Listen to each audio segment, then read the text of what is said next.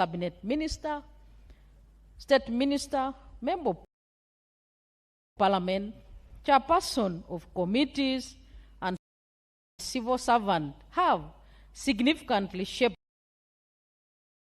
Honorable both Maxon Jacob and prepared him for service as Speaker.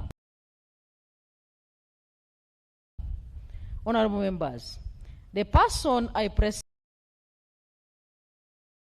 to you today for election as your Speaker in the 12th Parliament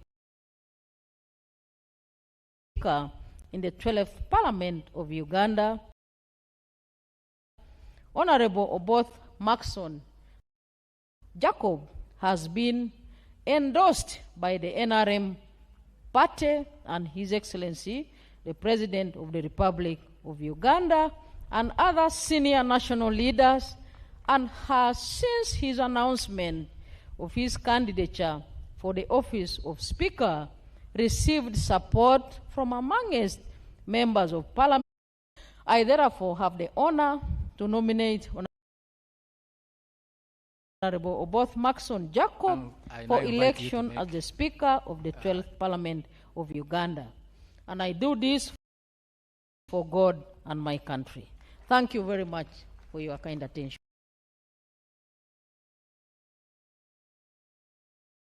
A statement accepting the nomination, and you have only 1 minute to do so. Let's adhere to the time. I don't have the privilege in Parliament to switch off the microphone, but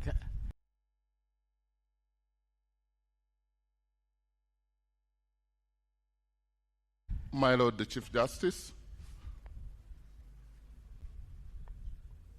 honorable members, it is with deep humility, a profound sense of honor, and unswerving resolve to uphold your trust that I accept this nomination to serve as Speaker of this august House.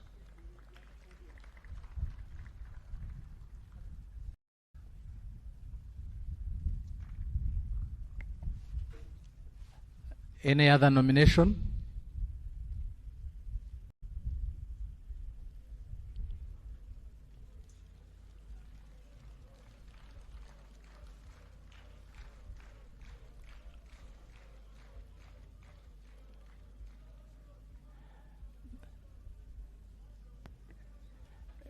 Kindly, when you propose, continue to make the statement about your candidate.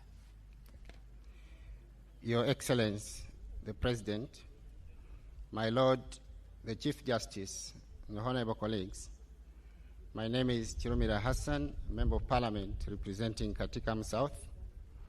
I stand here to move a motion under Rule 5 of our Rules of Procedure that the Honorable Mweru Paul, MP Jinja South Division East, take a chair of Parliament as the Speaker.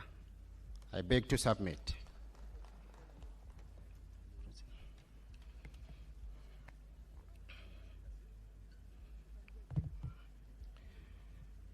My Lord, the Honorable Mweru Paul, I present before you is the best of our candidates for Speakership of the 12th Parliament, the Republic of Uganda.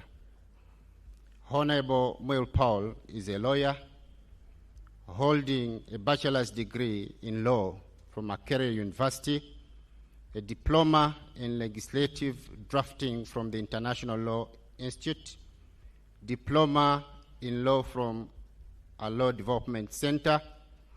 The Honorable Mweru Paul was a member of the Legal and Parliamentary Affairs Committee in the 9th and the 10th Parliament of Uganda.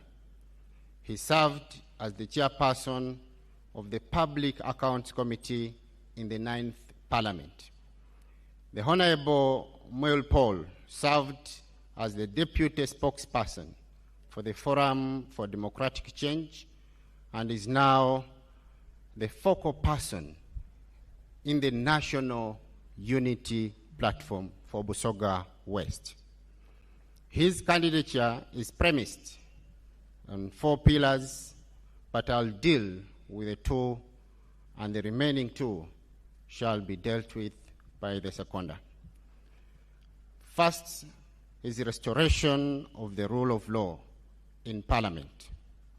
Honorable Will Paul, our candidate for the position of Speakership, will uphold accountability and the rule of law by ensuring budget discipline, stamping out wasteful expenditure, redirecting money for donations and corporate social responsibility to parliamentary committees where members actually do the work for Parliament. This will be done through internal resource reallocation without increasing the overall budget of Parliament. To ensure accountability to the public, he will ensure adoption of the public disclosure policy where Parliament will periodically publish its output and attendant costs so that the public can appreciate and hold their leaders to account. Secondly, equity and inclusivity. The Honorable Paul Mwela I present before you, his candidature is premised on treating all members of Parliament fairly and equally. He will ensure that there is equity and inclusivity in the welfare of the members of Parliament and staff of the Parliament and standardized benefits. I present before you the Honorable Paul Mwela for God and my country. I submit. Thank you so much. Let me have the seconder.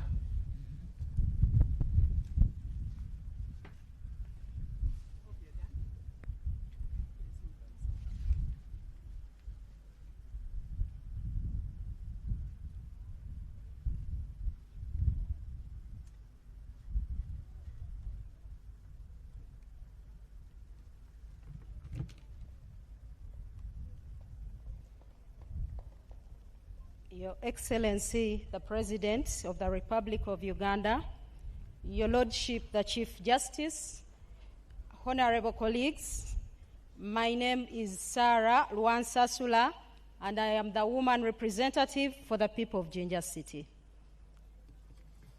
In accordance with Rule 5, Clause 8, I also associate myself with Honorable Chirumira, and I am here to second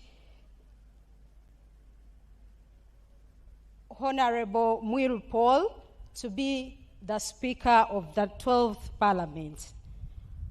In addition to what the nominator has said, Honorable Will be responsive of the aspirations of Ugandans, and this he will do by ensuring that funding of government programs is increased to match the increased population growth.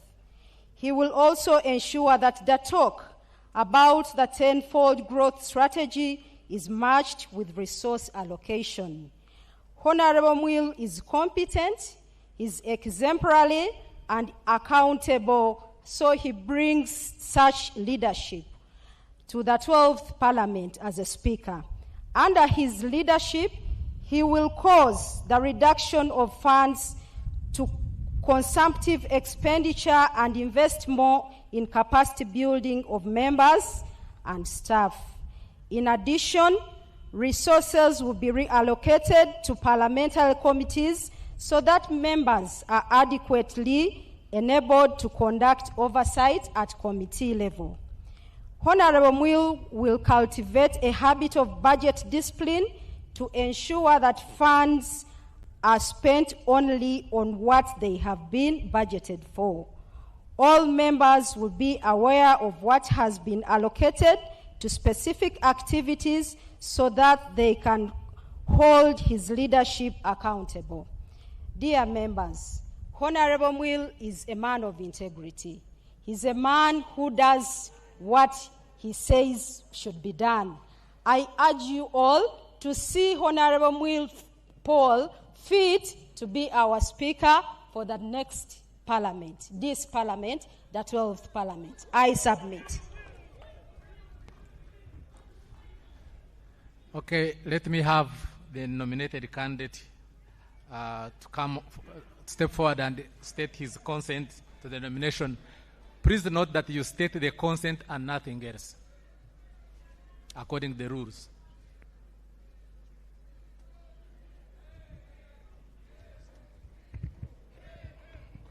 Your Excellency, the President, my Lord, the Chief Justice, honorable colleagues, I take the singular honor to accept the nomination for the chair of the Speaker of the Parliament of Uganda. I thank you.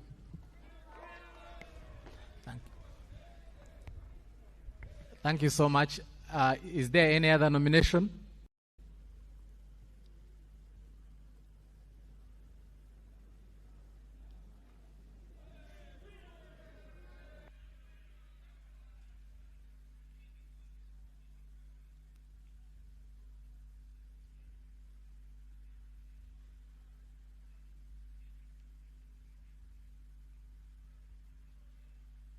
Please nominate and continue to make the statement.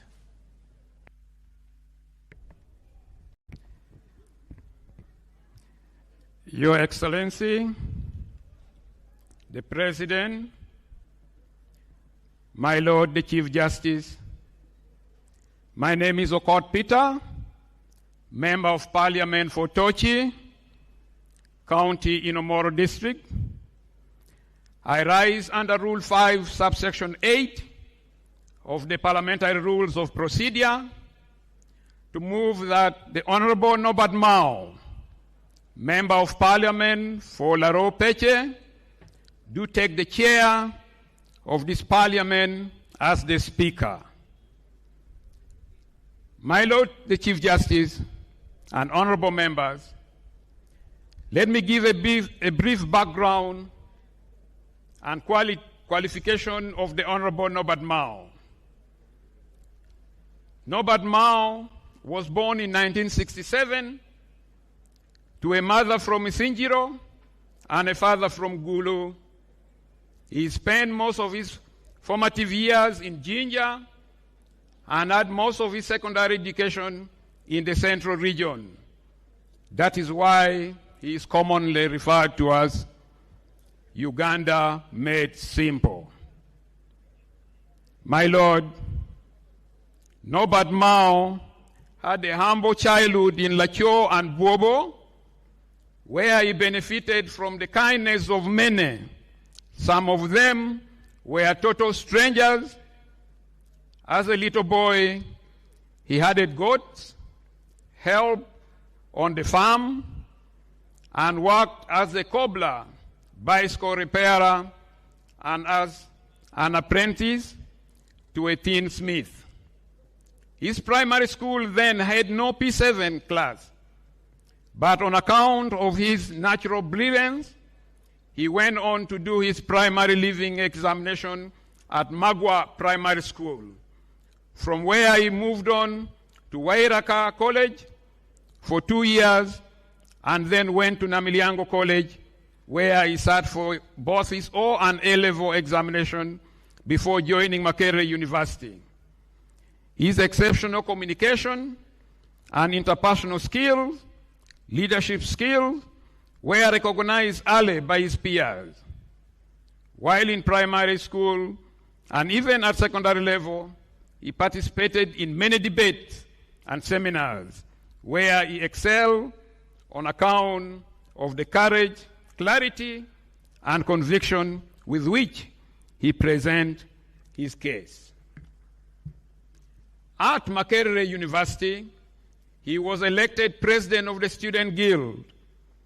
At a time when coming from northern Uganda carried a big stigma, he overcame that stigma and rallied students to champion a campaign against the World Bank-inspired policies, referred to as structural adjustment program. But in reality, it required government in underdeveloped countries to drastically reduce spending on health, education, and livelihood. The bywords of those policies was cost sharing. The fierce disagreement with the government led to a strike in which 2 students lost their lives and many were seriously injured when the police was deployed on campus on the 10th December 1990. One of those who was seriously injured was our own late Speaker Jacob Olanya. May his soul rest in peace. The Honorable Mao is ever a bridge builder and peacemaker. Norbert Mao, at just 23 years old at that time, reached out to State House and secured an appointment to meet President Museveni, who received a student delegation led by Mao to discuss how to balance other national priorities with the need to ensure access to higher education for students from poor families, the so-called needy student. That conversation laid the foundation for continued government sponsorship of students in universities alongside private sponsorship. Finally, my Lord the Chief Justice, Honorable Norbert Mao has education, experience, skills, and connection locally and internationally to unite this House to deal with crises of confidence facing the members, leaders, and the institutions of Parliament. Norbert Mao is a senior advocate of 32 years standing.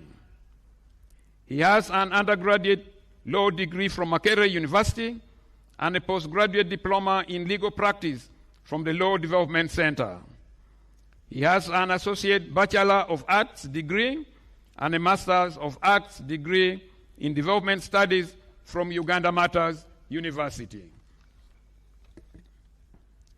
He has a Master's of Dispute Resolution and a certificate in International Commercial Arbitration from Pepperdine University, USA. In addition, he was a 2003 World Fellow at Yale University, USA. My Lord, the Chief Justice, Norbert Mao is the President General of the Democratic Party and until recently, Minister of Justice and Constitutional Affairs in the government of Uganda. Having been appointed following a cooperation agreement between the National Resistance Movement and the Democratic Party, Norbert Mao believes in managing our differences through concessional democracy, where we use points of agreement as foothold to find consensus in areas of disagreement. The candidates I present to you will guarantee the privilege, immunities, and independence of the members of Parliament. There is no better prerequisite for guaranteeing the freedom of debate that representation and oversight demands. You should be winding up. Most of like, than having a presiding officer who does not have an overbearing or coercive influence on members and is himself not under the overbearing or coercive influence of anybody. Norbert Mao is a patriot and was a firebrand legislator in the 6th and 7th Parliament. Now returned to Parliament after voluntarily leaving it 20 years ago. He left Parliament and went to serve with the district as the district chair of Gulu District Local Government. That is why he is commonly referred to as Mr. Chairman. He worked alongside others to support the peace process that silenced the guns in the north.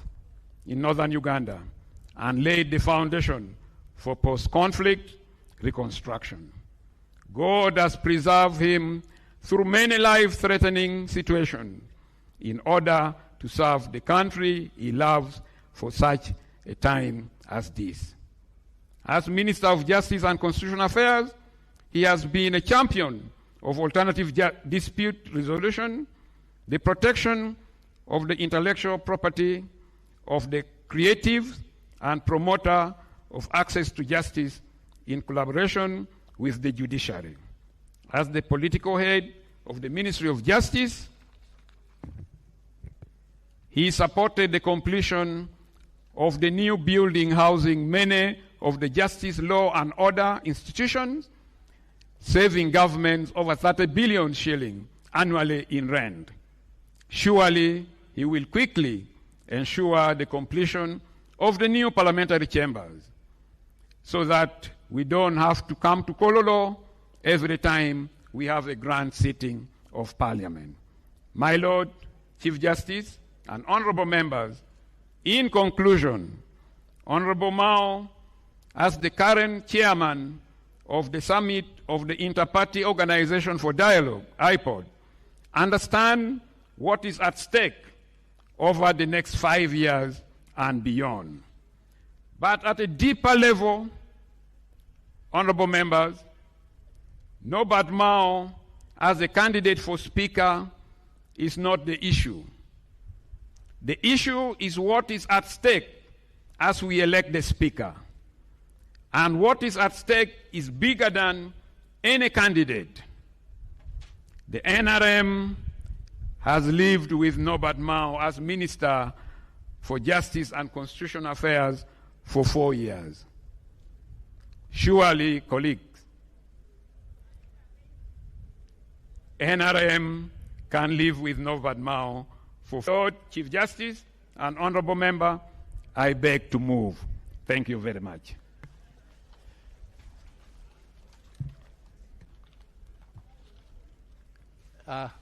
Let me have the seconder.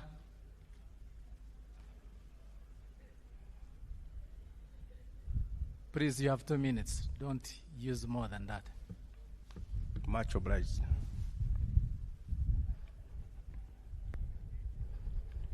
My Lord, the Honorable Chief Justice and the honorable members, as per the Rule 5, Clause 9 of the Parliamentary Rules of Procedure, I, Patrick Okello Onguri, the Member of Parliament representing Aswa County in this 12th Parliament, rise on a motion to second the Honorable Norbert Mao to take the chair of this Parliament as the Speaker. I beg to move. Thank you.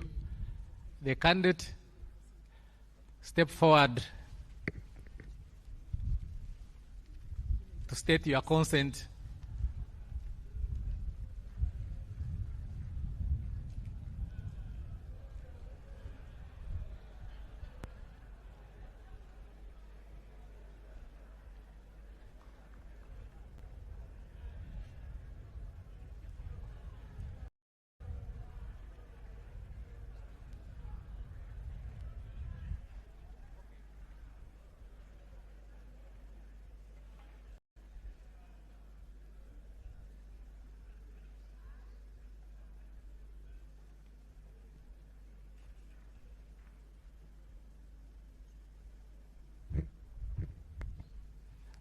Please note that as per the rules, you only state your consent to the nomination and nothing else.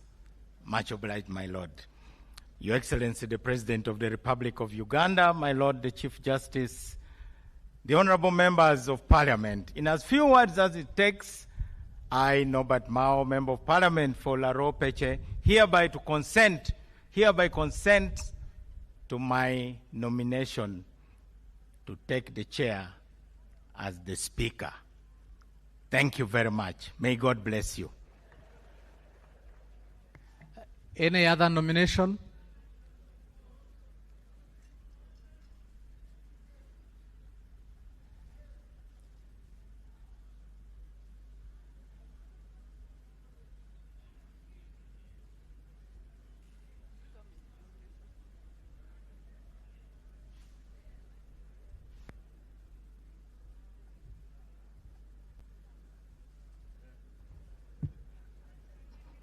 Your Excellency, the President of the Republic of Uganda, Your Lordship, the Chief Justice, colleagues, members of Parliament, I'm here on twofold. One, to close the nomination. Two, to move on a matter of procedure under Rule 17, Sub-Rule 1. My Lord, Office of the Speaker carries immense responsibilities, and the 11th Parliament has been alleged to have been the epicenter of corruption.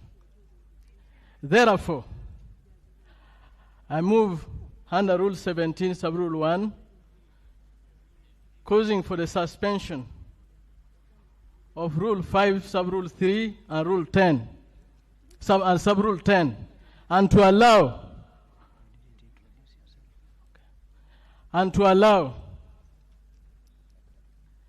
the nominated members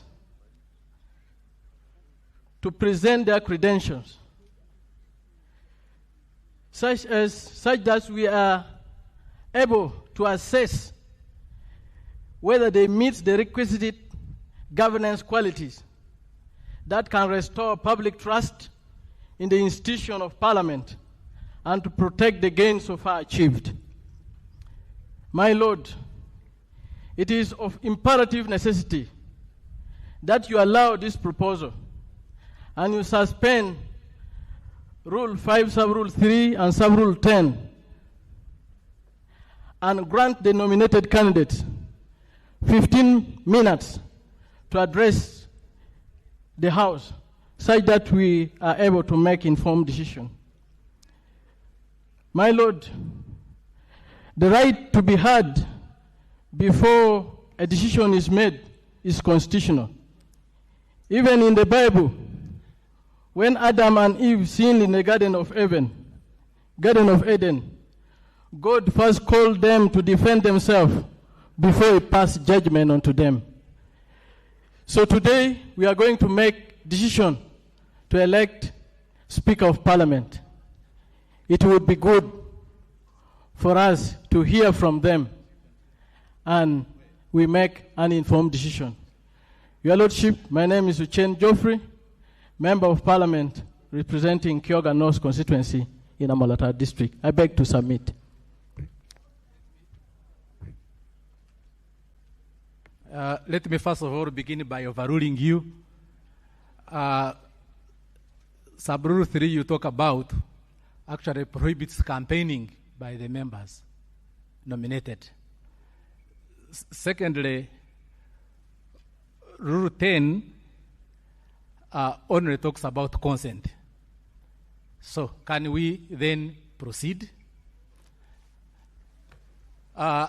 In view of the fact that more than one members have been nominated, I now announce the ballot will now be taken. My Lord, I mentioned Rule 5, Sub-Rule 3, and Rule 5, Sub-Rule 10. I've already made the ruling. I will not go back to it. No more procedure.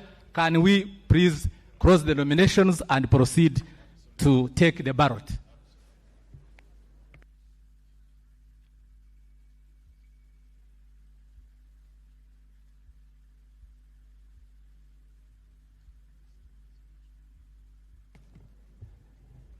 So given that there is no any other candidate,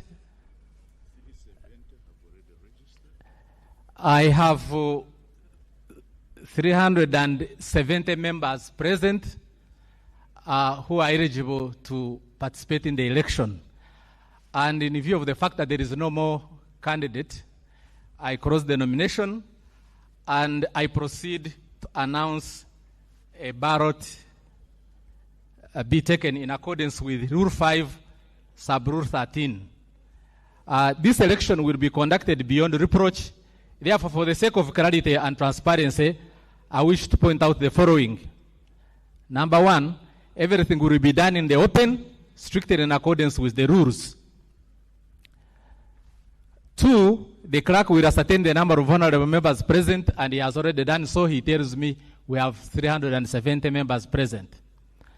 Each nominated candidate for the position of Speaker will designate an agent to come forward and witness the process of opening the ballot box to verify that the ballot box is empty.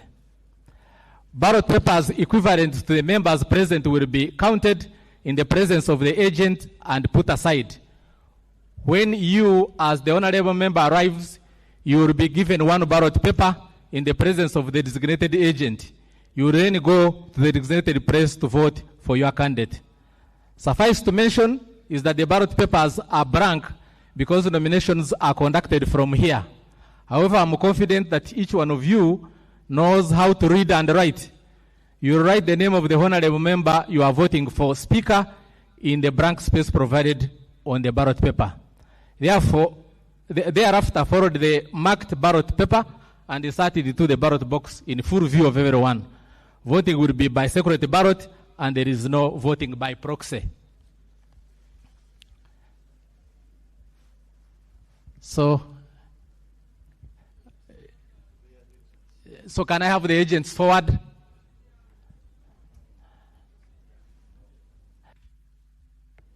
I'm not allowing procedure. Can I have the agents forward?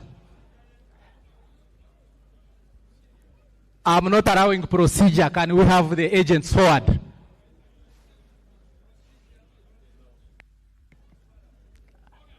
I'm not allowing procedure. Can we have the agents forward? Agents of the candidates.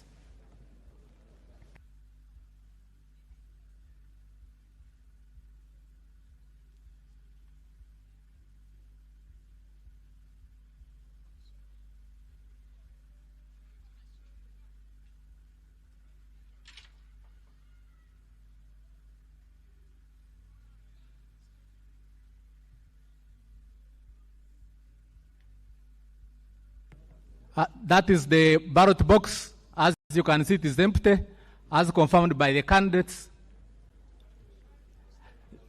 Let me call upon the clerk to Parliament to start calling the names for voting.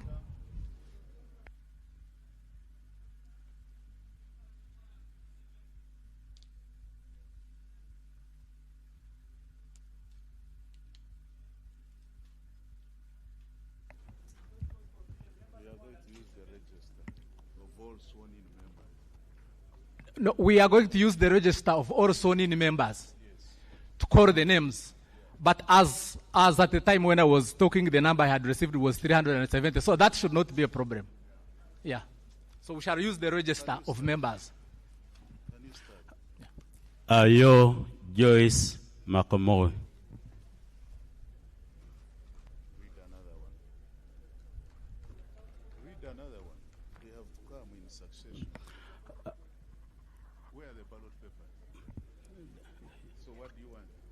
I suggest that save time, you read them in tens so that they line up, so that we don't spend time moving.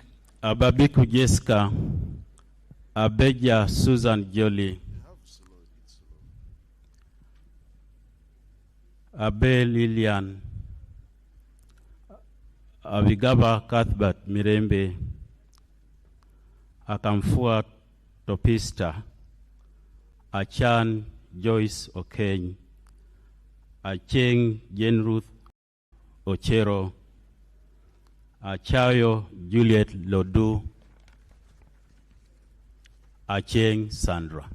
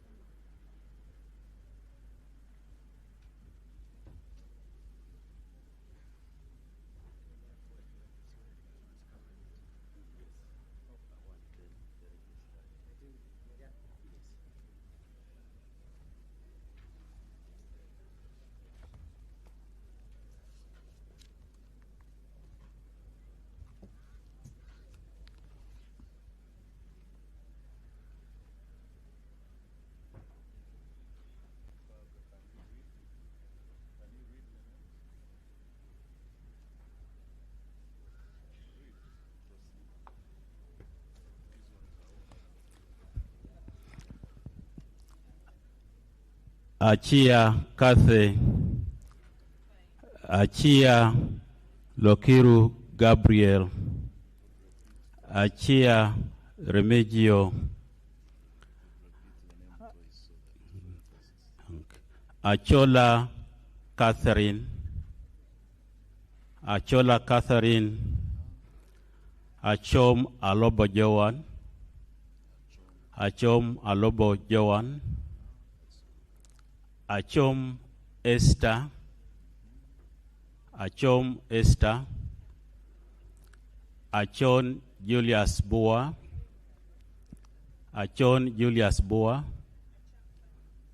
Achora Nancy Odonga, Adeke Ann Ebaju,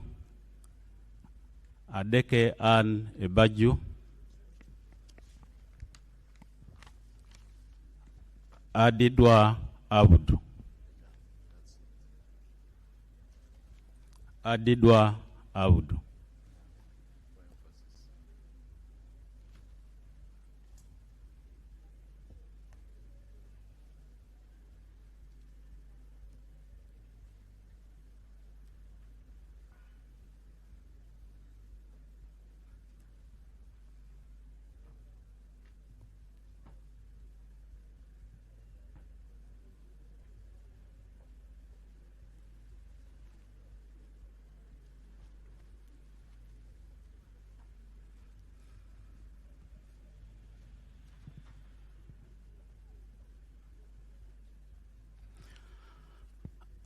Adome Francis Lorica,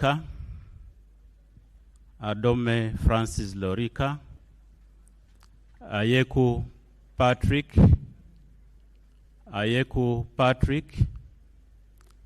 Agaba Gilbert, Agaba Peter,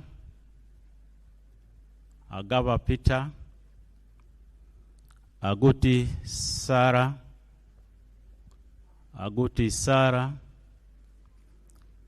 Ahewa Wilba Manyisa,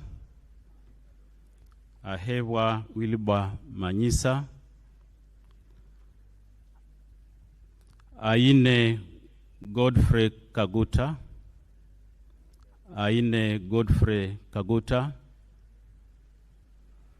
Agilo Maria Goret Elogu, Agilo Maria Goreti Elogu, Akelo Beatrice Akori,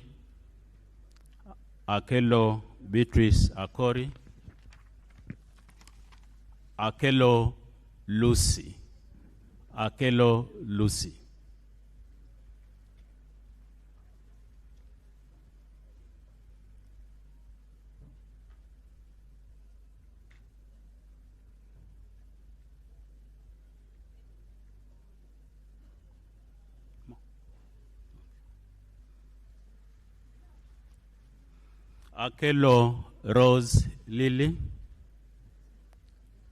Akelo Rose Lily,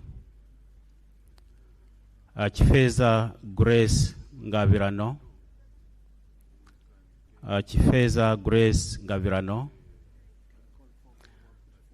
Akol Anthony,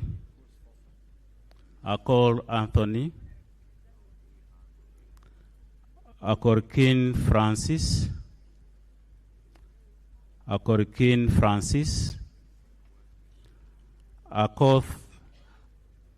Akoth Angela Zonkire,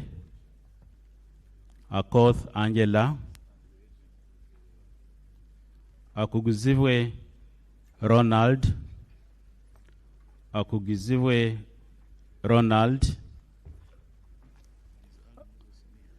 Akuguzivwe Lawrence,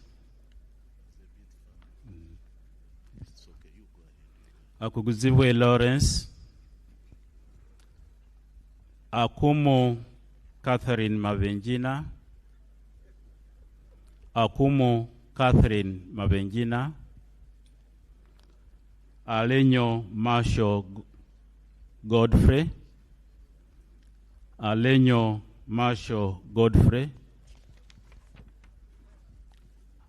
Alero Tom Azza, Alero Tom Azza, Alero Tom Azza.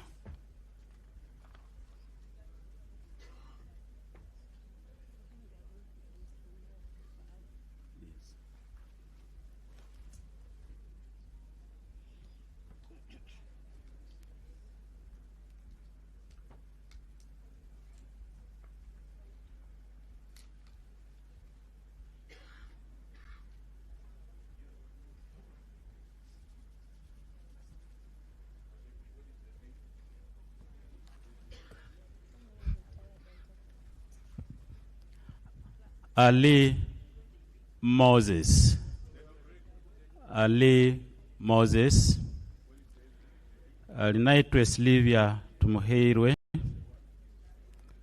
alinaitwe Silvia Tumuheirwe, Alion Yok Odiria, Alion Yok Odiria, Alum Santa Sandra Ogwang, Alum Santa Sandra Ogwang, Alupo Jessica Rose Epel, Alupo Jessica Rose Epel,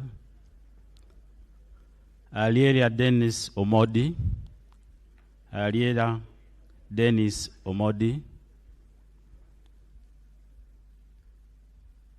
Amanio Draville Sheila, Amanio Draville Sheila, Amanya Cohen Champene, Amanya Cohen Champene, Amede Agnes,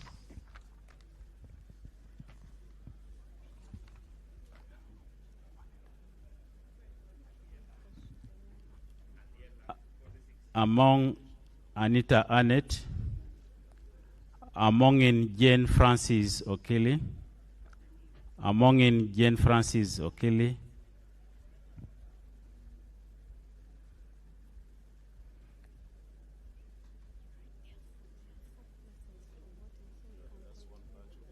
yes.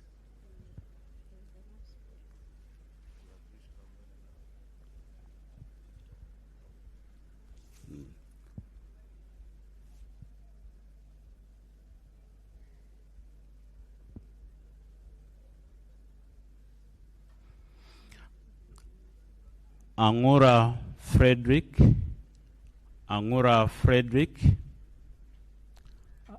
Angwech Colin, Angwech Colin,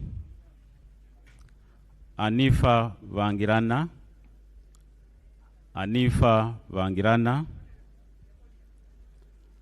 Anyakun Esther Davinia, Anyakun Esther Davinia, Anyang Janet Hope, Anyang Janet Hope, Anywa Eric Richard, Anywa Eric Richard, Algon Silas, Algon Silas, Awo Betty Ochan, Awo Betty Ochan, Apollot Christine, Apollot Christine.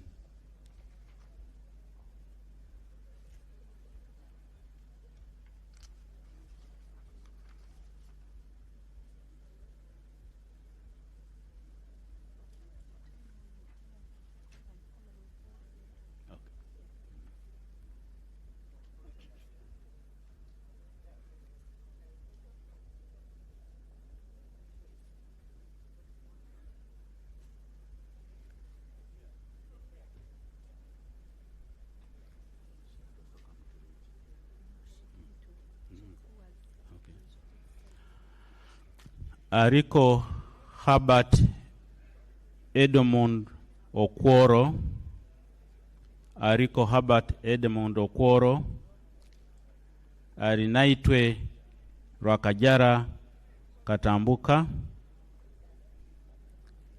Arinaitwe Geneva.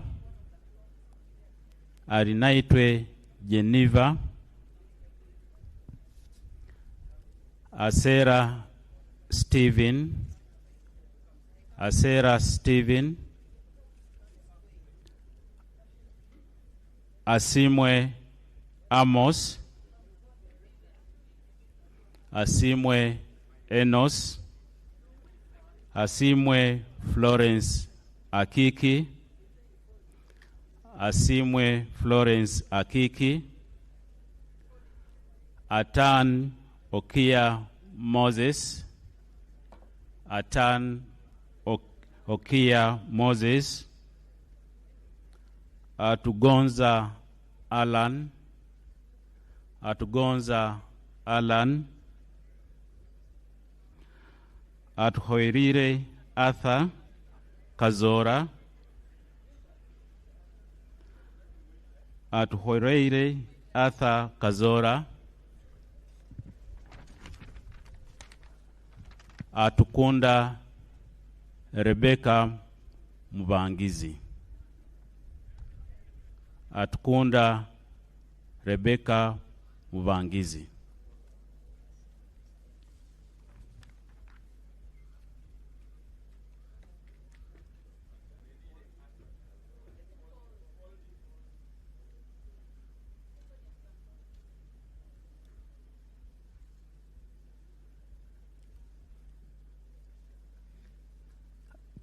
Atuto Jacinta. Atuto Jacinta. Atwijukire Boaz. Atwijukire Boaz. Atwijukire Dan Kimosho. Atwijukire Dan Kimosho. Atiang Stella. Atiang Stella.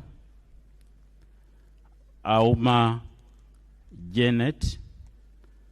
Auma Janet. Auma Kenny. Auma Kenny. Auma Linda Agnes. Auma Linda Agnes. Avako Melissa Naima Gure. Avako Melissa Naima Gure. Avur Janet Pachuto. Avur Jane Pachuto.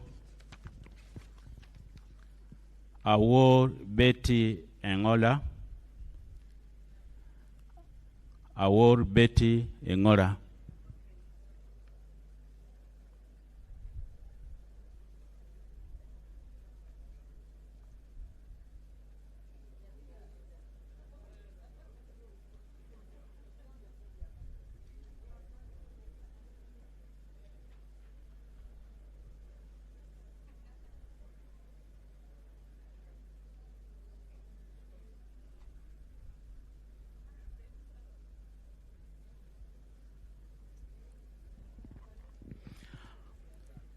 Ayagarachi Jamal. Ayagarachi Jamal. Ayepa Maiko. Ayepa Maiko. Ayo Janeth Phoebe Obol. Ayo Janeth Phoebe Obol. Ayume Charles. Ayume Charles. Batum Ben Koryang. Batum Ben Koryang. Vavanga Wilfred Erima. Vavanga Wilfred Erima. Vabirie Kitio Sara. Vabirie Kitio Sara. Vabirie Mili Vabaranda. Babirie Mili Babaranda, Babura Noel Kateike Matilda, Babura Noel Kateike Matilda, Vajire Agure Henry, Vajire Agure Henry, Vagore Ngobi John, Vagore Ngobi John.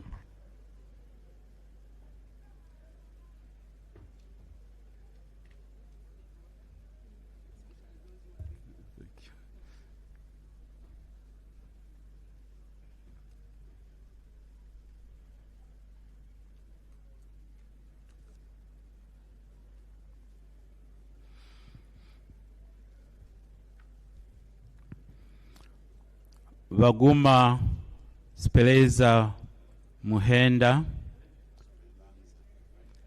Vaguma Spelanza Muhenda,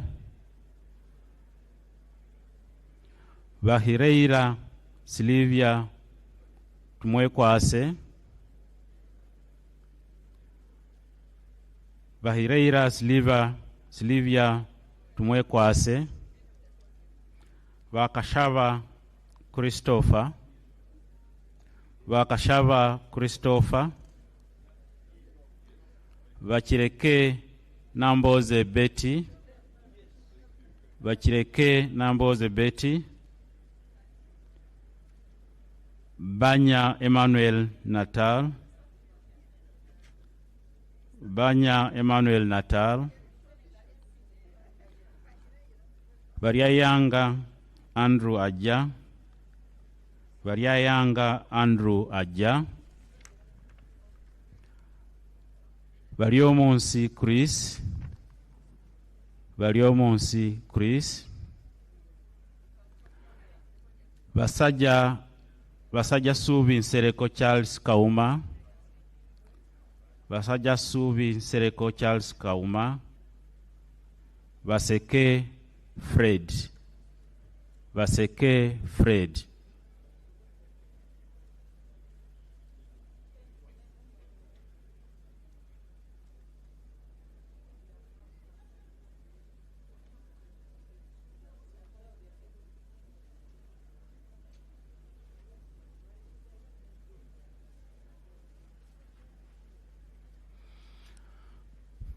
Vasaja Idi, Vasaja Idi,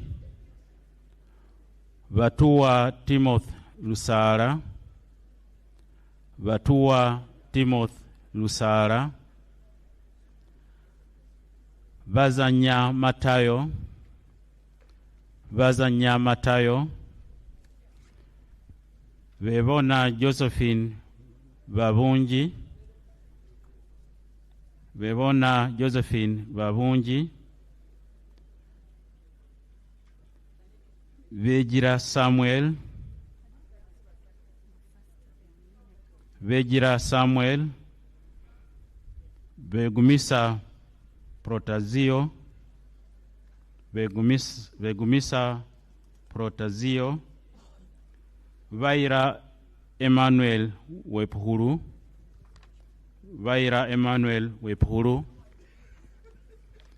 Vijirwa Nora Nyendoha, Vijirwa Nora Nyendoha,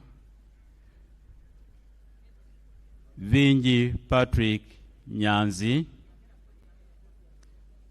Vinji Patrick Nyanzi, Virunji Anet, Virunji Anet.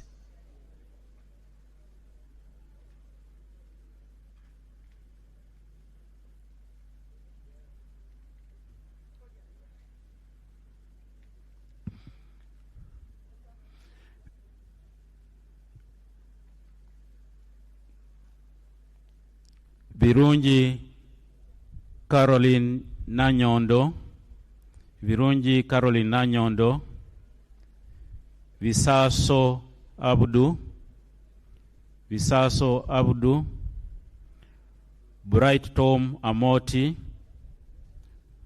Bright Tom Amoti, Bukenya Michael Iga, Vyamukama Fred, Byamukama Rogers, Byanyima Nathan, Byevisho Sam, Byuma Oswald Des, Cadet Benjamin.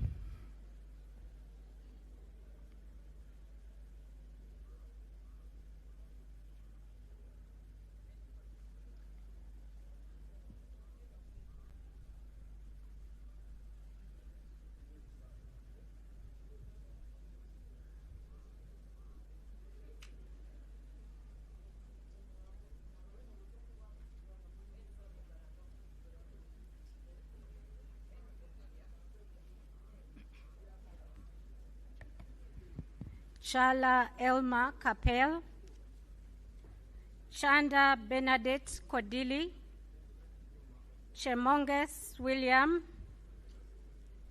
Chemutai Phyllis, Cheotich Rufina, Dramviku Eric Sabiti, Drito Martin Andy,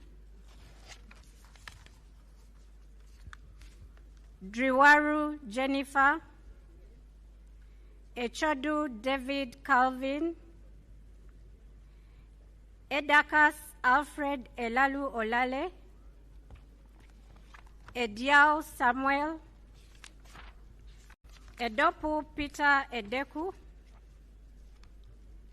Ekoro Alex Irukan,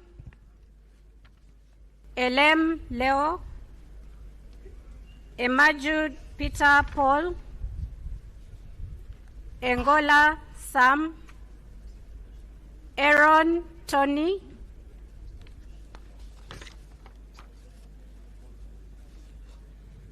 Etilu Margaret, Eunice Otuko Apio, Ezama Siraj Brahan.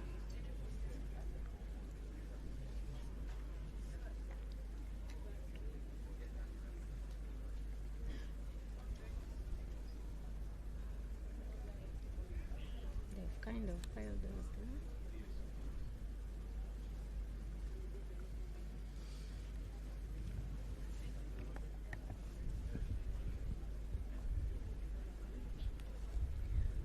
Fungaru Caps Hassan, Gasheja Shaka Stephen, Goire Moses,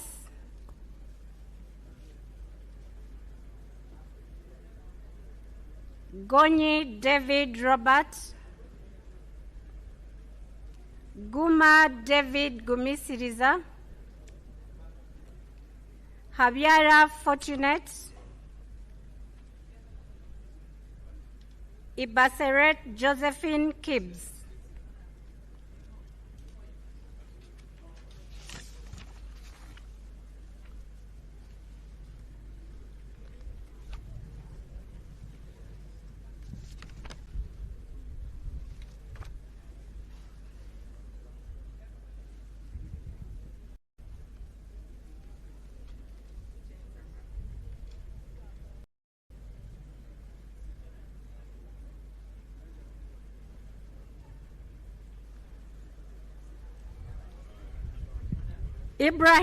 Ibrahim Aisu, Ikiriza Knight, Ilukol Emmanuel, Isamat Abraham, Isingoma Patrick Mwesigwa, Ismail Muhammad Lomwa, Itungu Sarah Masereka, Jalameso Fred, Joyo Harriet, Kabasa Balaba Bruce.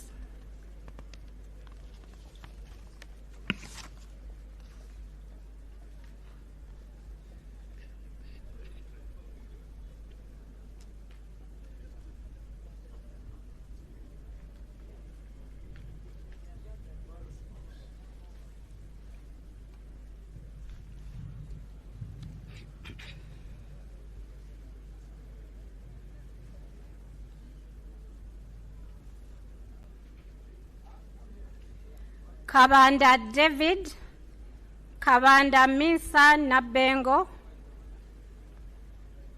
Kabarokole Sarah, Kabasharira Naomi, Kawiye Chofa, Kadaga Rebecca Alitwala, Kafuzi Jackson Karugaba, Kaheru Vincent Freedom, Kahima Moses Mugabe, Kajrenze Twinomjha Wilson.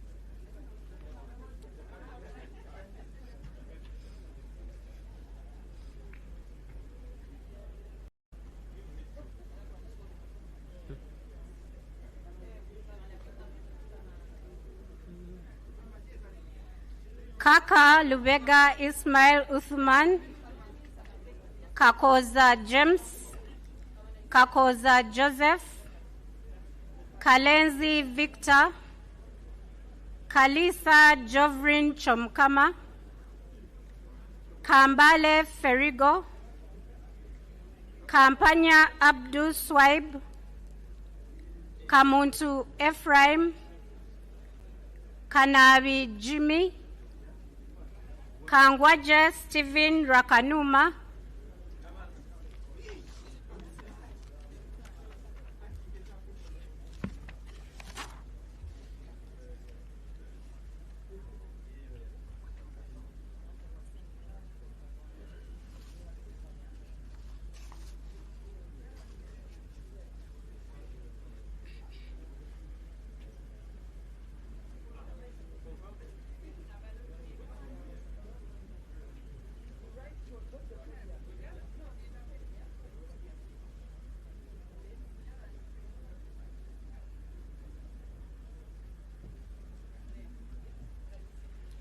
Kankunda Amos Chibwika, Kansime Anna, Kanushu Laura, Kanyesje Masi, Kapiagon Brian,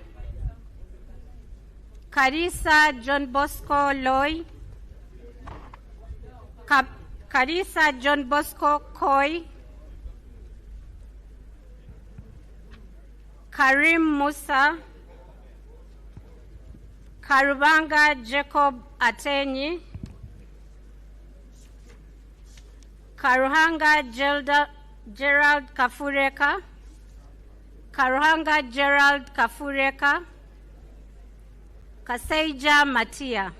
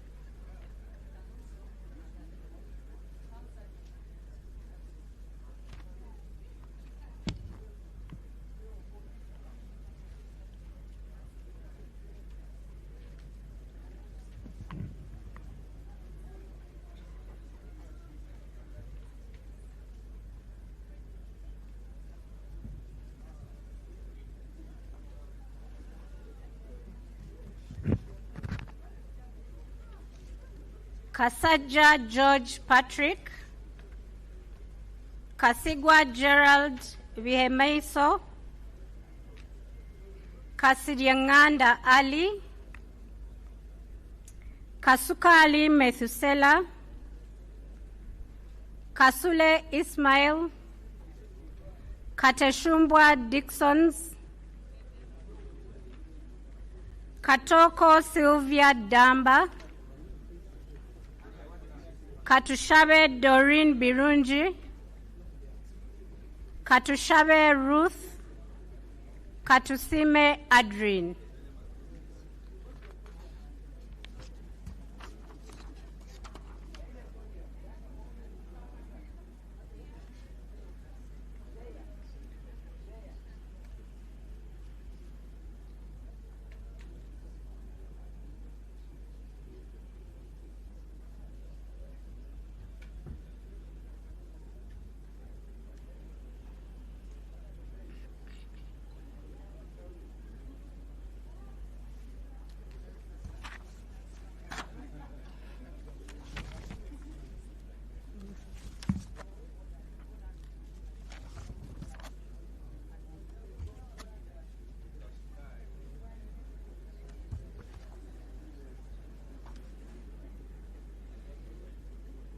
Katusime Annette Mujisha, Katusime Jovia, Kavuma Samuel, Kawalia Abubeka, Kayogera Yona, Kenan Opio, Kenza Agnes Shuma, Kalai Peace, Chibaju Charity Kamhanda, Chichoncho Katabazi Patrick. You can tell me when you're ready. I finish this page. Then the next one.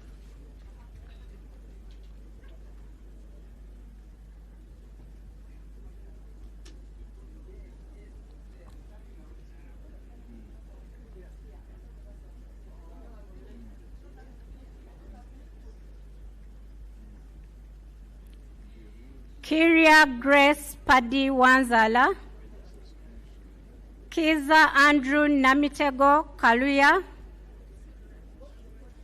Kiza Kenneth Nyendwoha, Chikabi Edward, Chinalwa James, Chinobere Herbert Tom, Chinshaba Patience Nkunda, Chiruluta Yusuf Jr. Nkeretani,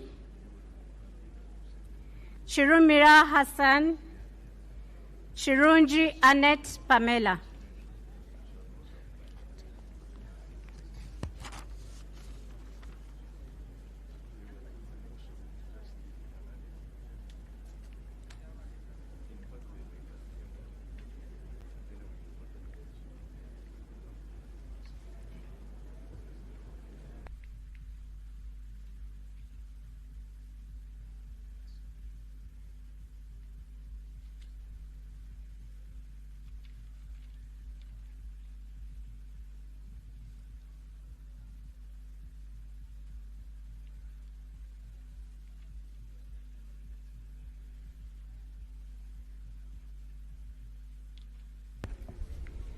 Kisa Stephen Bakubalwayo, Kisa Stephen Bakubalwayo, Chiseka Salim, Chitanywa Sowed, Kitty Peter, Kitiyo Patrick, Chiwanuka Abdallah, Chiwanuka Kefa, Chiwanuka Sulaiman, Chimba Emmanuel, Kionga WCB.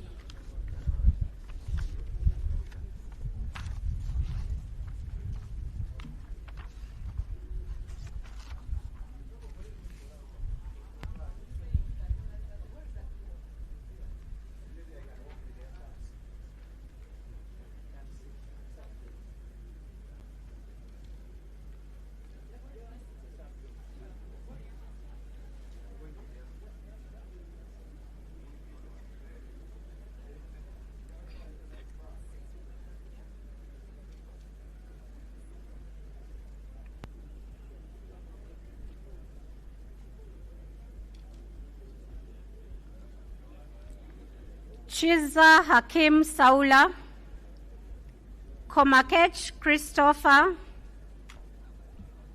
Komol Joseph Midi, Kugonza Emily, Kungu Samuel Bamuteze, Kutesa Mary Kamuli, Kutesa Patrick, Kuichwin Grace Freedom, Kwizera Eddie Wagahungu, Chambade Amelia Ann.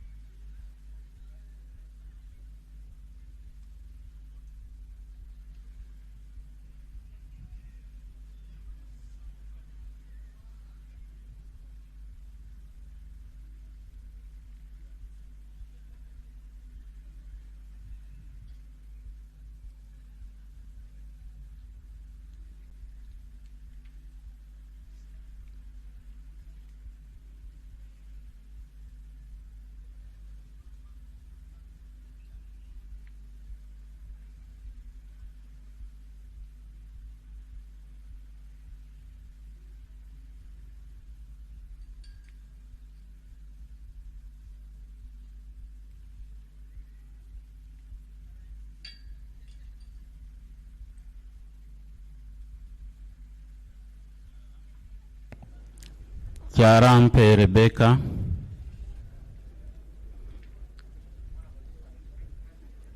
Kyarikunda Twinamujuni, Kyeyune Haruna Kasoro, Kyeyune Ivan,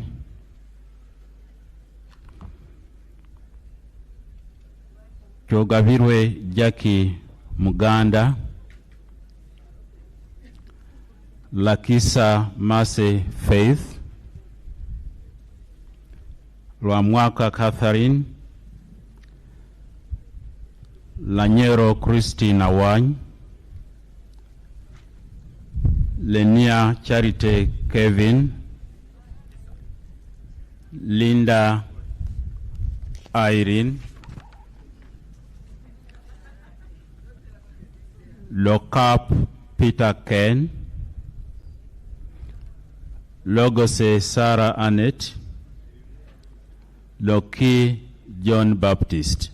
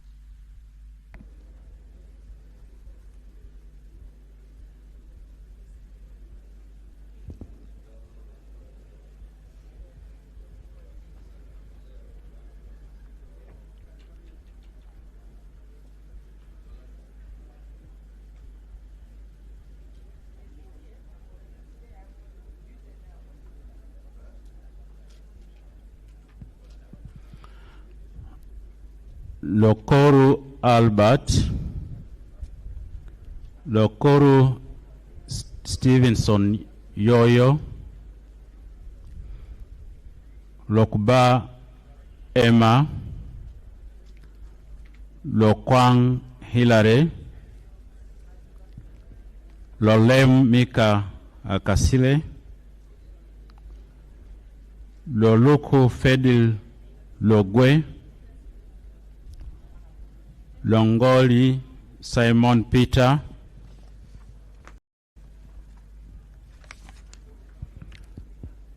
Mara Zahara Loirika, Mafavi Asha Navuro, Maganda Julius Wandera.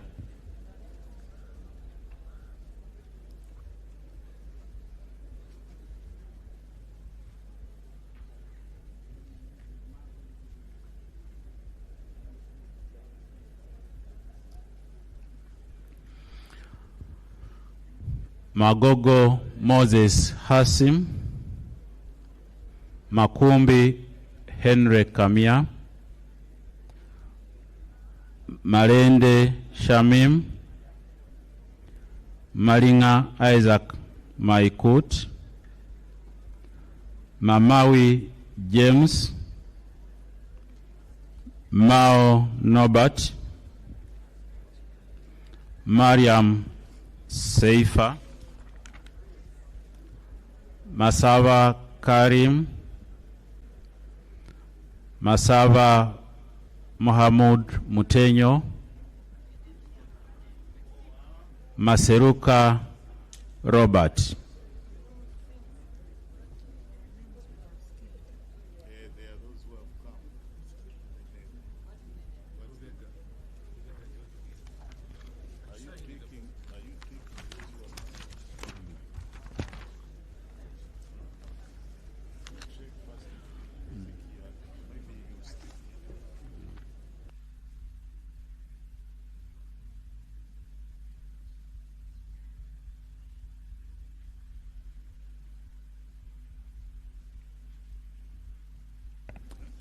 Rubega George Willie, Rubega George Willie. No, we called him.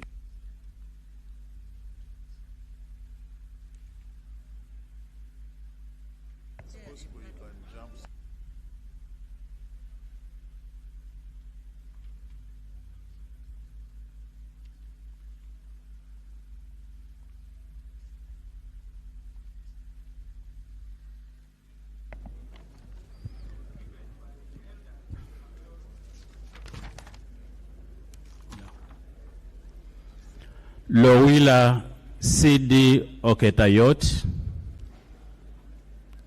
Lowila CD Oketayot. Rubowa Sebina Javira. Rugorovi Amos. Rugorovi Willie. Lugwar Benson. Luchamzi David Karwanga. Lure Eria Eric. Luimbazi Narukora Elias. Rwansasura Sara.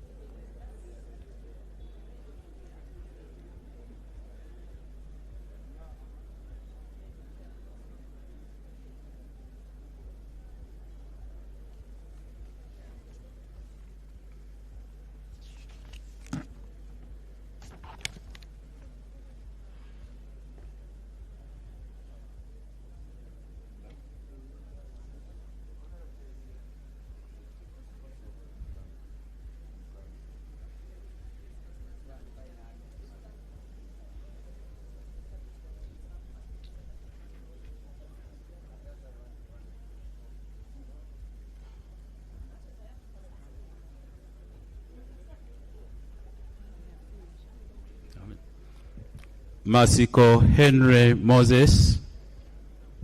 Masiko Henry Moses. Matembu Chris Wataka. Matovu Emmanuel Magora. Mawanda Michael Maranga. Mayanja Moses. Mbabazi Jacqueline. Balimbura Christopher Kibazanga Taban. Balimbura Christopher Kibazanga Taban. Meme Slivia. Migade Robert Dugwa. Mirembe Lydia Dafine.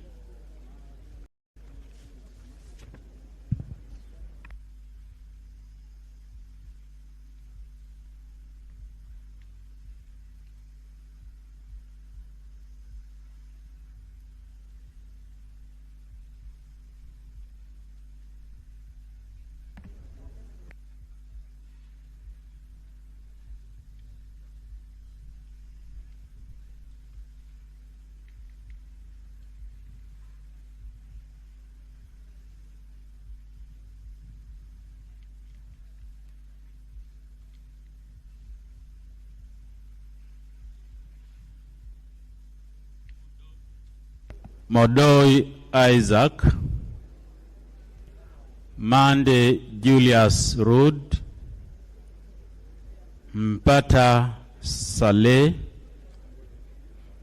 Mpindi Bumali, Mubangizi Dedan, Mudiobore Abed Nasa, Mudukoi Fred Oduchu,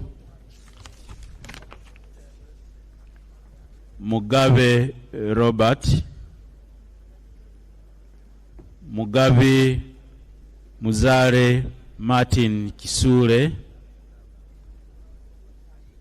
Mugenyi Joseph.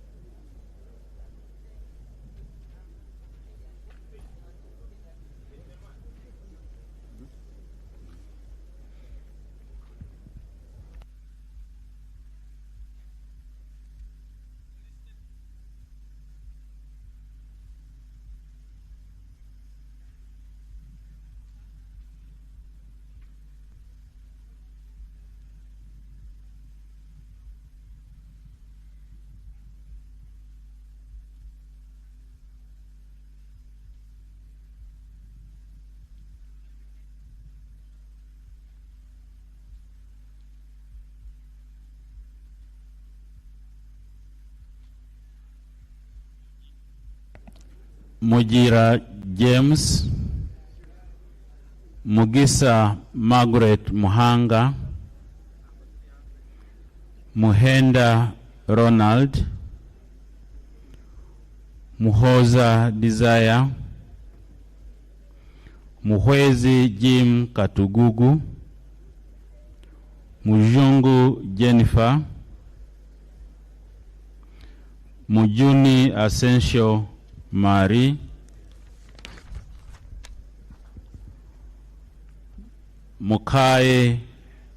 Mukaye Miriam,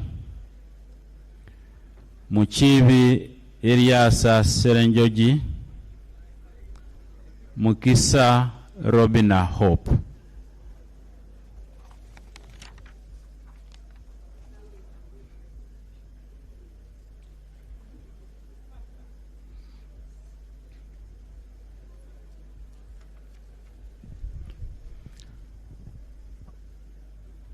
Muremia Ismail Sowed, Murindwa David Simbwa, Musa Noah, Musanje Moses, Musazi Henry Ariganyira, Mushabe Rujochi Ruth, Musira John, Mwine Mpaka Rwamirama, Mwiru Paul, Nabaduka Annette,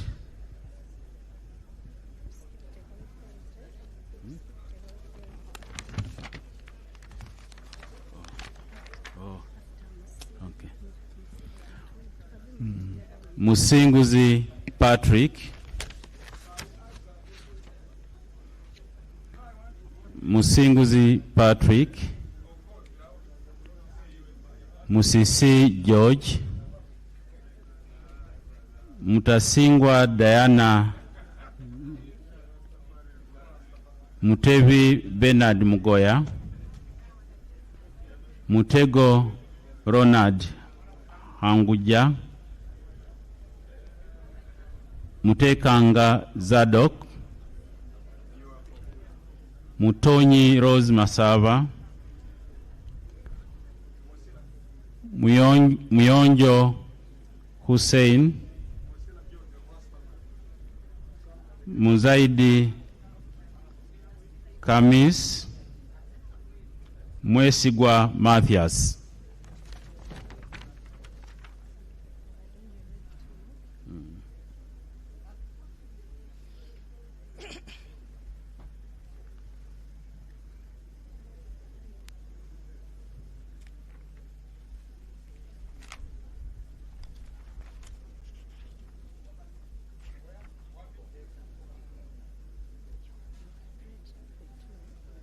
I'm now going to.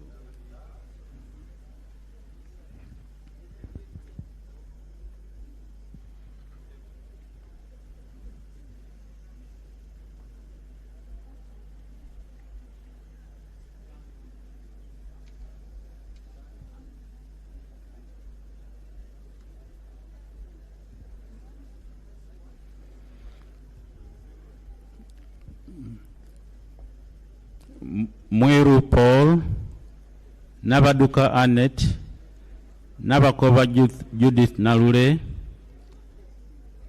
Nabawanuka Sumaya, Nabanja Robina, Navirie Annette, Nabukenya Brenda, Naguja Judith, Najuma Sara.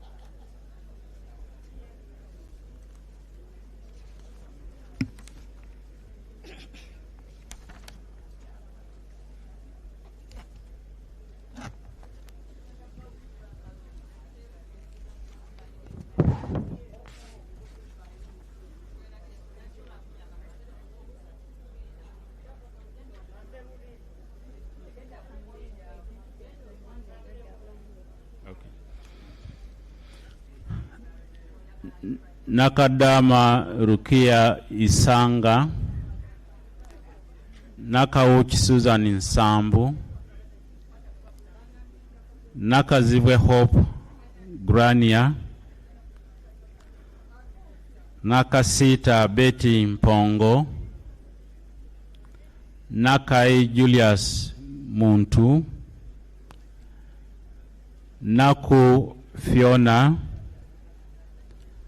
Naku Faith Loru, Nakwede Harriet, Naluima Betty Ethel, Namanya Viola.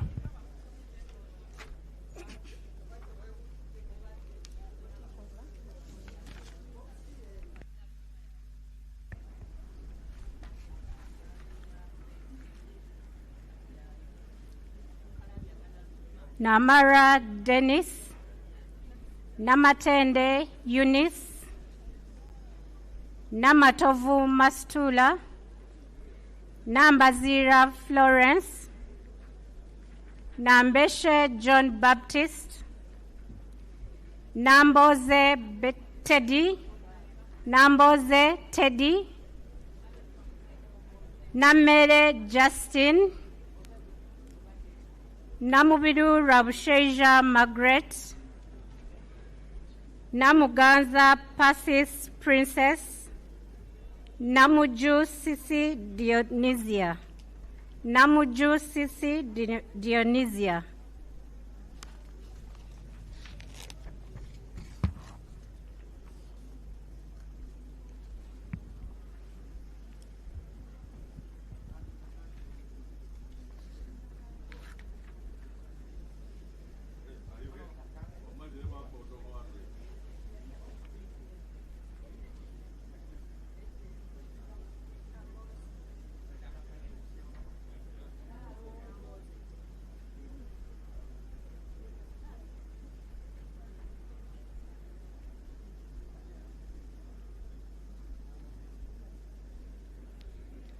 Namukuta Brenda, Namlondo Sarah, Namtawe Joanne,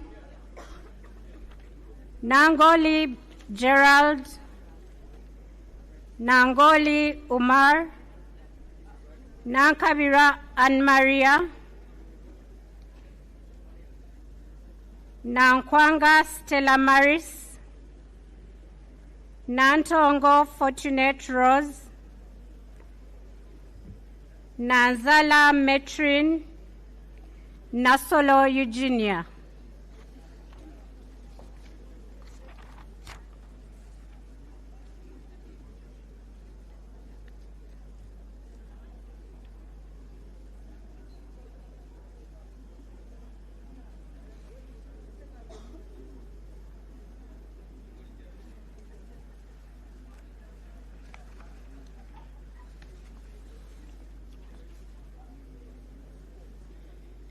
Natumanya Flora, Natulinda Eliab, Nawe Molly Kamkama, Nayevale Sylvia,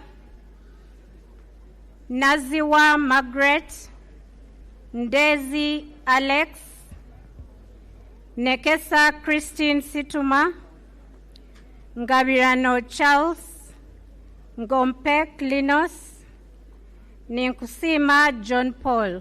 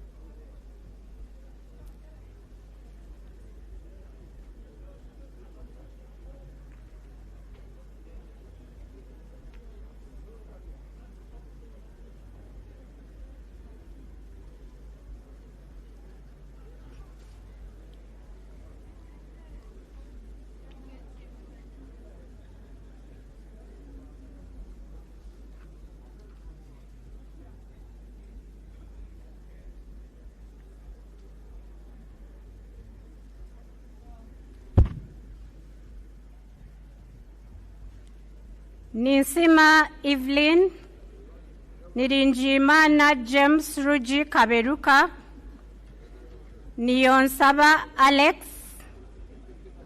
Nkrumah Roland, Nkunyinji Muwada, Namara Annette Oyes Vyamkama, Samba Patrick Oshabe, Segumire Muhammad Chibedi, Ntabazi Harriet, Ntale Sereko Madina.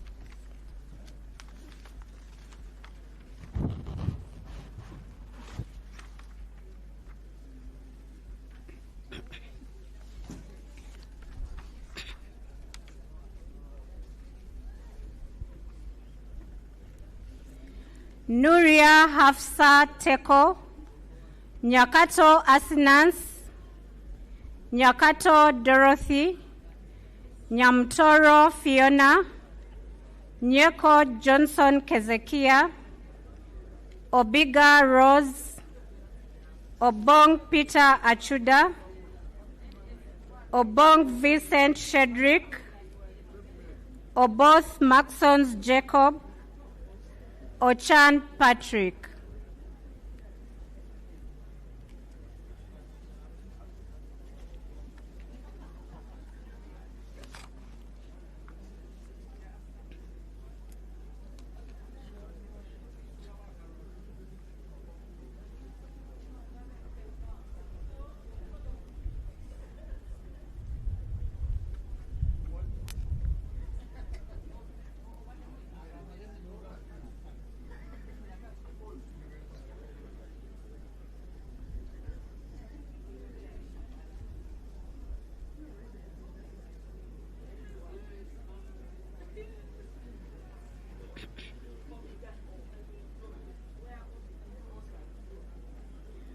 Ochen Geoffrey, Ochai Maximus, Odongo Jeje Abubeka, Odwori John, Ofono Opondo Podel, Ogama Ali Ismail, Ogwal Joseph Jones, Ogwang Patrick Obura, Ogwang Peter, Ojara Martin Mapenduzi.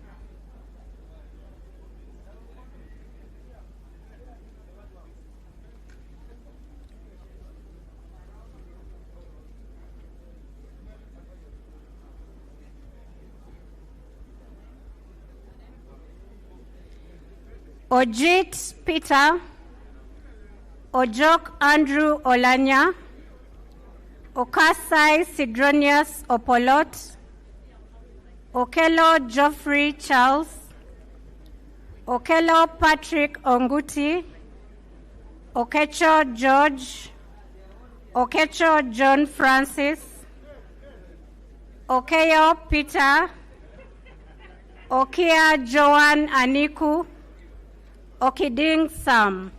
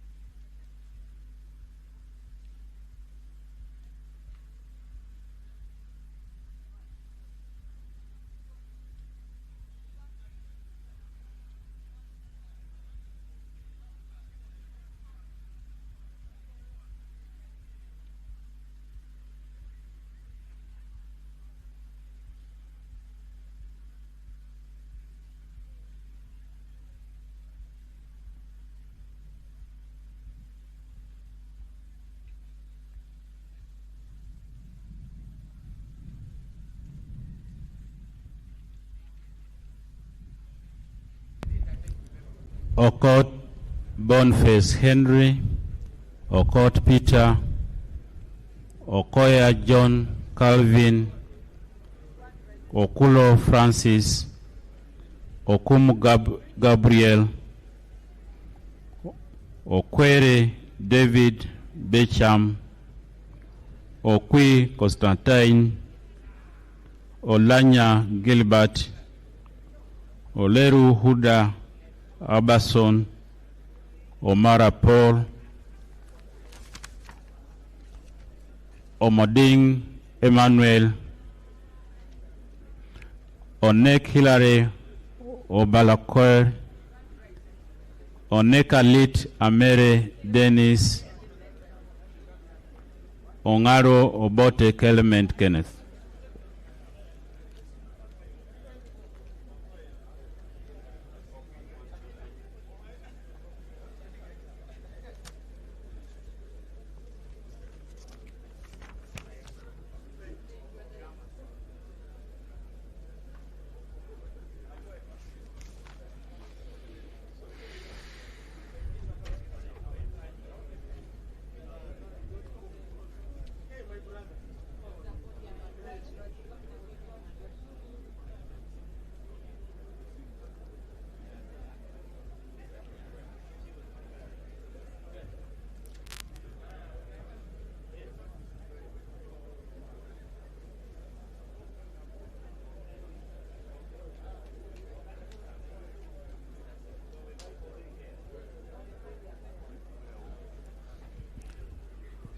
Ongertho Emmanuel Joe, Ongom Patrick, Ongrok Richard, Ongo James, Onzima Fiona,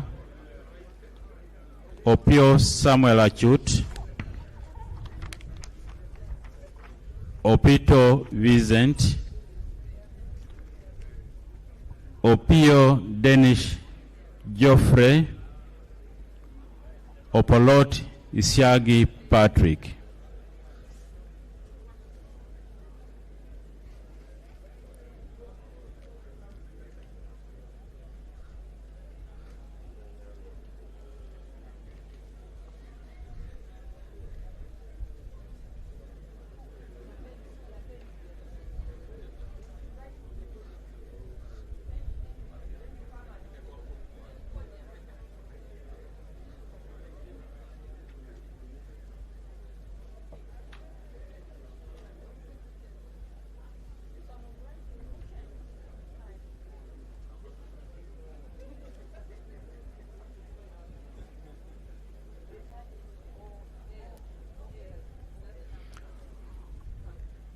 Opolot Okwalinga Simon Peter,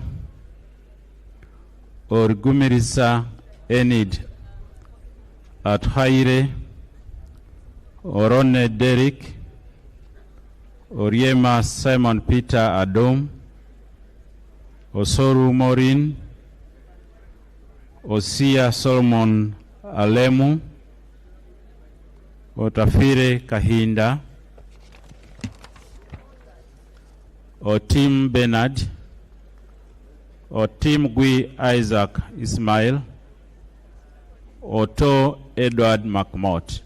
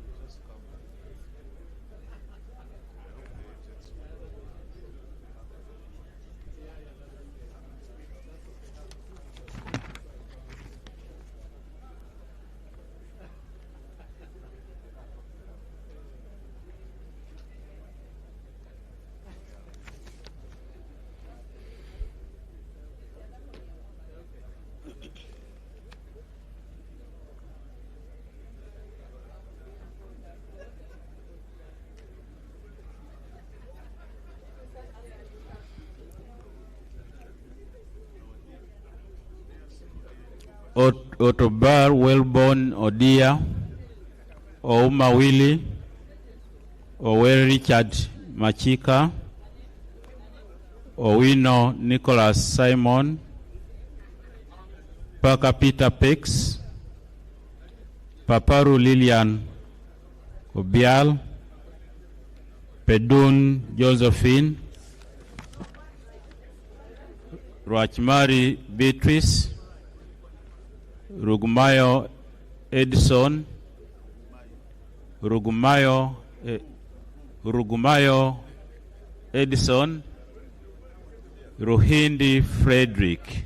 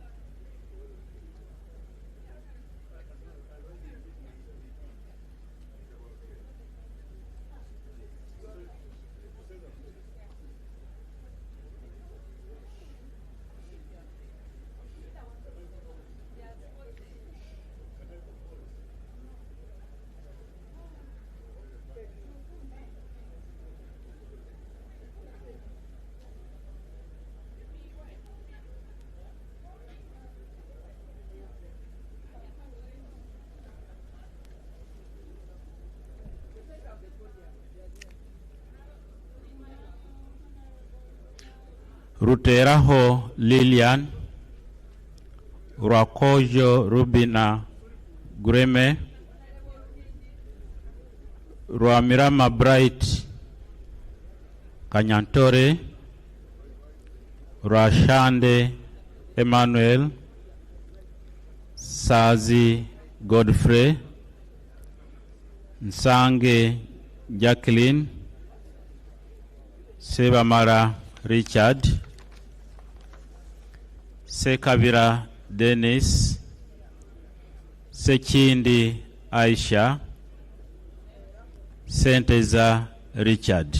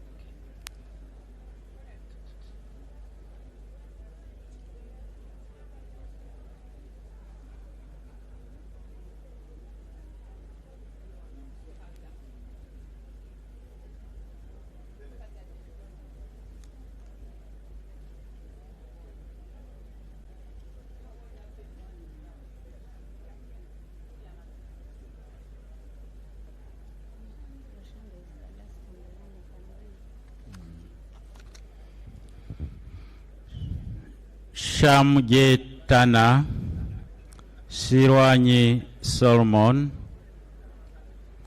Sebuga Kimeze Brunado, Sekitoreko Robert, Semwanga Javira, Semwanga Joseph, Sentai Muhammad.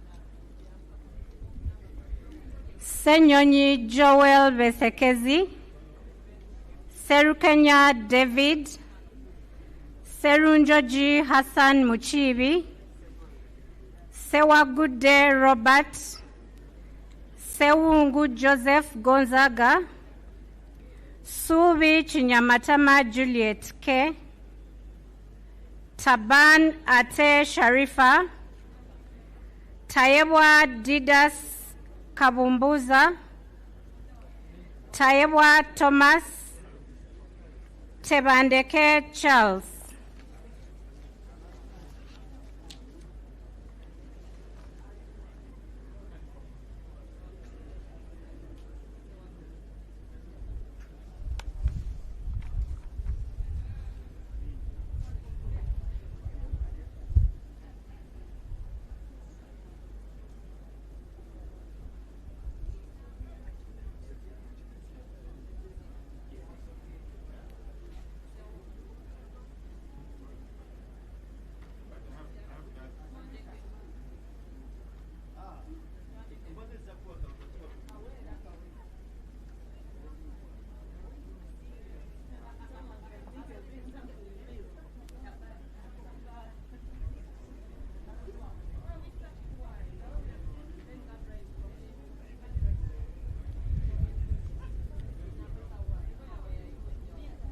Teira John, Tete Chelangat Evelyn, Tibiaze Peace, Tio William Taylor Oda, Tom Aliti Chandia, Tukahira James Vienjuru Hunter, Tumukunde Henry Kakurugu, Tumuramya Genensio, Tumusime John Bosco, Tumwebaze Frank Kajiji.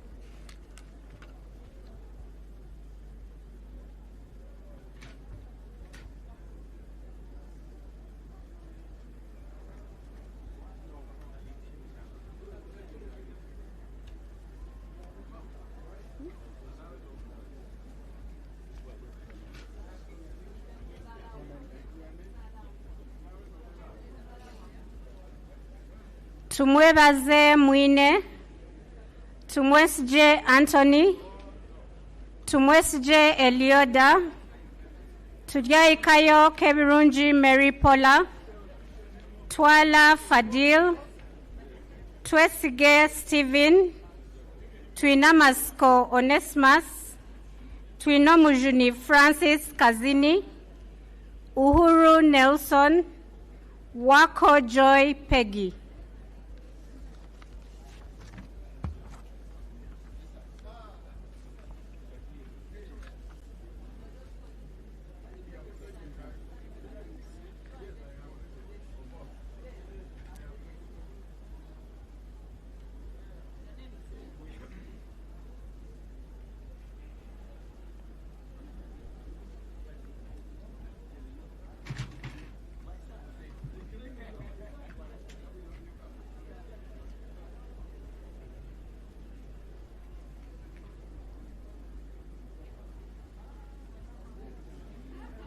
Wabusani Stephen Makwa, Waiswa Joel Azalwa, Wakabi Pius, Wakida Patrick Godfrey, Wakoli Godfrey Matembu, Waluswaka James, Waliomu Moses Muwanika, Wamakuyu Ignatius Mudimi, Wandera John Paul, Wandera Sadala.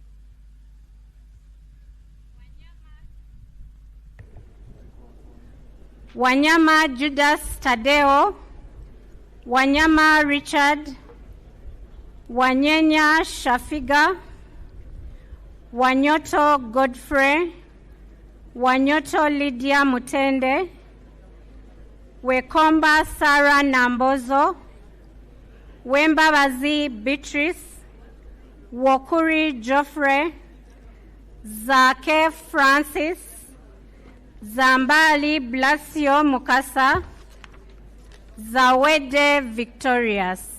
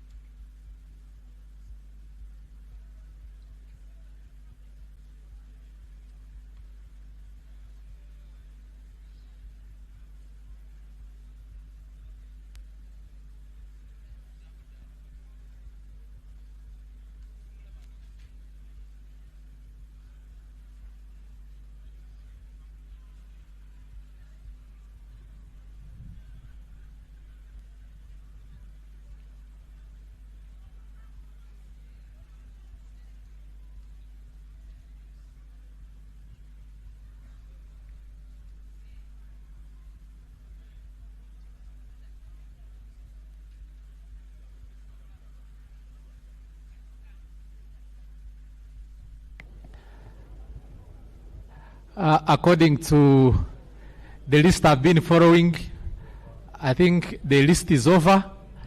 If there is any person whose name has not been read, you can step forward and be verified. Otherwise, I'm going to close the voting.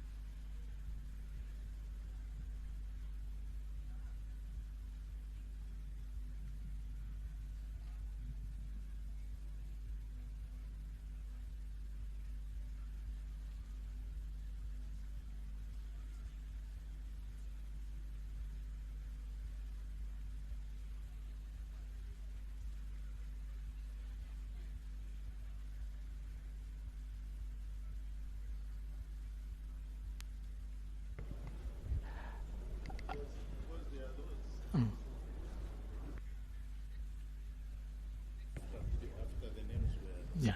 Okay.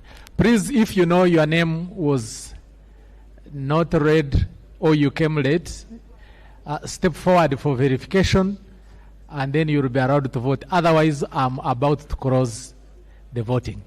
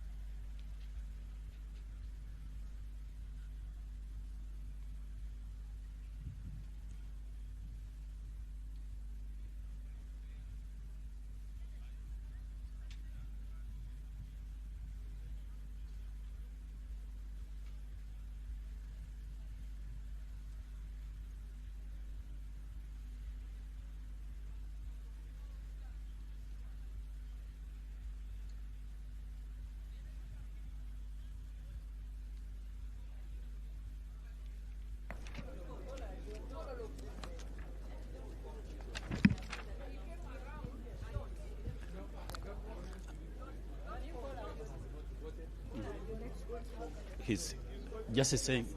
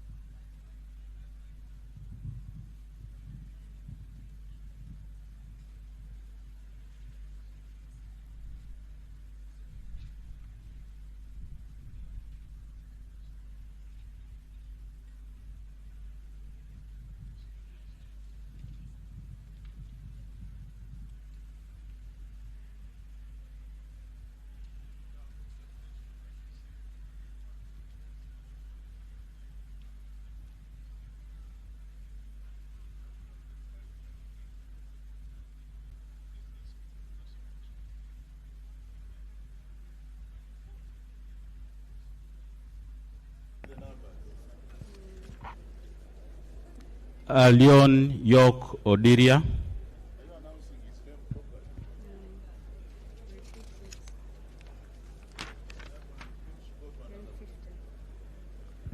Among Anita Annette.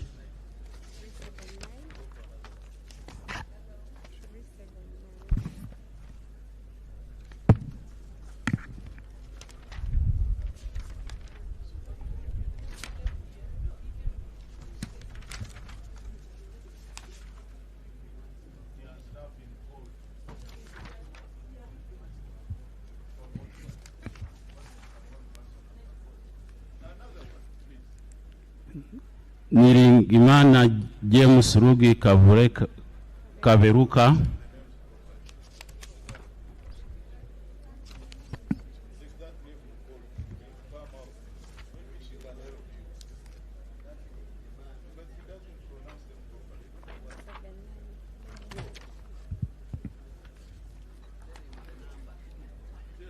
Okia Joan Aniku.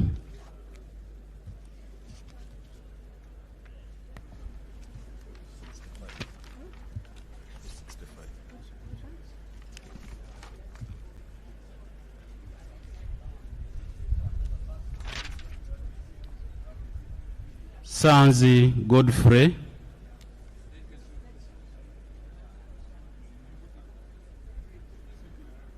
Sebamara Richard.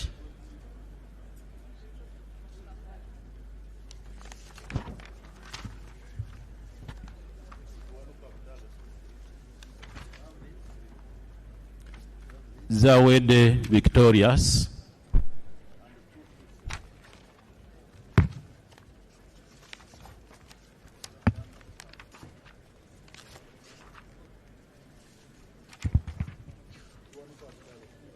Chiwanuka Abdallah.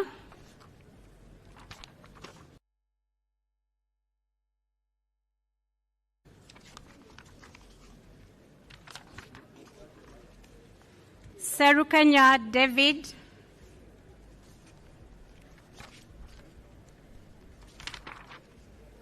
Richard.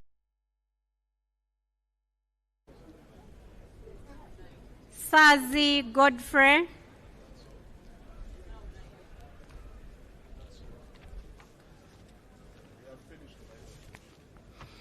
Okay, I now close the voting, so we can go into counting of the ballots cast.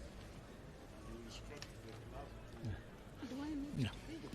So the clerk is going to open the ballot box and power the ballots on the table, and then he will announce each ballot one by one in the presence of the agents. Let's proceed.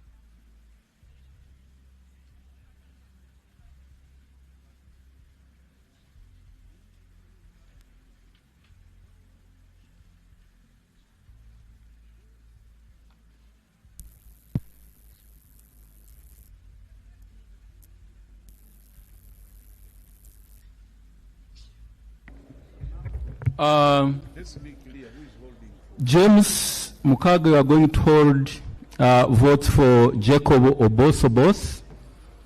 Atwere Doreen, you are going to hold votes for Honorable Mao Norbert. And Kasidia Ignatius, you are going to hold the votes garnered by Honorable Paul Mwiru. Jacob Obos Obos. Honorable Mwiru Paul.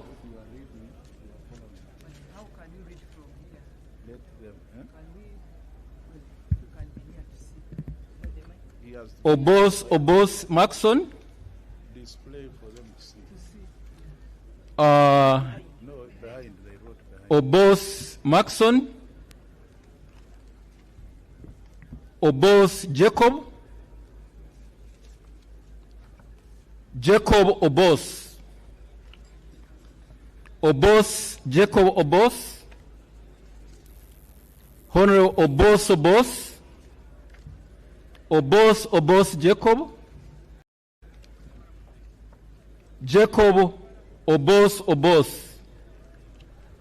Obos Obos. Jacob Maxon Obos. Jacob Maxon Obos. Obos Obos Honorable Mwiru Paul. Obos Jacob. Obos Jacob. Mwiru Paul. Jacob Obos Obos. Jacob Obos. Jacob Maxon Obos. Jacob Obos. Obos Obos. Jacob Obos. Honorable Obos Obos. Obos Obos Jacob. Mao Norbert. Jacob Obos Obos. Jacob Obos. Jacob Obos Obos. Obos Jacob. Mwiru Paul. Jacob Obos. Obos Obos. Obos Tayebwa. That's spoiled. That's spoiled. No. Yes. Spoiled? No, we don't have a candidate Yeah. about Tayebwa. It's just an error. No. Obos. We don't have a candidate. No, we don't have a candidate called about Tayebwa. Yeah. No. Yes. Yeah. Jacob Obos. Obos Obos. Jacob Obos. Yes. Jacob Obos. Jacob Obos. Obos Maxon.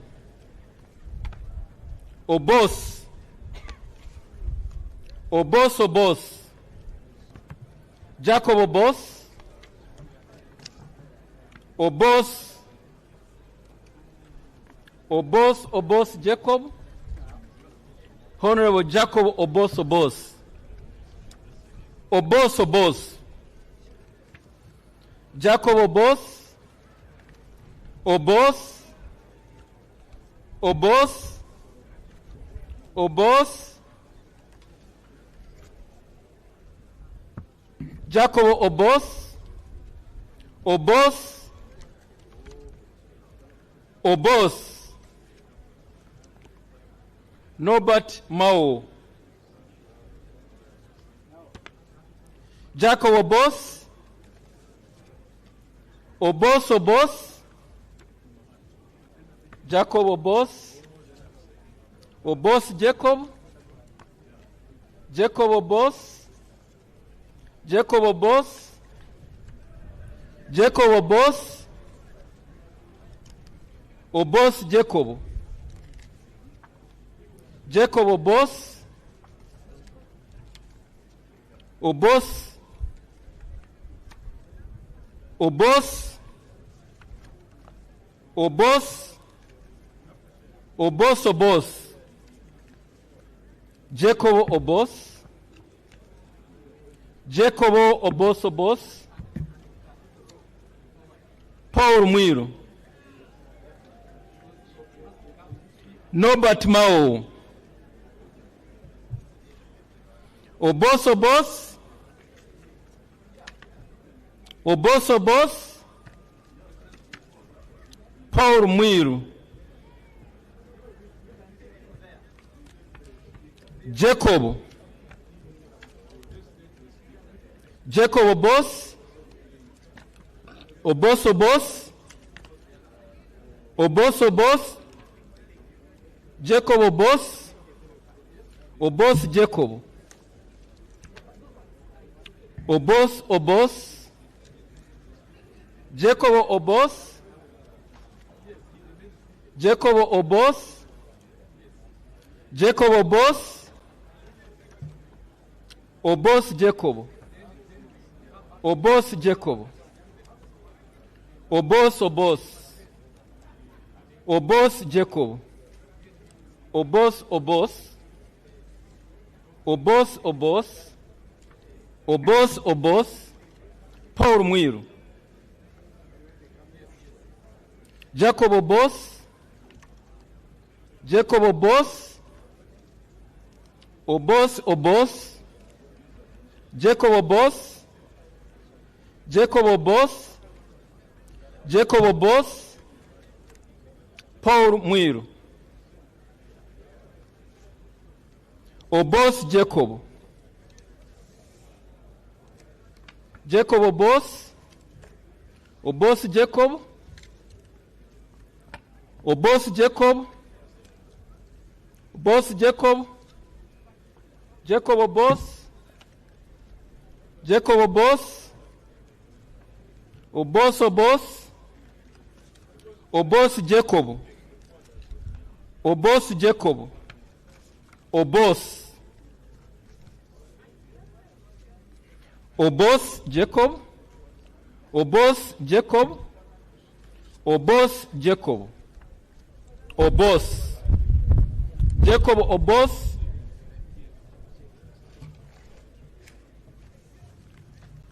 Obos Jacob. Obos Jacob. Obos Jacob. Obos Jacob. Obos Jacob. Jacob Obos. Jacob Obos. Jacob Obos. Jacob Obos. Jacob Obos. Mao Norbert. Obos Obos. Obos Obos. Obos Jacob. Obos Obos. Obos Obos. Obos Obos. Paul Mwiru. Maxon Obos. Jacob Obos. Jacob Obos. Tayebwa Thomas. Spoiled vote. Obos Jacob. Obos Jacob. Obos Jacob. Obos. Jacob Maxon Obos. Mwiru. Mwiru Paul. Obos Obos. Obos Jacob. Obos Jacob. Jacob Obos. Paul Mwiru. Jacob Obos. Obos Jacob. Jacob Obos. Obos Obos. Jacob Obos. Jacob Obos. Jacob Obos. Obos Obos. Obos Obos. Jacob Obos. Jacob Obos. Obos Obos. Jacob Obos. Obos Obos. Obos. Jacob Obos. Obos Jacob. Obos Obos Jacob. So, Honorable Jacob Obos, Jacob Obos, Jacob Obos, Jacob Obos, Jacob Obos, Jacob Obos, Jacob Obos, Jacob Obos, Jacob Obos, Jacob Obos, Jacob Obos, Paul Mwiru, Jacob Obos, Jacob Obos, Mao Norbert, Paul Mwiru, Jacob Obos, Jacob Obos, Jacob Obos, Obos Maxon, Jacob Obos, Jacob Obos, Obos Jacob, Paul Mwiru, Jacob Obos, Obos, Obos, Obos, Paul Mwiru, Obos, Obos, Obos, Obos, Paul Mwiru, Paul Mwiru, Jacob Obos, Obos Jacob, Jacob Obos, Obos Jacob, Obos Obos, Paul Mwiru, Paul Mwiru,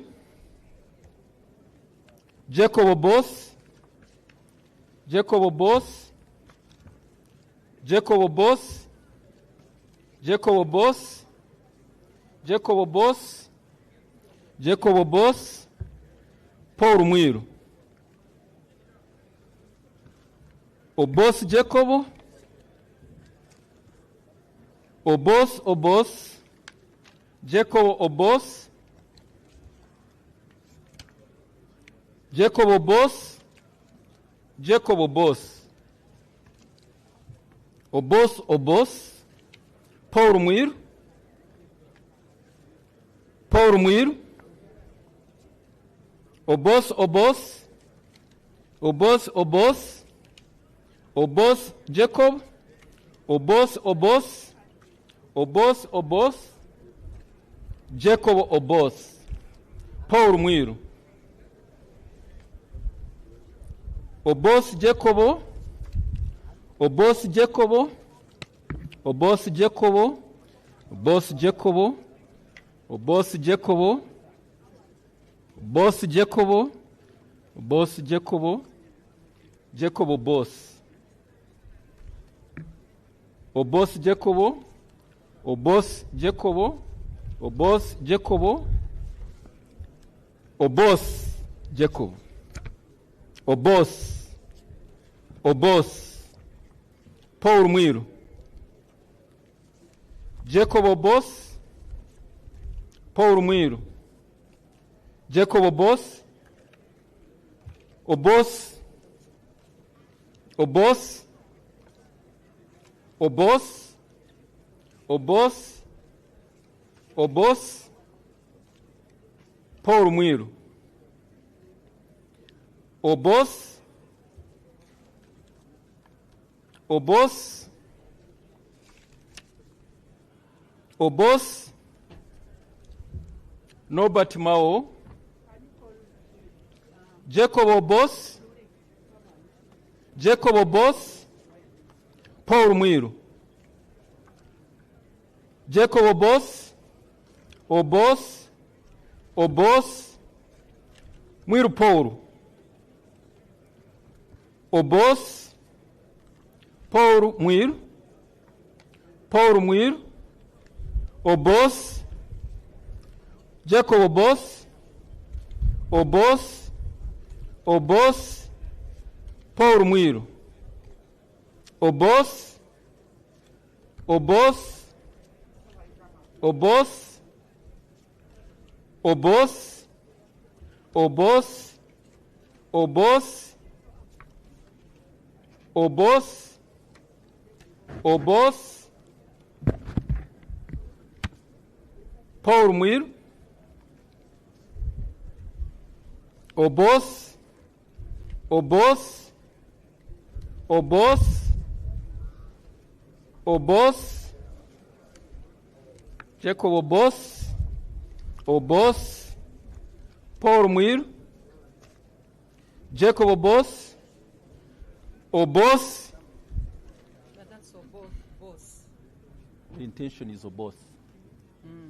Jacob Obos, Jacob Obos, Maxon Obos, Jacob Obos, Jacob Obos, Jacob Obos, Maxon Obos, Jacob Obos, Jacob Obos, Jackson Obos, Jacob Obos, Jacob Obos, Obos Obos, Jacob Obos, Muir Paul, Jacob Obos, Obos Obos, Obos Obos, Jacob Obos, Obos, Obos, Paul Muir, Paul Muir, Obos, Obos, Obos Jacobo, Obos Jacobo, Obos, Paul Muir, Paul Muir, Paul Muir, Obos, Jacob Obos, Obos,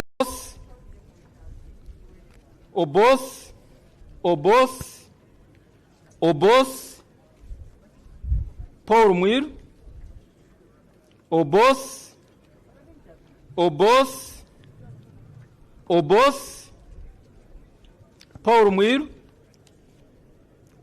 Obos, Obos, Obos, Obos, Obos, Obos, Paul Muir, Obos, Obos, Obos, Obos, Paul Muir, Jacob, Obos, Obos, Obos, Paul Muir, Jacob Obos, Obos, Paul Muir, Obos, Obos, Obos, Obos, Obos, Obos, Obos, Obos, Obos, Obos, Obos, Obos, Muir Paul, Obos, Obos, Obos, Obos, Obos, Obos, Paul Muir, Paul Muir, Obos, Obos, Obos,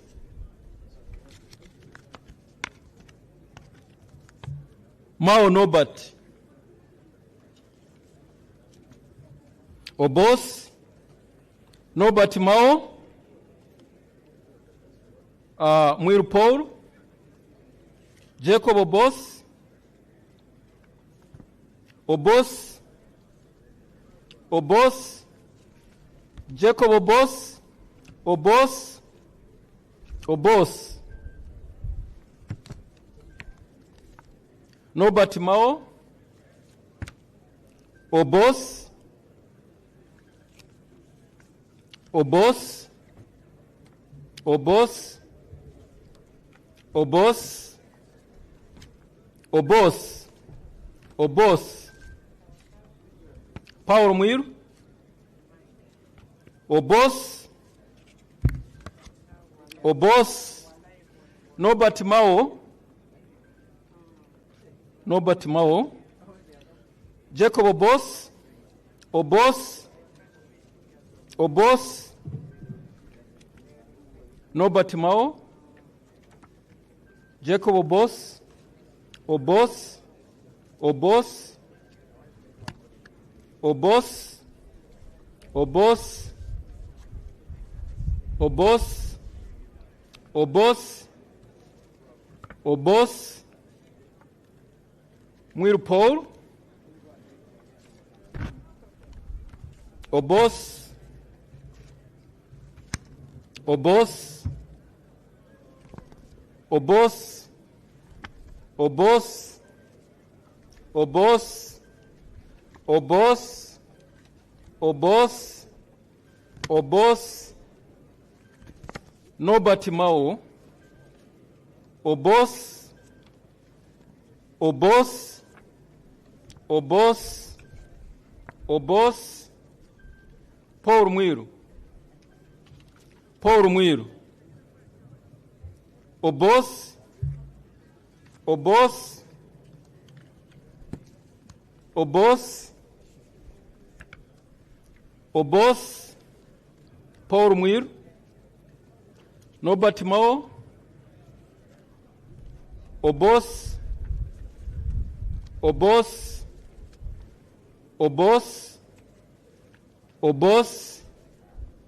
Obos. Obos. Obos. Obos. Obos. Obos. Obos. Obos. Tayebwa Thomas, Deputy Speaker. Spoiled vote. Obos. Obos. Jacob Obos. Jacob Obos. Mwiru Paul. Obos. Obos. Obos. Obos. Obos. Obos.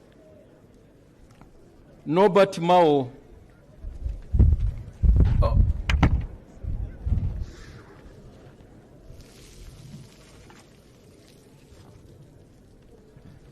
Obos. Obos. Obos. Obos. Obos. Obos. Obos. Norbert Mao. Obos. Obos. Obos. Obos. Obos. Obos. Obos. Mwiru Paul. Obos. Obos. Obos. Obos. Obos. Obos. Obos. Obos. Obos. Jacob Obos. Obos. Obos. Obos. Obos. Obos. Obos. Obos. Obos. Paul Mwiru. Obos. Obos. Obos. Obos. Obos. Obos. Obos. Obos. Obos. Obos. Obos. Paul Mwiru. Obos. Obos. Obos. Obos. Obos. Obos,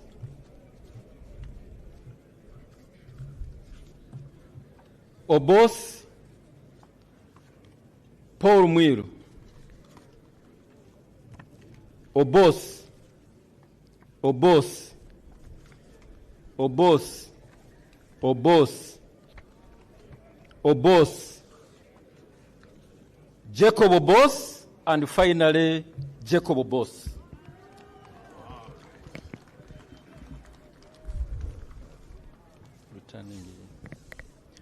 We are going now to count the votes obtained by each candidate, starting with spoiled votes.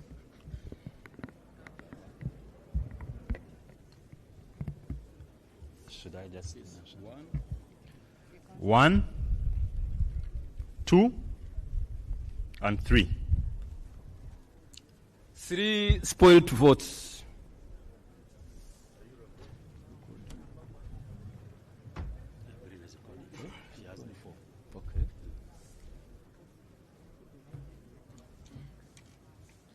I shall invite the clerk with Honorable Norbert Mau's votes to count one by one.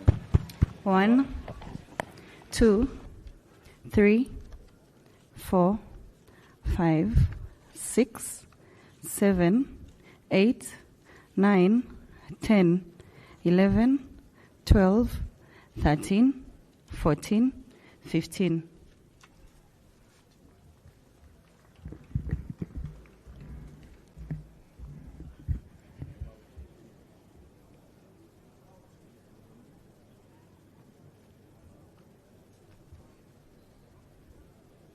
Paul Mwiru.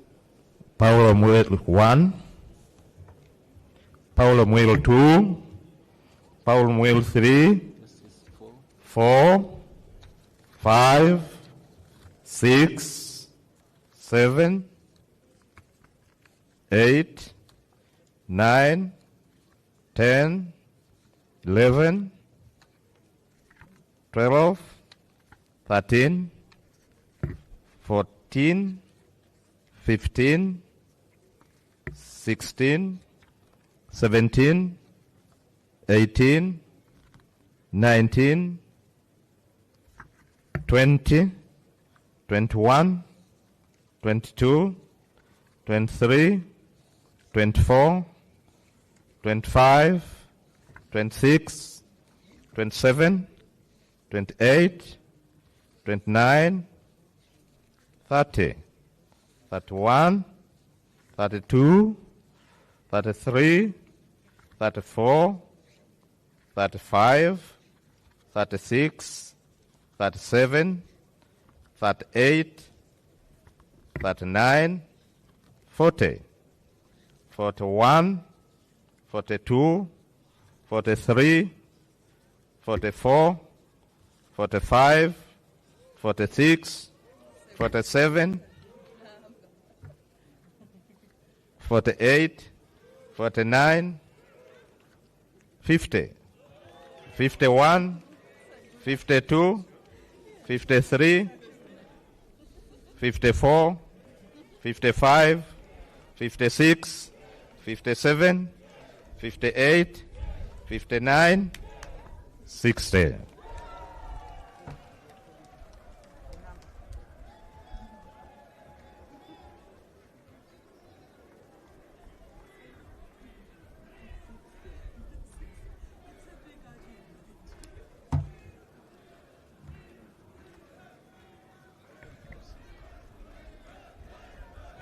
Order in the House.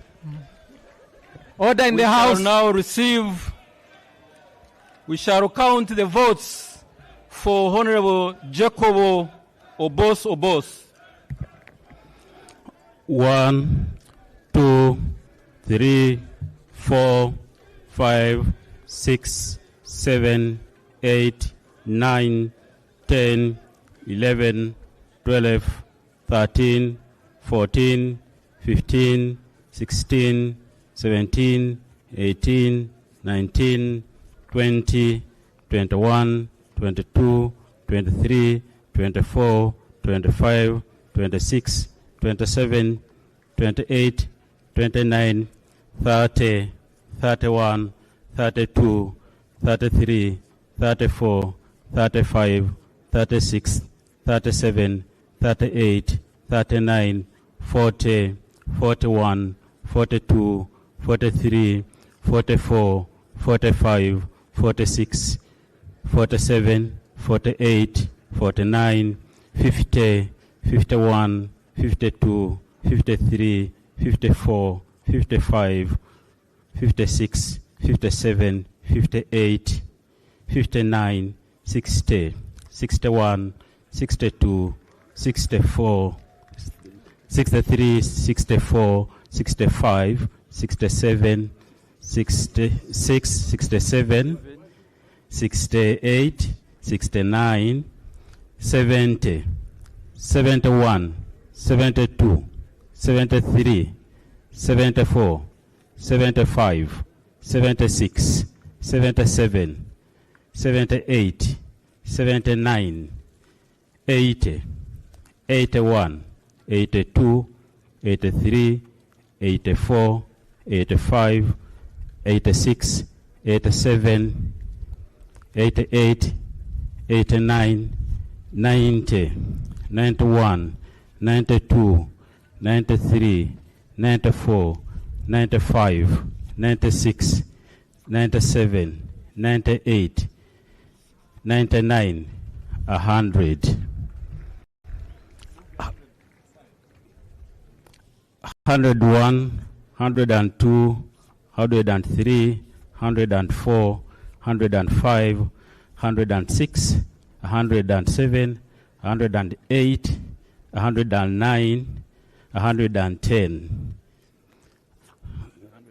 11, 12, 13, 14, 15, 16, 17, 18, 19, 120, 21, 22, 23, 24, 25, 26, 27, 28, 29, 130, 31, 32, 33, 34, 35, 36, 37, 38, 39, 140, 41, 42, 43, 44, 45, 46, 47, 48, 49, 150, 51, 52, 53, 54, 55, 56, 57, 58,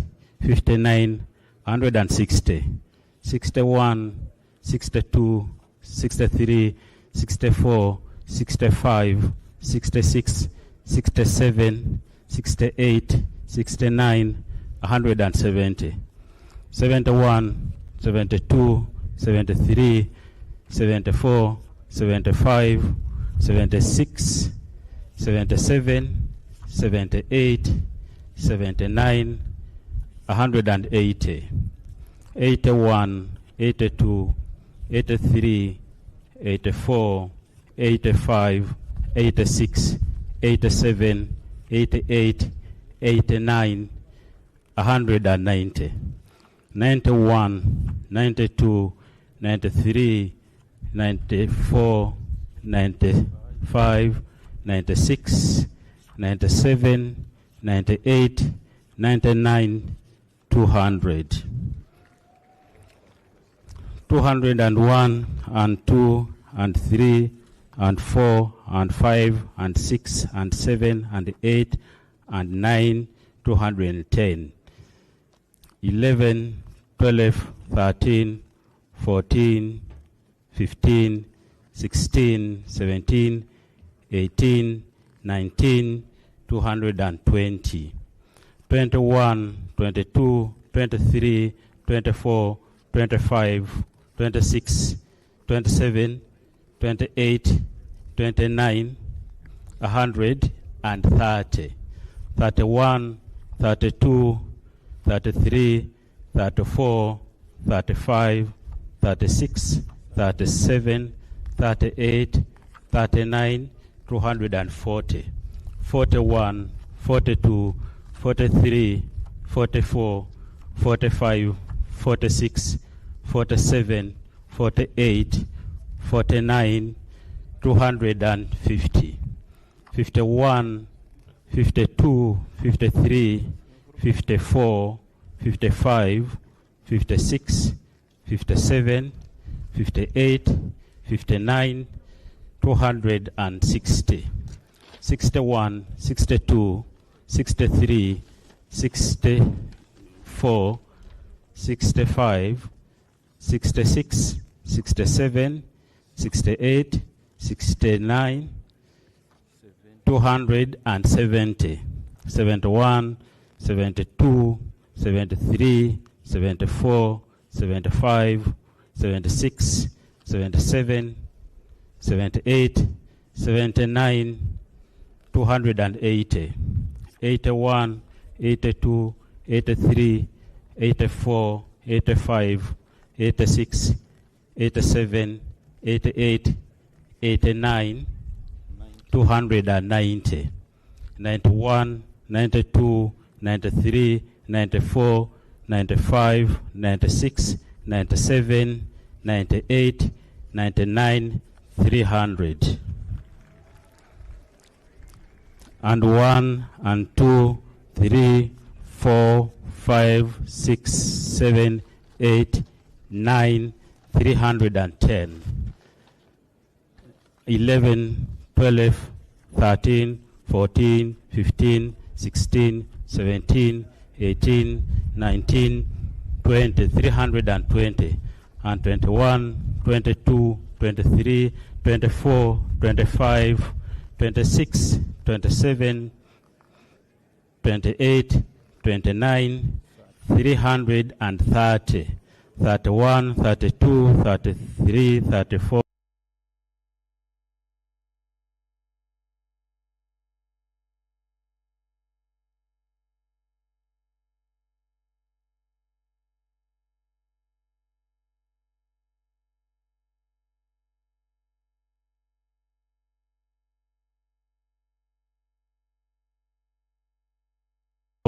$36, 37, 39, 340, 52, 53, 54, 55, 56, 57, 58, 59, 360, 61, 62, 63, 64, 65, 66, 67, 68, 69, 370, 71, 72, 73, 74, 75, 76, 77, 78, 79, 380, 81, 82, 83, 84, 85, 86, 87, 88, 89,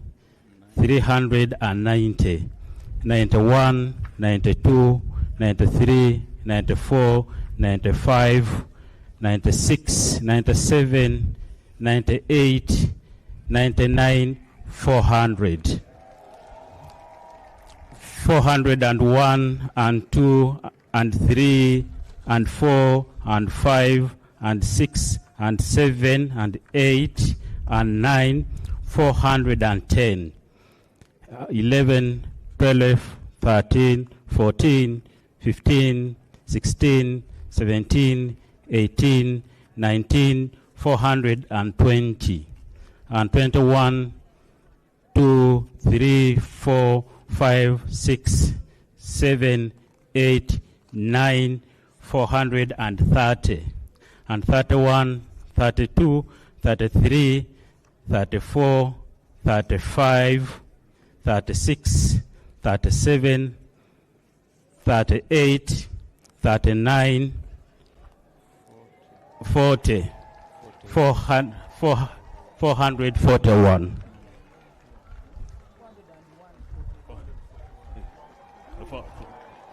400.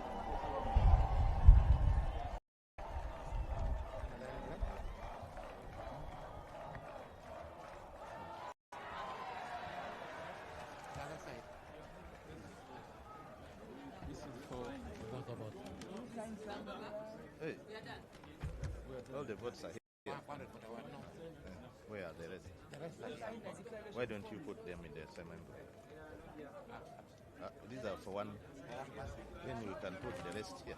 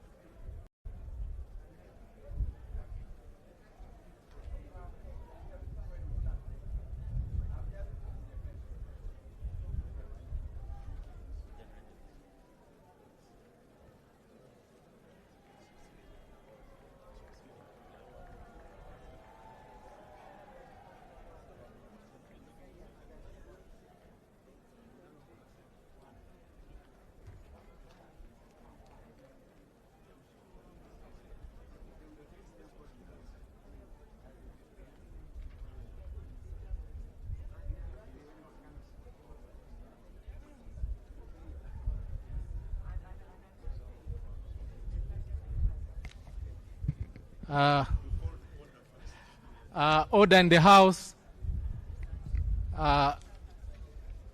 Declaration of the Speaker by His Lordship the Chief Justice. Under Rule 14H of the rules of this House, where two or more persons are nominated for the office of Speaker, the person who receives the majority of the votes of all members present and voting shall be declared Speaker. So I now proceed to read the total number of votes polled and those polled by each candidate. The total number of ballot papers contained in the ballot box were 519. Total number of members who have abstained from voting, I have 0. Spoiled ballot papers, there are 3. Honorable Oboth Maxon Jacob polled 441 votes. Honorable Mwiru Paul polled 60 votes. Honorable Mao Nobat polled 15 votes. I therefore declare Honorable Oboth Maxon Jacob, who has obtained the highest number of 441 votes cast, as the Speaker-elect of the 12th Parliament.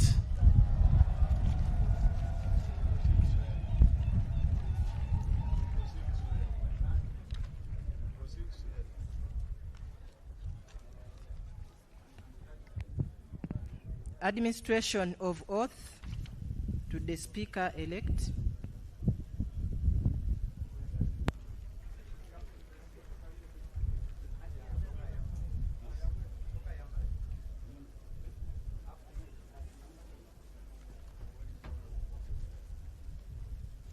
I call upon the duly elected member as Speaker of Parliament to step forward for administration of the oath.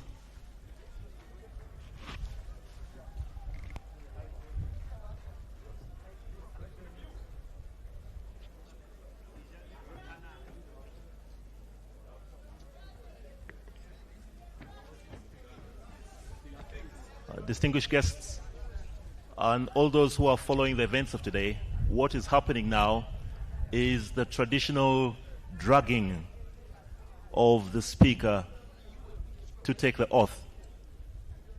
Those who have been following have noted that the Honorable Jacob Oboth has polled 441, which is the majority number of votes cast, and he is now being presented to His Excellency the President for the administration of the oath.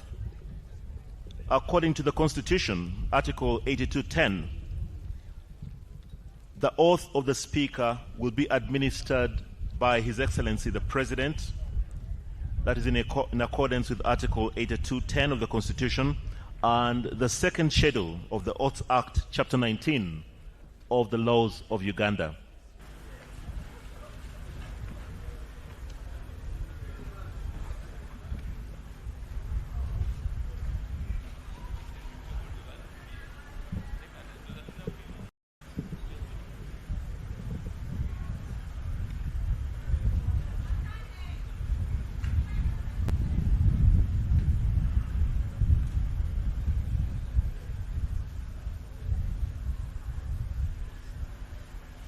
I, Oboth Maxans Jacob, swear in the name of the Almighty God that I will at all times well and truly serve the Republic of Uganda in the office of the Speaker, and that I will support and uphold the Constitution of the Republic of Uganda as by law established. So help me God.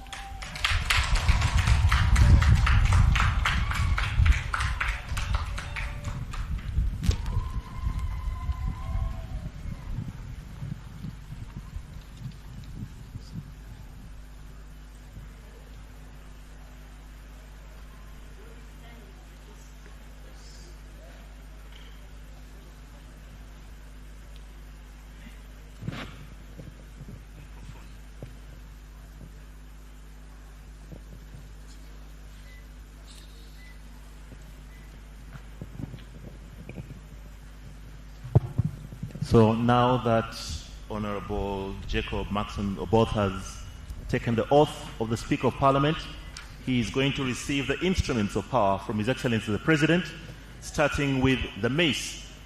The mace is the traditional symbol of the authority of Parliament, the authority of the Speaker of Parliament, and this will be handed over by His Excellency the President to the new Speaker of the 12th Parliament of the Republic of Uganda.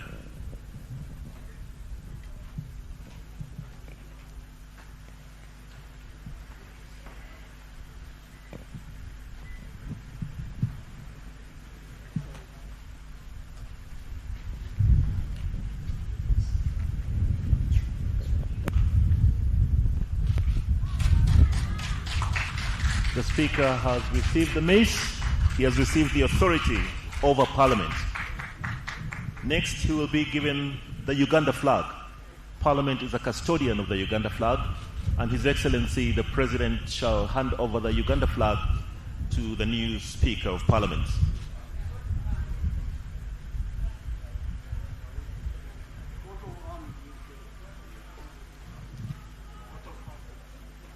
And after the flag, it will be the coat of arms. Parliament is a custodian of the coat of arms. These will be handed over. And immediately after, the Speaker will also receive the Constitution of the Republic of Uganda from His Excellency the President. After the Constitution, he will also receive a copy of the Rules of Procedure of Parliament.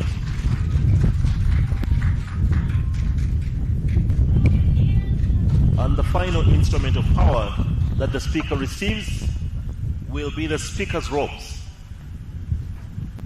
And once he has received the robes, once he has been robed, then he is fully in the stead of the Right Honourable Speaker of the 12th Parliament of the Republic of Uganda.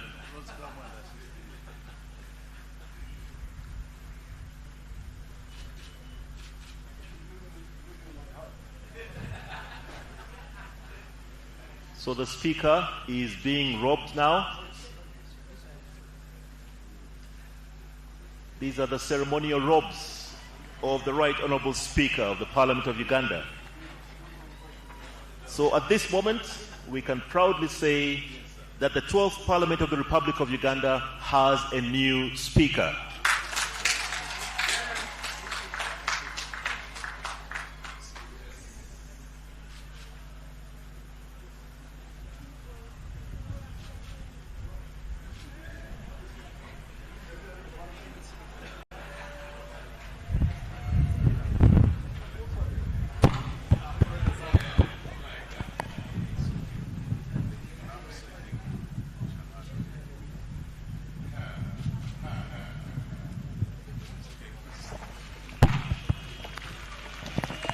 Now, shortly, the Right Honourable Speaker and his procession will officially be announced as they enter back in the House.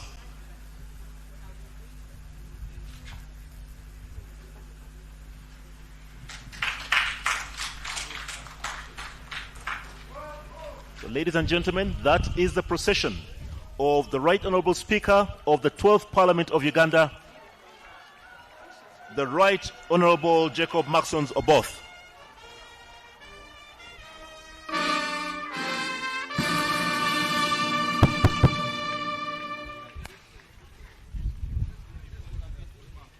We now wait for their formal announcement. Honourable members, Mr. Speaker.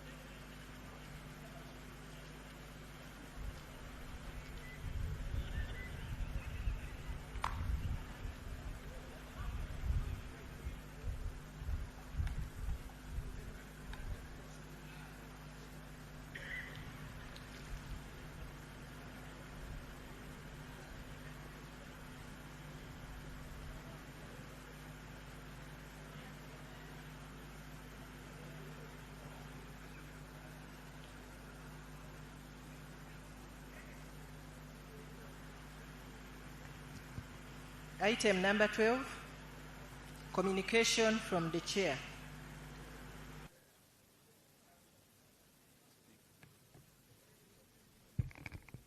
Your Excellency, the President of the Republic of Uganda, also the chairperson of the NRM party and Commander-in-Chief of the UPDF, General Yoweri Kaguta Museveni, Your Lordship, the Chief Justice of the Republic of Uganda, Honorable Justice Dr. Flavian Seja, the Clerk of Parliament, Honorable Members of Parliament, all staff of Parliament, the media, all Ugandans near and far who are following these events.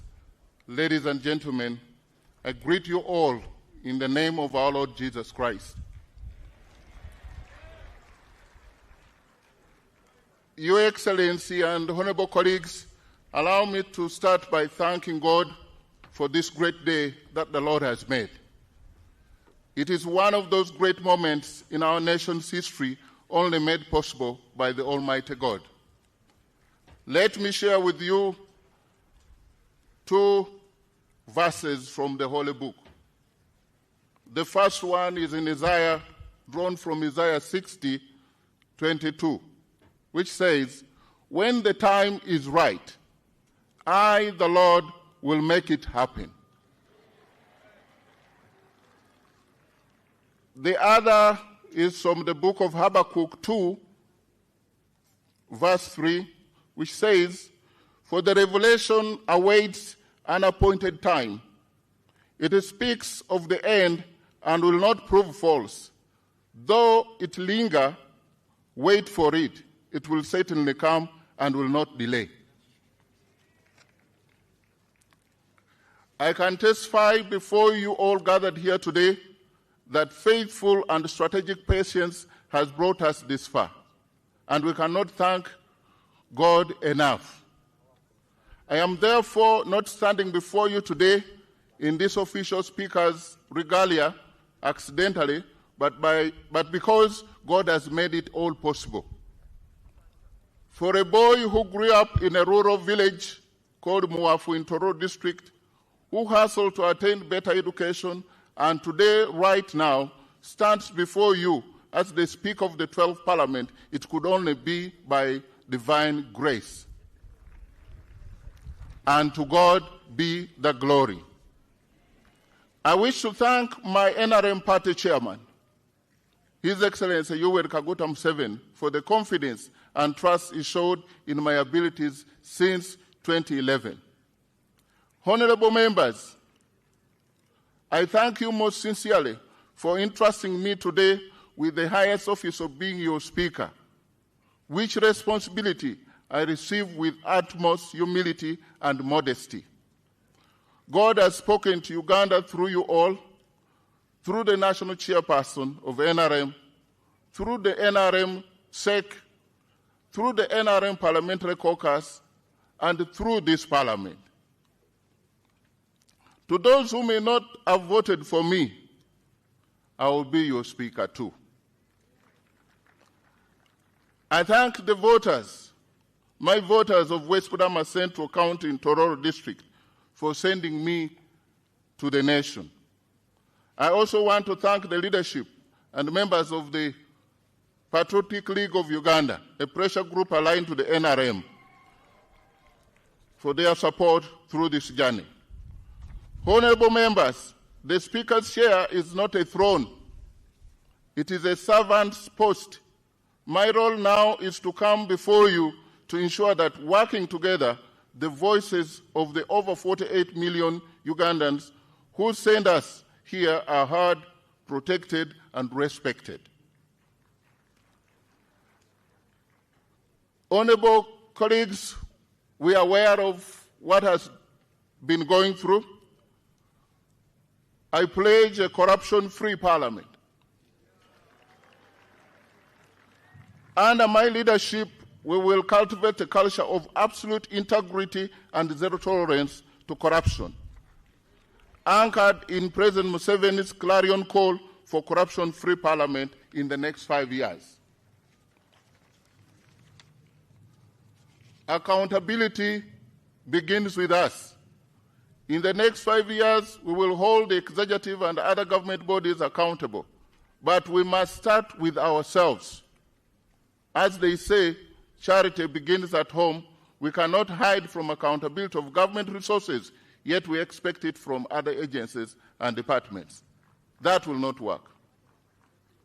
3, evidence and research-based debates. Under my leadership, the floor of Parliament will not be a theater for hearsay or grandstanding. Our debates must be grounded in hard facts, data, and sound research. We must be fair and objective to others as we play our oversight function.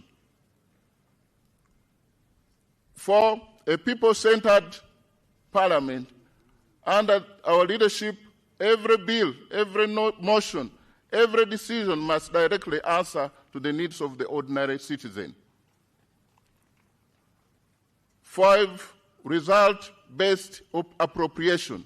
Under my leadership, budgeting will no longer be an exercise in financial engineering and distortion. It will be a service-oriented, results-driven endeavor to deliver services to our people. 6, an open parliament. During this term, let us appreciate that unobjective and ethical media are not our enemies, but the public's eye and ear. We must maintain a transparent, decent, and open parliament.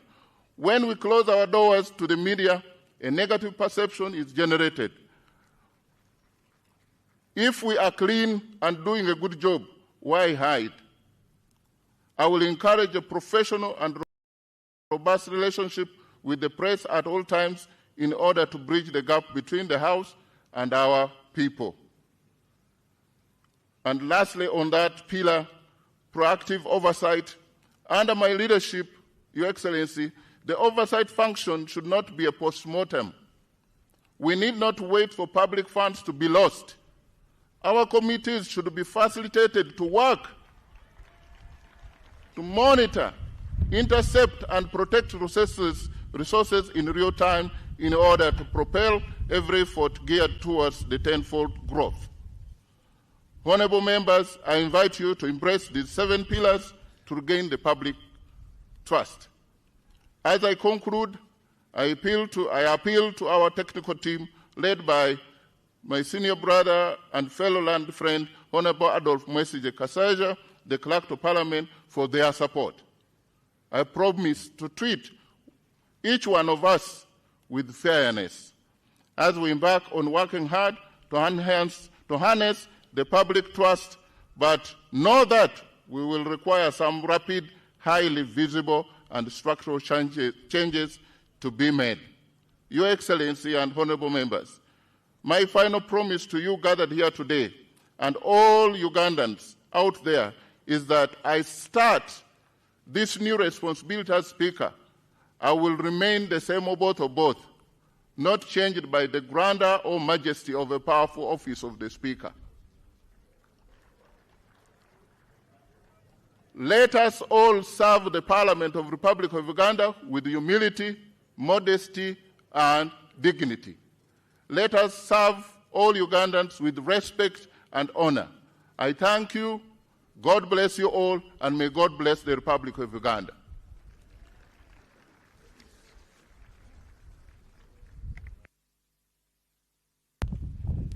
Election of Deputy Speaker.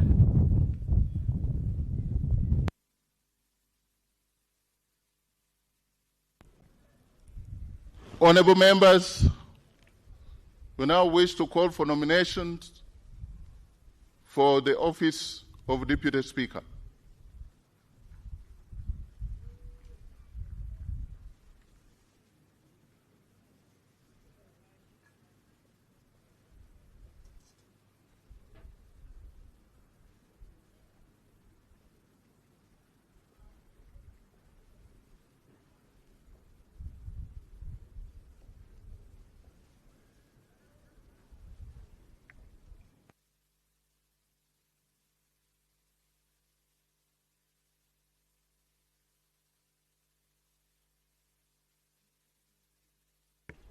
Your Excellency, the President of the Republic of Uganda, my Lord the Chief Justice, the Right Honorable Speaker, honorable members, my name is Dr. Eunice Otoko Apio, the Member of Parliament representing the great people of Oyam County North in Oyam District.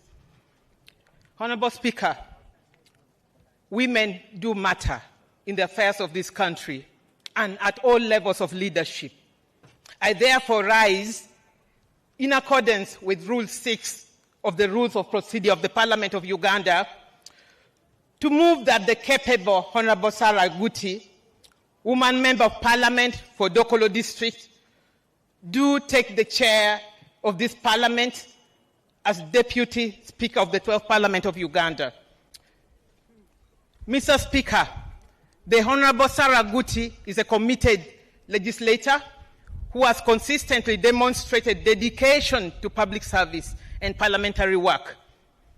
She holds a degree in social works and social administration, in addition to a number of postgraduate certificates reflecting her continued commitment to leadership and professional development. She possesses the integrity, the temperament, and ability required to serve this House diligently and fairly. Mr. Speaker, allow me emphatically note that as we have today elected the male Speaker, you, Right Honourable Speaker, it is important that this House now holds the principle of gender parity in its leadership. Electing Honourable Sarah Guti as Deputy Speaker would reinforce our commitment to inclusive representation and ensure that the leadership of Parliament reflects both men and women at the highest level. Mr. Speaker, Honourable Sarah affiliates with the Uganda People's Congress Party. Her candidature therefore speaks to the spirit of multi-party democracy and the importance of accommodating diverse political views and voices in the leadership of the House. Honourable Speaker, I therefore urge members, you honourable members, to support this motion and elect the Honourable Sarah Aguti as Deputy Speaker of the 12th Parliament. I also now congratulate you, Right Honourable Speaker, upon your election to lead us in the House. I beg to move. Thank you. Can we have the seconder?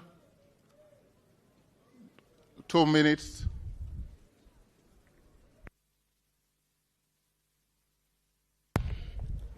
Thank you, Right Honourable Speaker. Your Excellency, the President of the Republic of Uganda. My name is Dr. Gilbert Olanya, the Member of Parliament representing Kilak South in Amoro District. Right Honourable Speaker, allow me to congratulate you upon being elected the Speaker of the 12th Parliament. I congratulate you. Right Honourable Speaker, allow me to second the nomination of Honourable Sarah Aguti for the position of the Deputy Speaker. Right Honourable Speaker, given the background of Honourable Sarah Aguti, aware that she represents the people of Dokolo District. Dokolo is fond of voting for very objective women. You recall the late Honorable Cecilia Ogwal. She was representing Dokolo District. She was replaced by Honorable Sarah Aguti. I am confident, given the fact that members of Parliament gave their mandate to the Speaker, who is a man. Since Ugandans, we believe in gender equality, I pray that the next Deputy Speaker shall be a lady, in the name of Honorable Sarah Aguti. Right Honourable Speaker, you recall Honorable Sarah Aguti, she is one of the most objective members of Parliament we have, very focused and very thorough. And she is not all that very luxurious. When given the mandate, she will never misappropriate the finances of the Parliament of Uganda. She will not go for buying expensive cars. She will not go for buying expensive clothes. Right Honourable Speaker, I promise you, you will never see the Rolls Royce in Uganda again when Honourable Sarah Aguti given the mandate. Finally, Right Honourable Speaker, as you gave me only 2 minutes, aware of what is going on in the Parliament as per now, I am very sure when you are in the chair, Sarah Aguti is your deputy, the issue of corruption shall never be heard in the Parliament of Uganda again. You recall the money meant for committees and everything. I'm telling you, in the last parliament, we really suffered. When committee wanted to do work, you are told money is over. Therefore, as the chairman for Park local government in the last parliament, we did not enjoy our work at all. All our monies, we didn't know where the money was going. I am very confident when you are there, Sarah Gut is here, the Parliament of Uganda shall really work. Finally, to you honorable members of Parliament, this time we need Parliament who will be people's center, as stated by the Right Honorable Speaker. Let us vote for gender equality. Let us vote for the betterment of the Parliament of Uganda. With these few remarks, Right Honorable Speaker, I congratulate you once again, and I move that let Honorable Sarah Guti be voted the Deputy Speaker of the Parliament of the Republic of Uganda. I beg to move. Just before I call another, if there is any other nomination, and our rules, and if we are to play by the rules, Rule 5, the relevant sub-rule 8 and 9. A member making a nomination shall move a motion that the name do take the chair of Deputy Speaker and shall give a brief statement. That brief statement is of the background and qualification of the nominee, but not to say what that person can be able to do. You speak about the person. That is the rule. Because going into what the person can do is actually offending other rules, that's campaigning. And so, can I call for another nomination, if there is?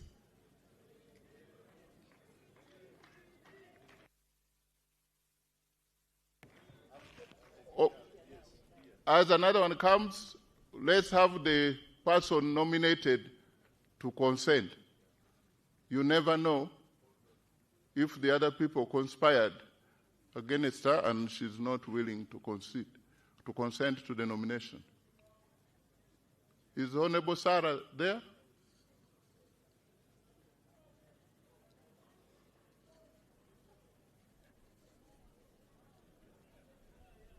The rules that applied to the Speaker's election applies to the Deputy Speaker specifically and generally.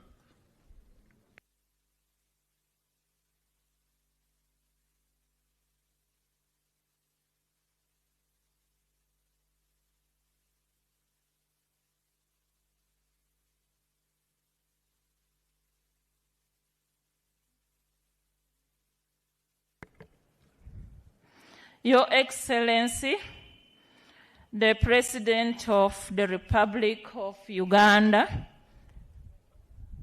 my Lord, the Chief Justice, Right Honorable Speaker, honorable members, and fellow Ugandans, I humbly accept my nomination for the Deputy Speaker, and I pledge fairness, integrity, and commitment to the Constitution in the service of all Ugandans. I say all this for God and my country. Next nomination. Honorable Speaker, I take honor to observe the protocol. In reference to Article 82 of the Constitution of Uganda, Rule 6 of our Rules of Procedure of Parliament, I hereby stand to move a motion to nominate Honorable Nyakato Asinas, Member of Parliament, Hoima City, for the position of Deputy Speakership of the 12th Parliament of Uganda, 2026-2031. I beg to nominate. Right Honorable Speaker,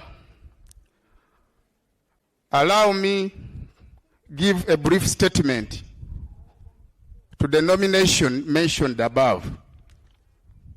Honorable Nyakata Sinas is pure. She is holy. She is absolutely white. It is from this equity background that I rise with profound honor and a deep sense of duty to second the nomination of a colleague, a patriotic, a nationalist, and a proven servant to this House. Right Honorable Speaker and colleagues, Honorable Nyakata Sinas, a woman member of Parliament, Hoima City, is a person fit to the office of high dignity in this country as the Deputy Speaker of the Republic of Uganda. Honorable members, election defines institutions, but leadership defines legacy. Today this House has a chance to choose not just a unique presiding officer, but a custodian of its dignity, a defender of its independence, and a driver of its purpose. That personality is practically observed in the right honorable in the member of Parliament I'm nominating for Deputy Speakership. Members, allow me present to you a case of Honorable Nyakato Sinas, whose record speaks louder than any other factor as mentioned. Competence. Honorable Nyakata Sinas is a competence forged in experience. He is not a stranger to this House. This is a second time of her service in Parliament, with resilience as exhibited from the people of Hoima who have elected her to the second term of service to this House. She has a distinguished character. She is eloquent, resourceful, and of sound mind. Before she was elected as a member of Parliament, to hold this badge, she served as a policy analyst to this very House. She has served as a shadow minister for energy and mineral development, and also as a shadow minister for agriculture. The good Honorable Nyakata Sinas stands the atomy of Parliament, its rules, its commitment with the committees and its bottlenecks, not from theory, not even from service, but all considerations.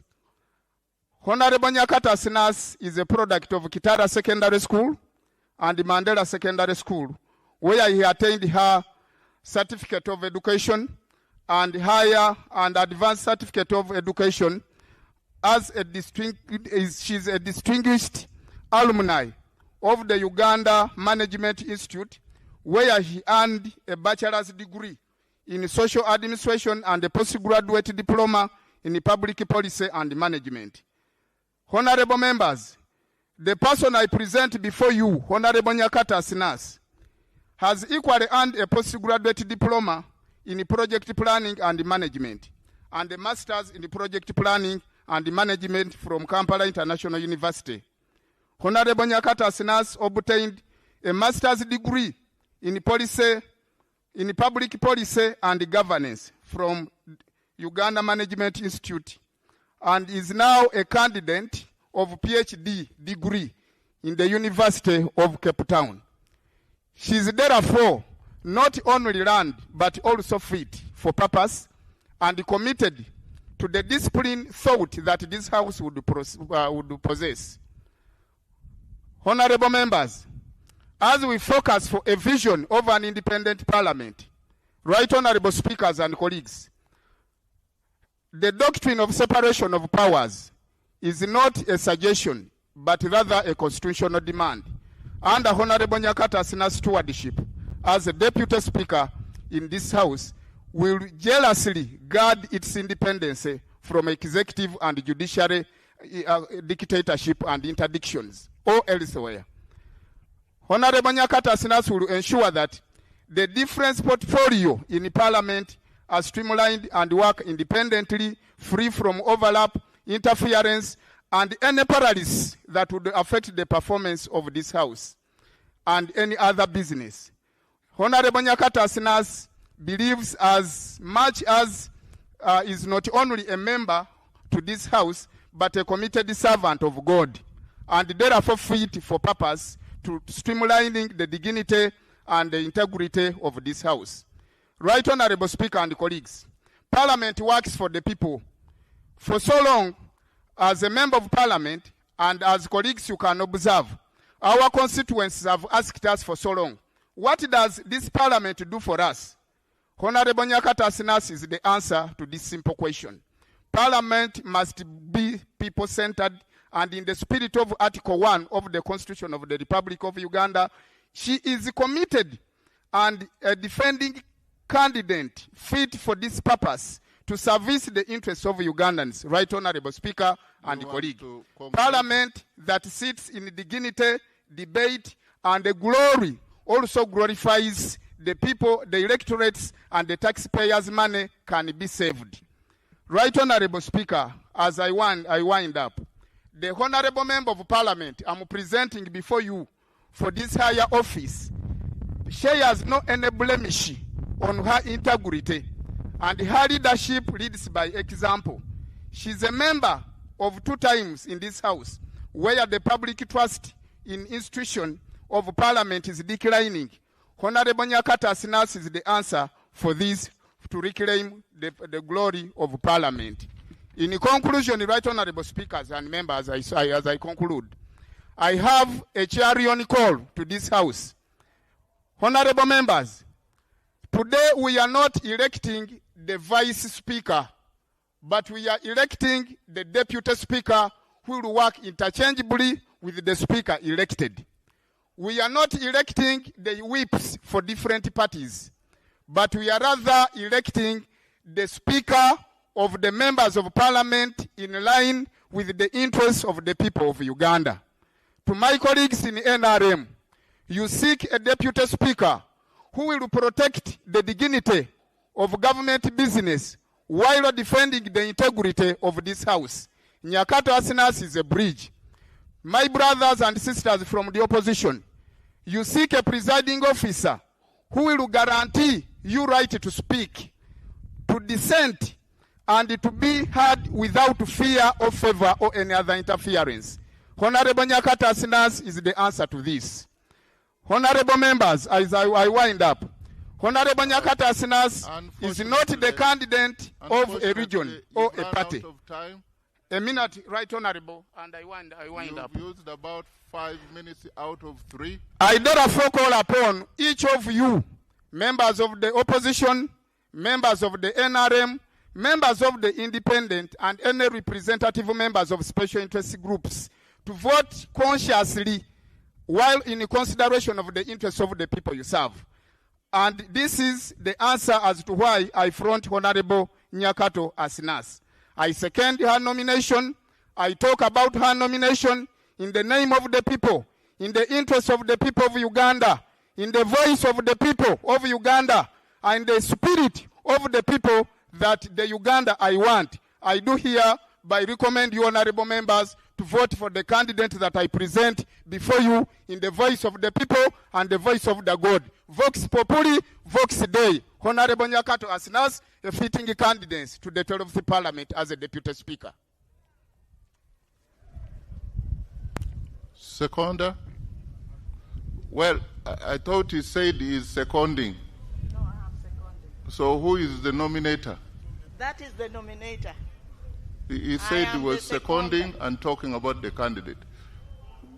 But right, Honorable Betty, go ahead. I would take it that you are seconder. Thank you, Right Honorable Speaker.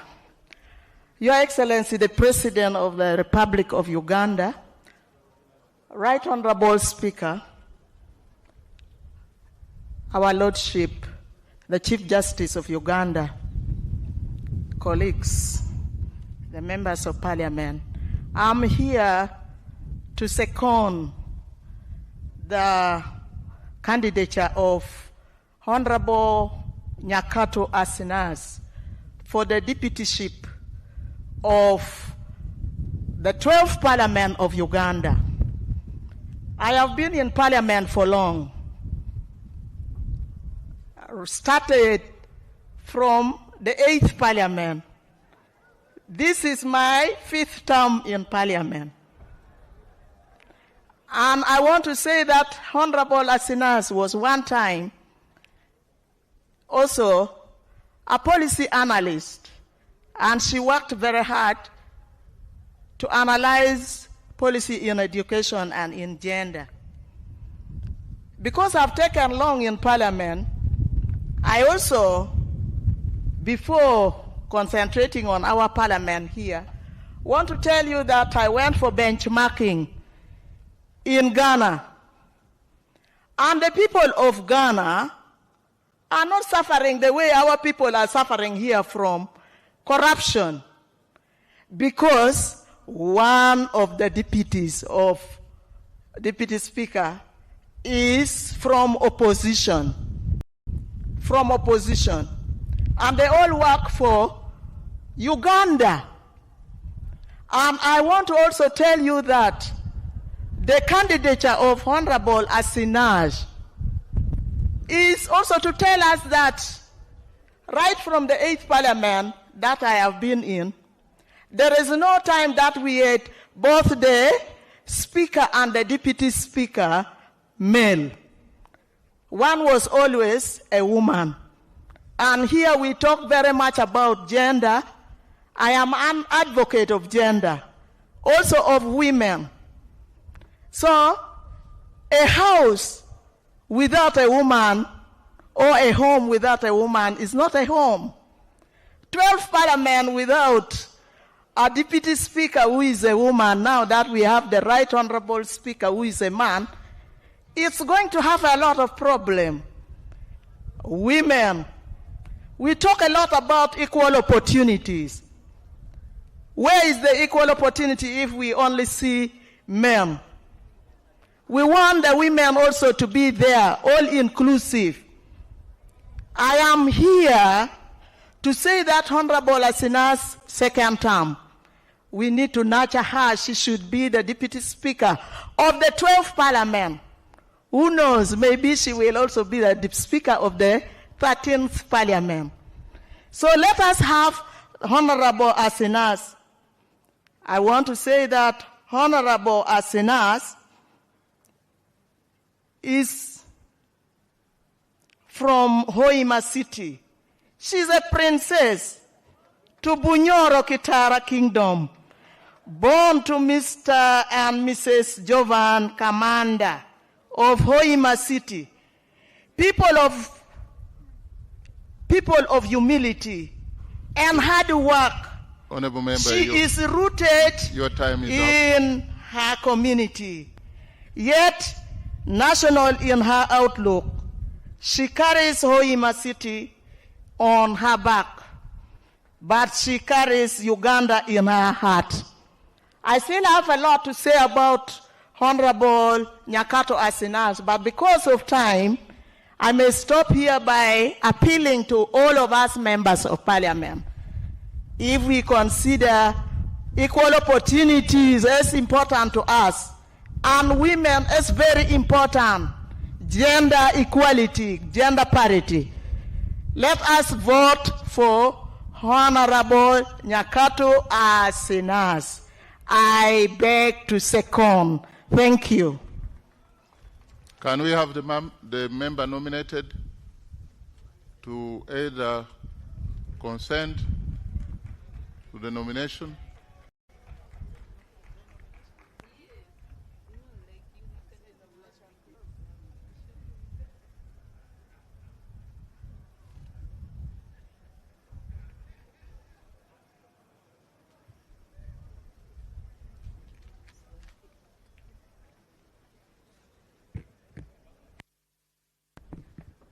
Thank you very much, Right Honorable Speaker. Congratulations. Thank you very much, dear honorable members of Parliament. Right Honorable Speaker, in the spirit of restoring sanity in the 12th Parliament, I hereby accept my nomination for the position of Deputy Speaker of Parliament for the 12th Parliament. Thank you very much. Can we have any other nomination? Mr. Speaker, Your Excellency, the President of the Republic of Uganda, and Your Lordship, the Chief Justice, my name is Fiona Nyamtoro, the District Representative for Nebi. Mr. Speaker, I rise under Rule 6 of the Rules of Procedure of the Parliament of the Republic of Uganda to move a motion that the Honorable Thomas Taebwa, Member of Parliament representing Ruhinda North constituency on NRM ticket, do take the chair of this Parliament as Deputy Speaker. I beg to move. Mr. Speaker, I nominate the Right Honorable Thomas Taebwa, a candidate whose credentials speak for themselves. A man of all seasons that has stood the test of time with proven integrity as a generational leader, a known team player, stemmed to be result-oriented on a strong foundation of consultative leadership. Mr. Speaker, the Right Honorable Thomas Taebwa is a proud husband and father, not just to his family, but to many that have experienced his warmth at heart that is always worn on his sleeves. He holds a master's in business administration from ISAMI, a bachelor's of law, and a bachelor's of arts in social sciences, both from Makerere University. He also possesses a certificate in negotiation from Harvard Law School and a professional certificate in parliamentary affairs from the International Center for Parliamentary Studies in London. And he is currently pursuing a PhD from the University of KwaZulu-Natal in South Africa. Mr. Speaker, the Right Honorable Thomas Taebwa served as a member of the University Council of Makerere University for 10 years, a position that cemented him as a mentor for many young, charismatic leaders such as myself, who proudly associate with him with utmost admiration and continued guidance as inspiration. He is also the president of the Organization of the African, Caribbean, and Pacific States, OWASPs, and co-president of OWASP's EU Joint Parliamentary Assembly. He was elected to this position in February 2025. The Right Honorable Thomas Taebwa, before joining Parliament in 2016, was and is still a successful businessman who has stayed himself. Mr. Speaker, for the past 5 years, the Right Honorable Thomas Taebwa has served as a Deputy Speaker. He has showed that he believes in the parliamentary system of representative democracy, orderly conduct of business, and strict adherence to the rules of procedure.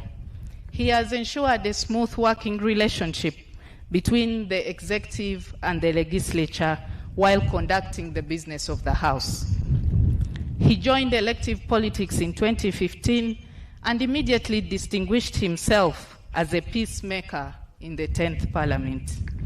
As one of the political doyens, the Honorable Thomas Taebwa rode on the strength of mind, negotiation skills, and a proper understanding of the law to have things done. He was a member of the Natural Resources and the National Economic Committees of Parliament. After the 2021 presidential elections, he was appointed Government Chief Whip, a position which he held until he was elected Deputy Speaker of the 11th Parliament in March 2022. Mr. Speaker, the Right Honorable Thomas Taebwa is a Pan-Africanist who has used his position to champion the cause of Pan-Africanism on the global stage, especially the permanent seat for the African continent on the UN Security Council. The Honorable Thomas Tayebwa has been a champion for good governance, transparency, and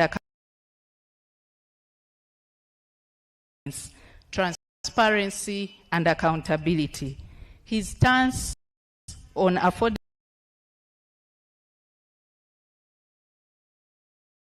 health care, political dialogue,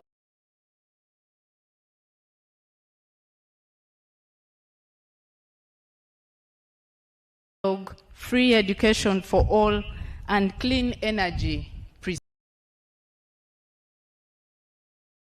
precede his reputation.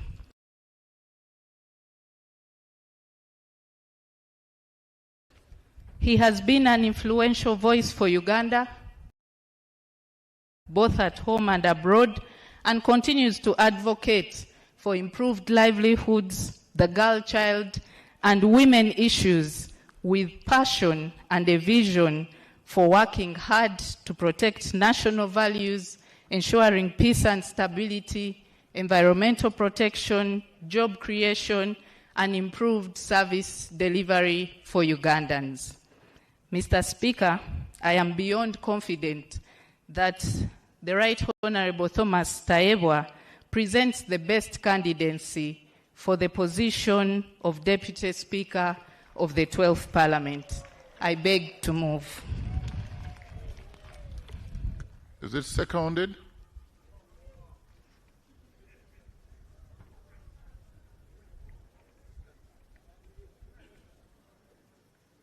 And the candidate should be moving forward in preparation to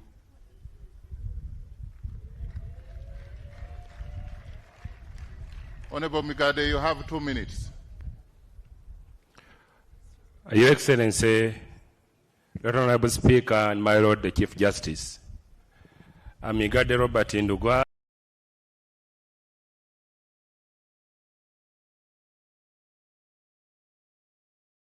Member of Parliament of Maryland. I move under Rule 6 of our Rules of Procedure to second the Right Honorable Tayebwa, MP Luhinda North County, for position of Deputy Speaker of the 12th Parliament. I have known the Honorable Tayebwa for over a quarter decade, right from university days, where I was also the Social Affairs Minister and the Chair Guild Council. He is a social man and an established member of the parliamentary golf team. Right Honorable Speaker, the Honorable Tayebwa has already undergone all the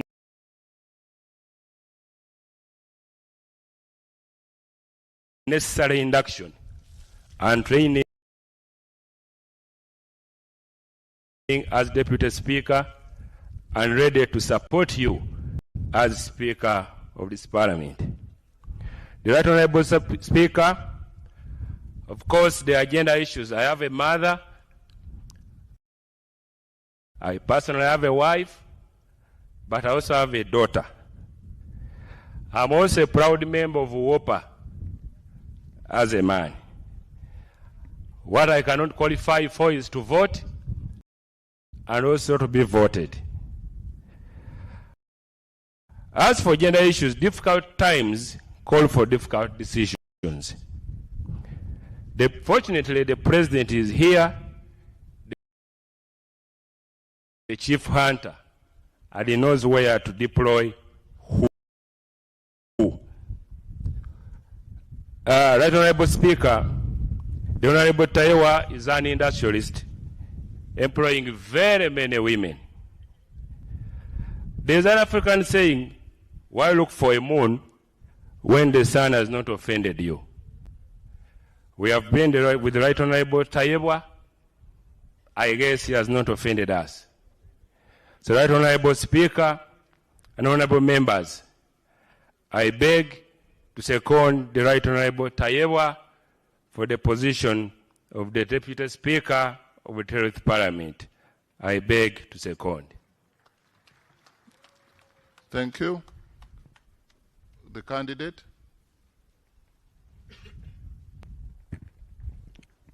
Your Excellency, the President of the Republic of Uganda, the Right Honorable Speaker of Parliament, Your Lordship, the Chief Justice, honorable colleagues, members of Parliament,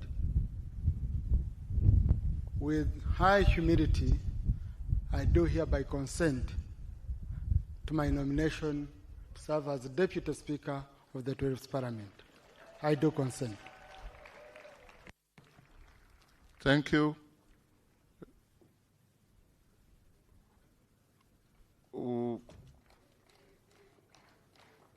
Is that another nomination or another candidate consenting? It's a nomination, Right Honorable Speaker. Go ahead. Right Honorable Speaker, first and foremost, allow me congratulate you upon being elected as the Speaker of the 12th Parliament. My name is Chiruruta Yusufu Junior Nkeretanyi, standing here as a representative of the people of Kalungu County East. Before I nominate my candidate, Right Honorable Speaker, allow me first and foremost recognize and appreciate the President of the Republic of Uganda for his presence. Your Excellency, the President of the Republic of Uganda, thank you for sacrificing yourself for the past 40 years to be the President of the Republic of Uganda. Right Honorable Speaker, the President has not only sacrificed himself, but he has sacrificed the members of the first family to take on the leadership positions of this family, something that cannot be taken for granted. Right Honorable Speaker, there seems to be a talent for standing as a sacrifice for the people of Uganda from the first family. I hereby, Right Honorable Speaker, as per Rule 6, Sub-Rule 1, 2, 3, and 4, and Article 82 of the Constitution of the Republic of Uganda, nominate my candidate. My candidate is not a minister, he is not a prime minister, and neither is he a vice president. And I go on to nominate my candidate, Honorable Sodo Aine Kaguta, in a way of appreciating the first family for the tremendous work and sacrifice that they have given to this country. Right Honorable Speaker, by virtue of the fact that the 12th Parliament tends to have the biggest percentage having new members, Aine Kaguta, being from the Kaguta family, stands out to lead us for the deputy speakership role by virtue of the fact that the new entrants of the 12th Parliament are many. And by virtue of the fact that the population of the Republic of Uganda, Right Honorable Speaker, with more than 80% below the age of 40 years, I think my candidate stands out at the age of 46 to represent the biggest population of the Republic of Uganda. I beg to nominate. Is the nomination seconded?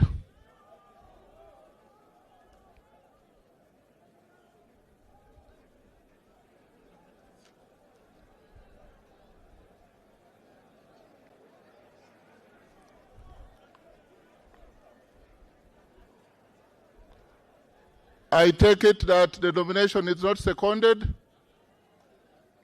and therefore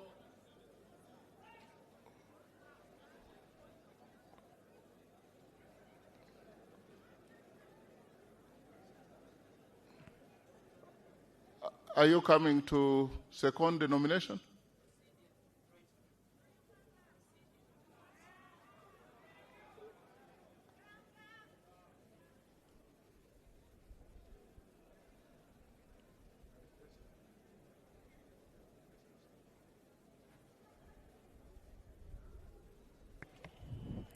His Excellency the President of the Republic of Uganda, the Chief Justice, the Right Honorable Speaker. Right Honorable Speaker, my name is Namere Justin Nsubuga, representing the wonderful people of Masaka City, the agricultural city. Ekibuga kya Ssaabasajja Kabaka. Right Honorable Speaker, the presence of His Excellency, the President, in this place is a constitutional requirement under the Article 95 of the Constitution of the Republic of Uganda. It carries both fundamental symbolism and protocol significance.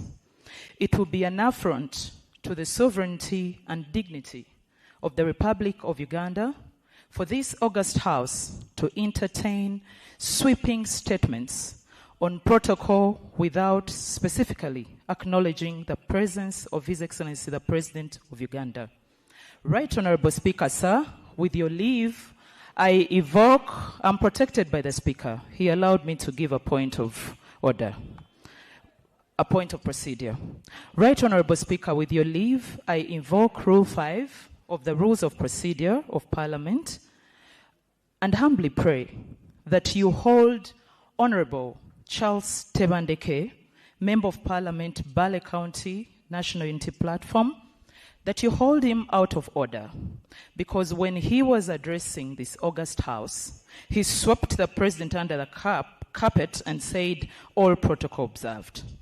Also, Right Honorable Speaker, in your maiden speech today, you outlined 7 pillars upon which you intend to preside without compromise. Members, I'm protected. I think you need to... And one of those pillars was strict adherence to the rules of procedure of Parliament. I therefore rely on Rule 5(8) to implore Right Honourable Speaker to uphold Rule 5 as it stands. Since no amendments have been made, okay, I bring it to your attention that there has been no valid nomination of Honourable Nyakato. The member that nominated her did not follow this rule. Right Honourable Speaker, in your maiden speech, you mentioned 7 pillars that you intend to rely on. There has been no nomination. Thank you, Right Honourable Speaker. Honourable members, you get back to your seats. Please. Honourable Bet, you said you've delayed in this parliament. You think it's your time to leave? No, you've delayed in this parliament for 25 years. You know how we... 20. Yes. You know how we proceed. Now I was giving her order. Please kindly resume your seat. The Honourable Justin Namere was tickled by issues of protocol. But as we speak now, we are processing nomination of Deputy Speaker. Of course, as members of Parliament, beginning tomorrow, you will be taken through orientation. So we would assume that some of you, but not Honourable Member for Bale, because he's a second term Member of Parliament, he probably was very deliberate, but decorum is required of us. Decorum. Give to others what you desire to be given. Honor and respect. Can we close the nomination at this point if there is no? I find the 4th nomination is not seconded. I find that the member just came to be known that he has been sworn in. Congratulations, member from Kalungu. I now call for, now there are more than 1, and so we call to the ballot. And I want to ask the clerk to to start the process.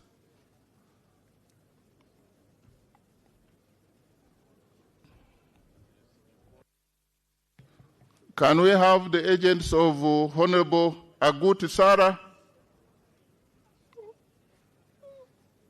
and then of Honorable Nyakato Asinas, and then of Right Honorable Thomas Tayegwa. Only agents. And the process starts.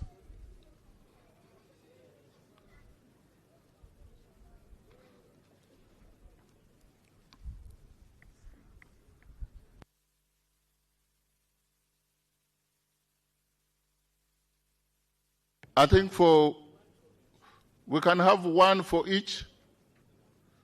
I would like to know who is for Honorable Grace Sarah for Aguti, then one for Honorable Nyakato, then Honorable Tayebwa. You are two? Okay. Okay. Okay. Isaac, okay. You leave the woman to, okay. Thank you. We are sorted. Clerk? Ayo Joyce Makamo. Can we first determine the ballot paper, the ballot boxes that is empty? Confirmed by the three agents, and now the voting can commence. By calling out names. Ayo Joyce Makamo, Ababiku Jessica, Abeja Susan Jolly, Abe Lillian, Abigaba Cuthbert Mirembe, Achafua Topista, Achan Joyce Okeni, Acheng Jane Ruth Ochero, Achayo Juliet Lodu, Acheng Sandra.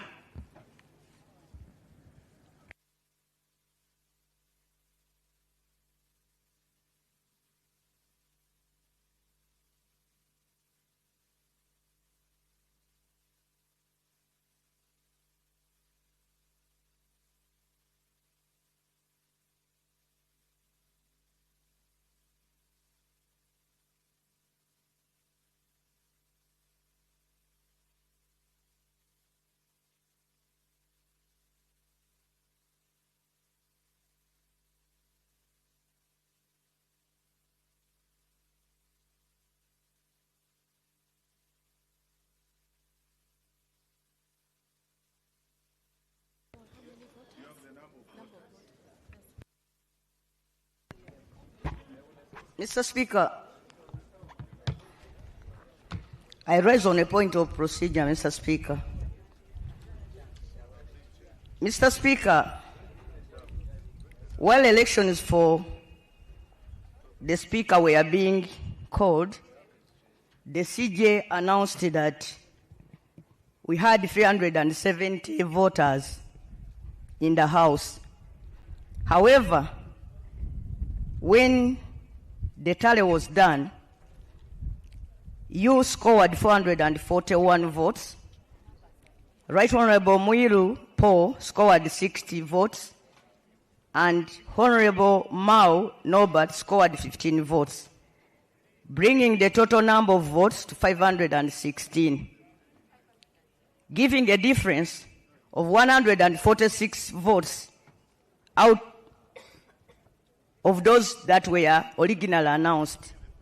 To people who will be reading the answer, Mr. Speaker, they will think that there was ballot stuffing during the election of the Speaker.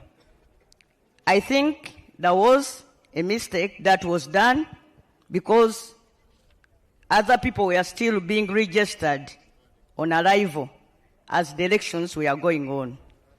As we move to start the elections for the Deputy Speaker, Right Honorable Speaker, wouldn't it be procedural okay for us to be informed on the true number of voters who are here present and for record to be set straight on the issue of the number of people who actually participated during the election of the Speaker. That is the point of procedure I want to raise, Mr. Speaker, and I beg for your kind guidance. Thank you. You raising procedural matter on my own election. You sat on your right while the presiding officer was the Chief Justice, and now I am presiding over the election of Deputy Speaker. But what I'm being told is that the Chief Justice said at present, at that point of the beginning of the voting, there were 372 or something, 370. Members of Parliament kept on coming, and the register is an open document there. They are the ones who registered. 519 registered, and yes, that is not anything strange. It is very difficult to determine other than using the register. So we are using the register. I'm sure that they could have either more members could have come, or even we could have lost some. So can the voting go on? Achia Kathy, Achia Lokiru Gabriel, Achia Remigio, Achola Catherine, Achom Alobo Joan, Achom Esther, Achom Julius Bua, Achora Nancy Adong, Adek Ann Ebaju, Adidiwa Abdu, Adome Francis Lorica.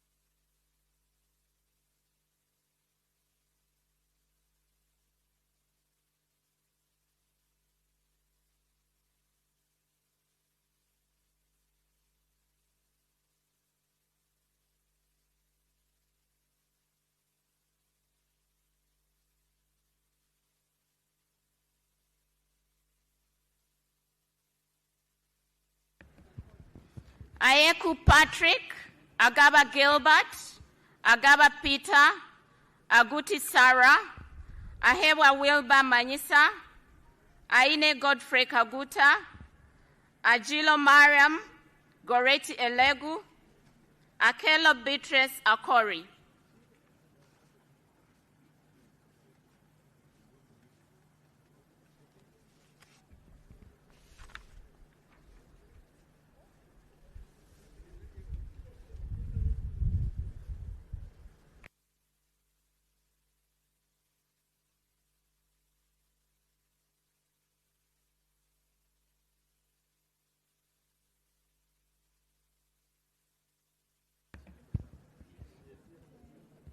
Akelo Lucy, Akelo Rose Lily, Akifeza Grace Ngabirano, Akol Anthony, Akorikin Francis, Akoth Angela Zokire, Akugiziwe Aled Ronald, Akugiziwe Lawrence, Akum Catherine Mavenjina, Alenyo Michelle Godfrey.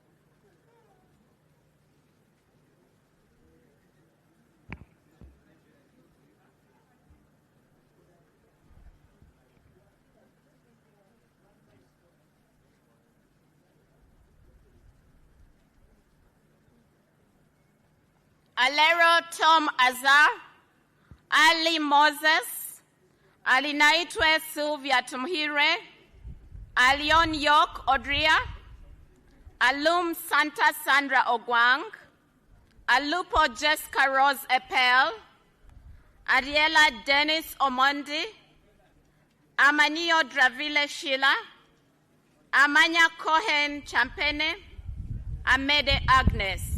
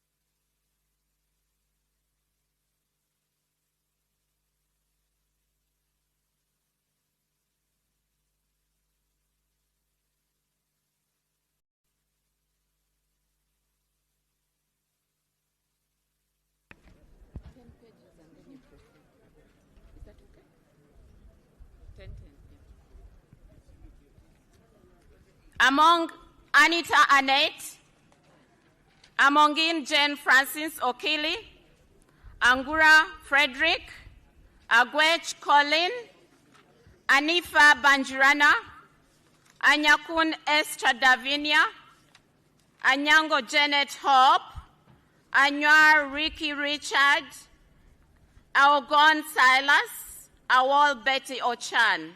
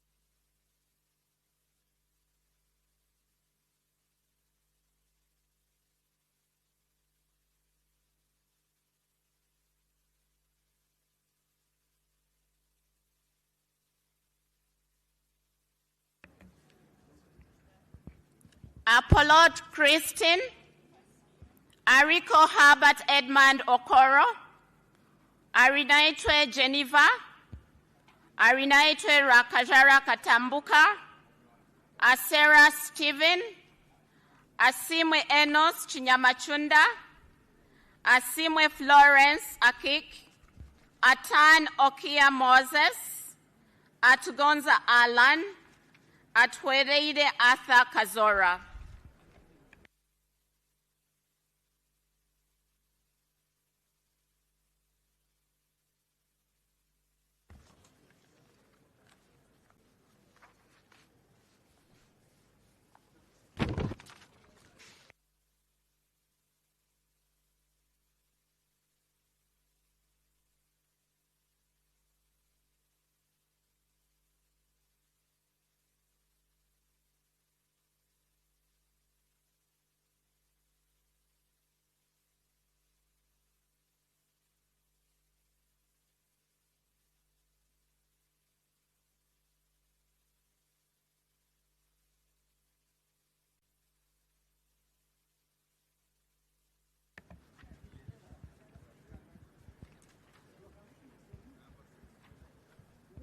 Atkunda Rebecca Mubanjizi, Atuto Jacinta, Atuijuchire Boaz, Atuijuchire Dan Chimosho, Atiang Stella, Auma Janet, Auma Kenny, Auma Linda Agnes, Avako Melsa Naima Gule, Avril Jen Pakuto.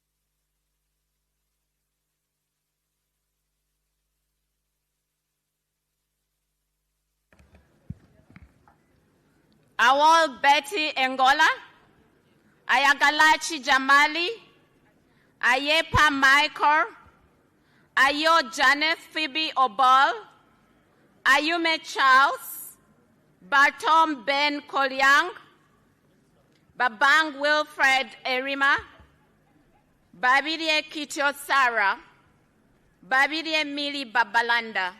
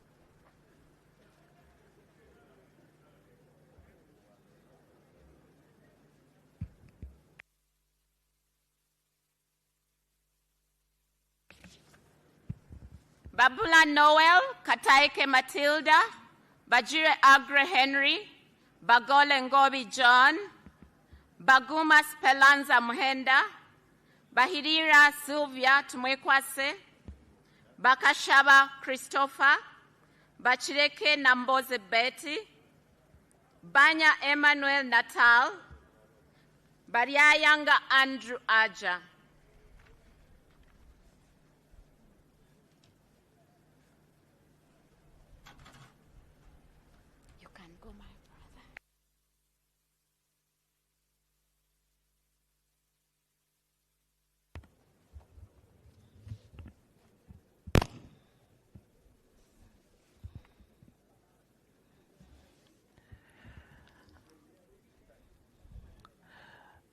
Baliomonsi Chris, Basajja Subi, Nsereko Charles Kauma, Baseke Fred, Basajja Idi, Batua Timothy Lusala, Bazanya Matayo, Bebona Josephine Babunji, Bejira Samuel, Begumisa Protazio, Biara Emmanuel Wepukulu.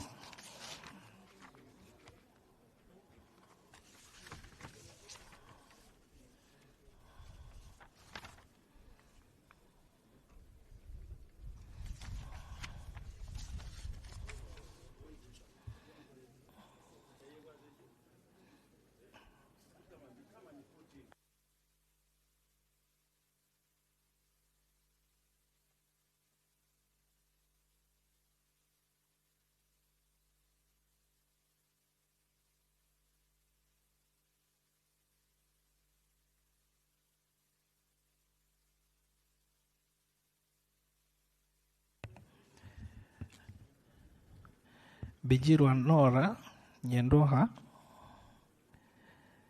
Binji Patrick Nyanzi, Birunji Annette, Birunji Caroline Nanyondo, Bisaso Abdu, Bright Tom Amot, Wakenya Maiko Iga, Biamukama Fred, Biamukama Rogers, Bianyima Nathan.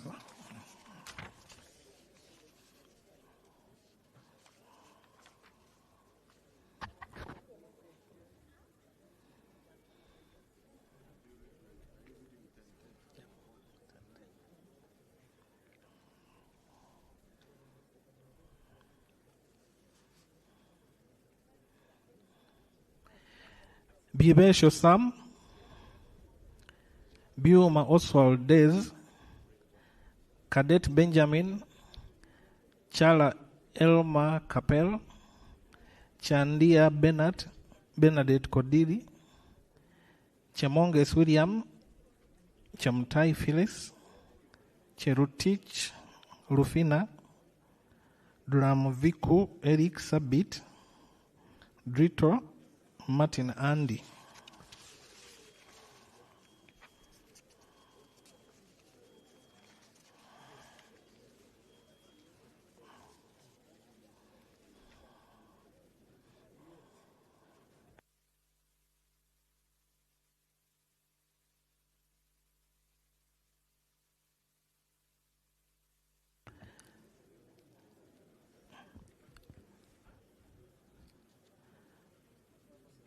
Driwal Jennifer, Echodu David Calvin, Edakasi Alfred Eralu Olale,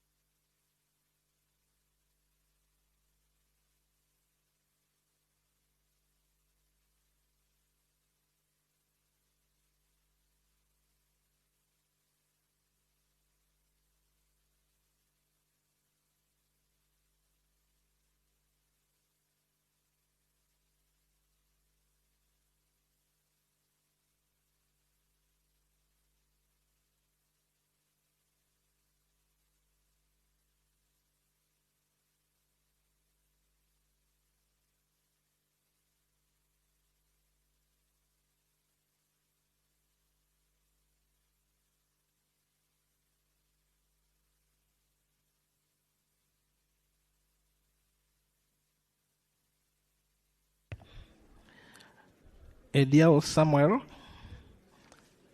Edopu Peter Edeku, Ekoro Alex Irukani,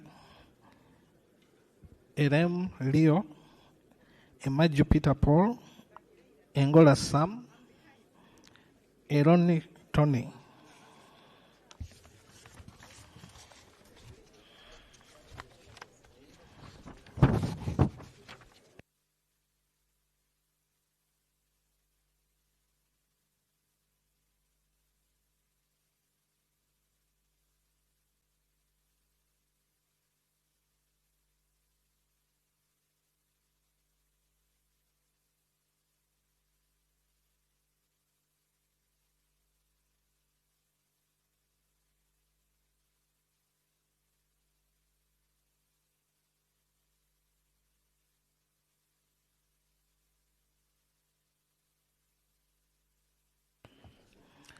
Etiru Margaret, Eunice Otuko Apio, Ezama Siraj Brahan, Fungaro Kaps Hassan, Gasheija Shaka Stephen, Goire Moses, Gonyi David Robert, Guma David Gumisiriza, Javiera Fortunate, Ibaseret Josephine Gibbs,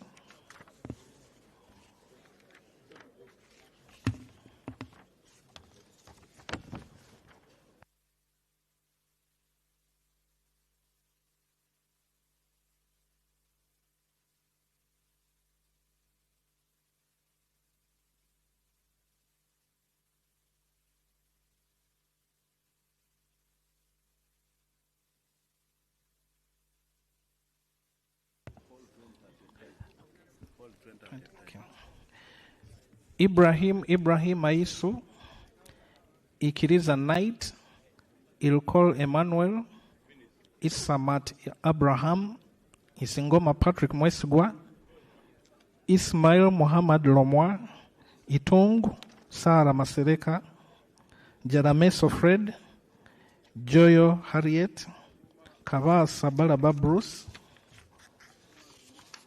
Kabanda David, Kabanda Minsana Bengo, Kabarokole Sara, Kabasharira Naomi, Kabuye Chofa, Kadaga Rebecca Litwara, Kafuzi Jackson Karugaba, Kaheru Vincent Freedom, Kahima Moses Mugabe, Kajwenje, Trinomjisha Wilson,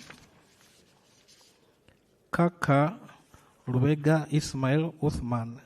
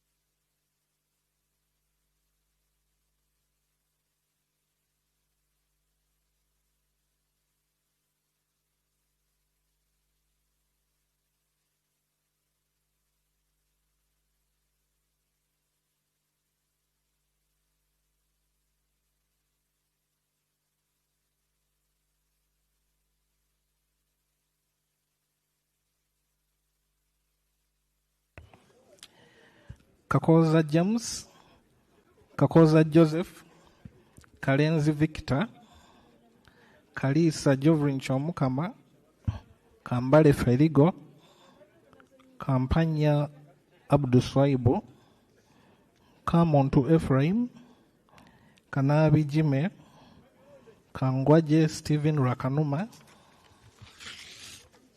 Kankunda Amos Chibuika, Kansime Anna, Kanushu Laura, Kanyesije Mase, Kapiagon Brian, Kalisa John Bosco Koi, Karim Musa, Karubanga Jacob Atenyi, Karuhanga Gerard Kafureka, Kasaija Matia, Kasaja George Patrick,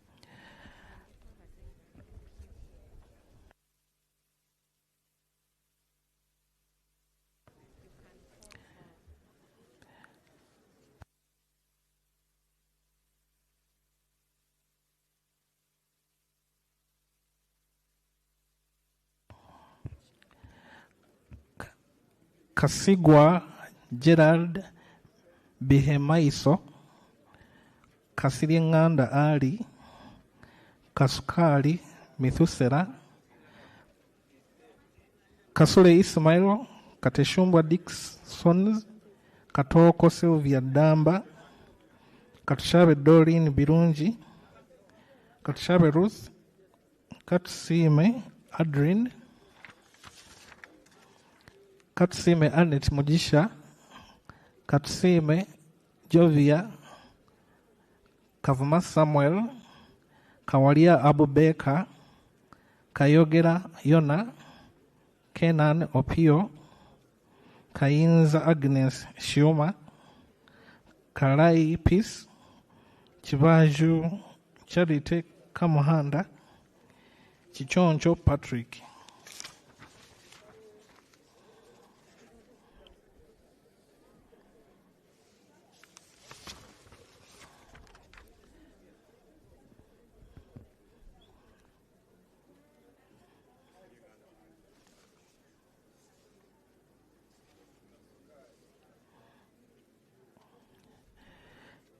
Chiria Grace Pade Wanzara, Kiza Andrew Namitego Kaluya, Kiza Kenneth Nyendoha, Chikabi Edward, Chinarwa James, Chinobere Herbert Tom, Chinshaba Peace Nkunda, Chiruruta Yusuf Junior Nkeretanyi, Chirumira Hassan, Chirunji Annette Pamela.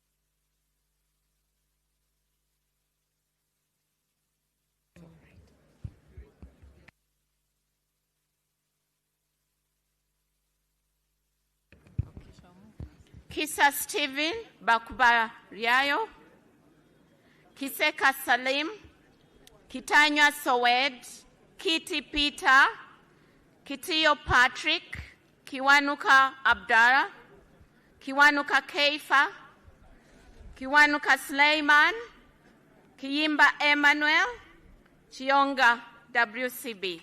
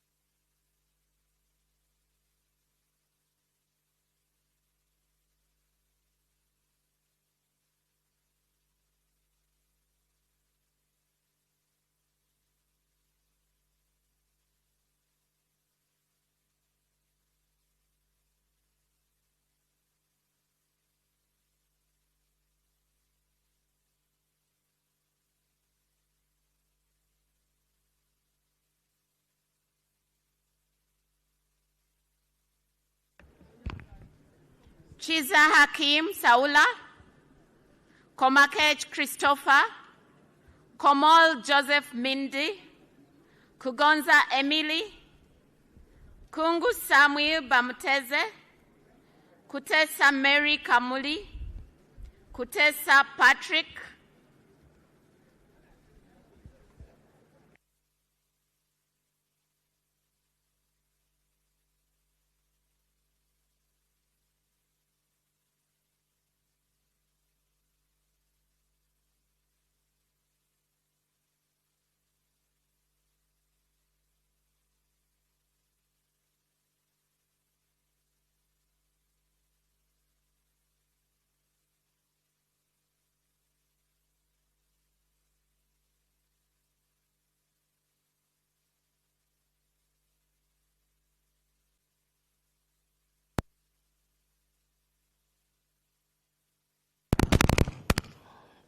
Kweyuchin Grace Freedom, Quiz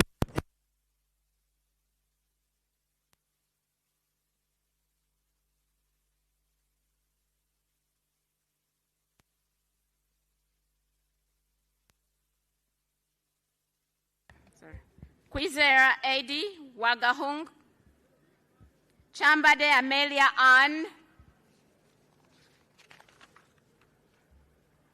Charampe Rebecca, Charikunda Roida Twinomjuni, Cheyune Haruna Kasolo, Cheyune Ivan, Chogabi Rejaki Muganda, Lakisa Masi Faith, Lamwaka Catherine, Lanyero Christine Awani, Lenia Charity Kevin, Linda Irene.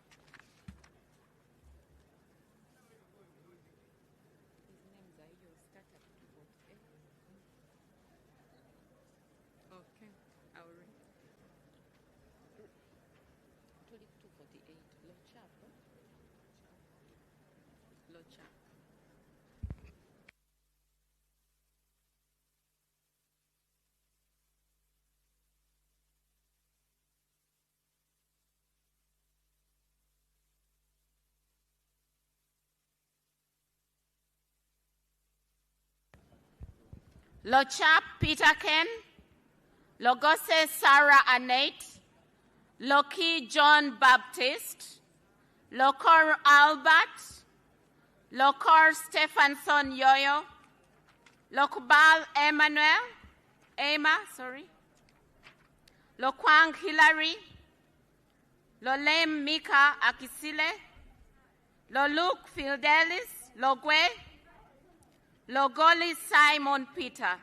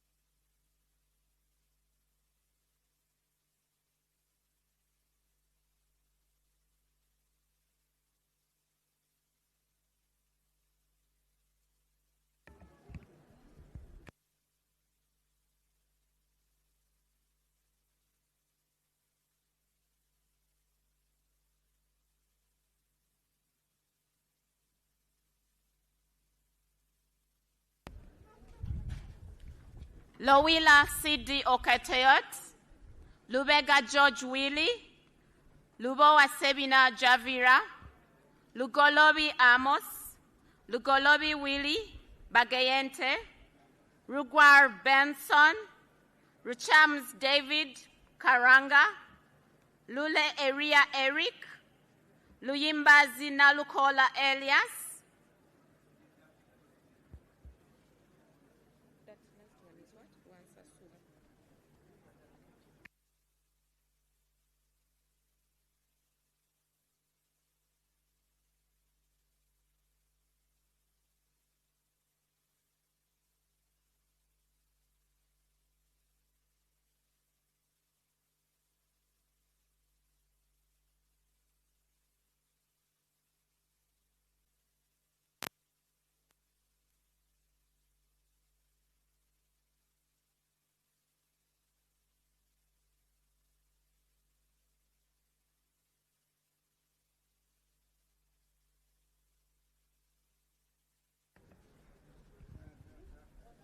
Ransa Sulasara, Mala Zahara Ririka, Mafavi Asha Nambulo, Maganda Julius Wandera, Magogo Moses Hasim, Makumbi Henry Kamya, Malende Shamim, Malinga Isaac Maikut, Mamawi James, Mao Nobat, Mariam Saif.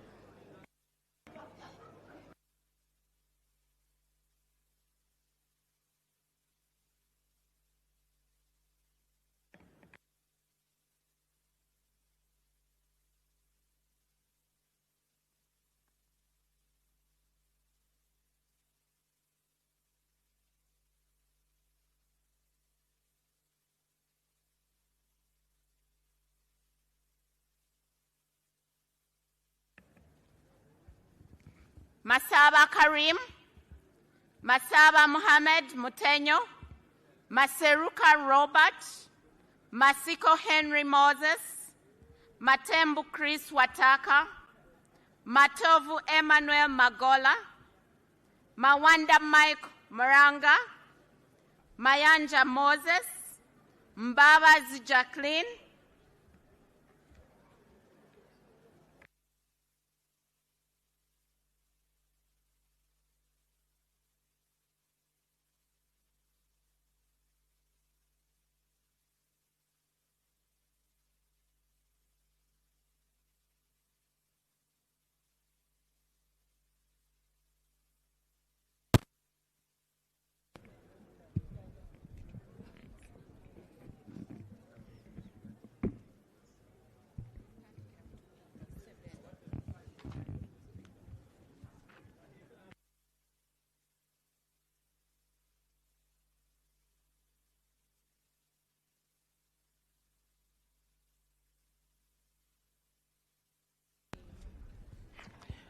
Mbalibula Christopher Chibanzanga Tabana,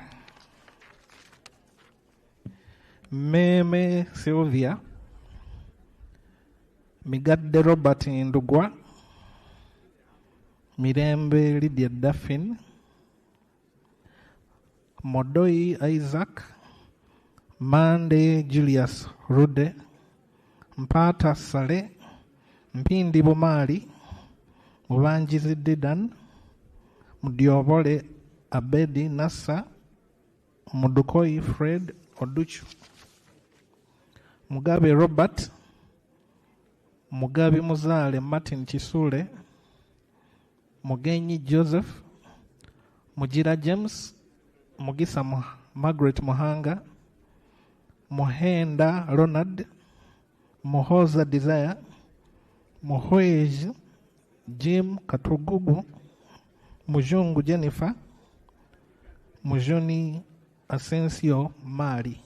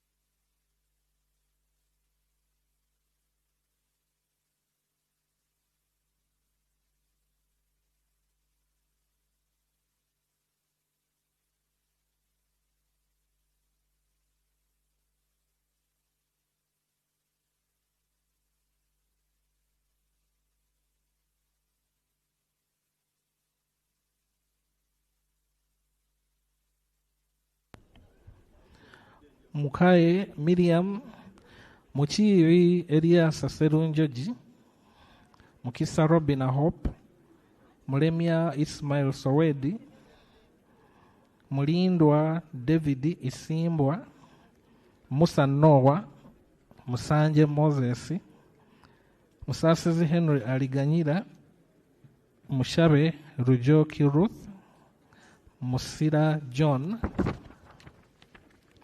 Musinguzi Patrick, Musisi George, Mtasingwa Diana Nankunda, Mutebi Bernard Mugoya, Mutego Ronald Hanguja, Mutekanga Zadok, Mutonyi Rose Masava, Muyonjo Hussein, Muzaidi Kemisi, Mwesigwa Matthias.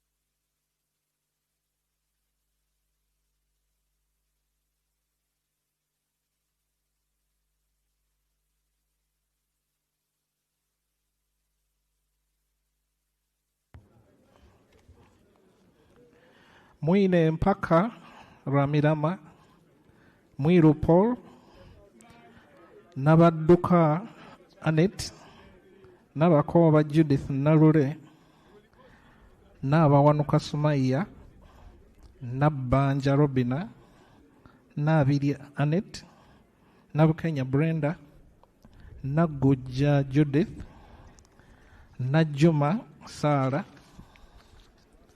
Nakadama Rukia Isanga, Nakawuchi Susan Sambu, Nakazibwe Hope Grania, Nachisita Betty Mpongo, Nachi Julius Muntu, Naku Fiona, Nakuti Faith Loru, Nakwede Harriet, Naruyima Betty Ethel, Namanya Viola.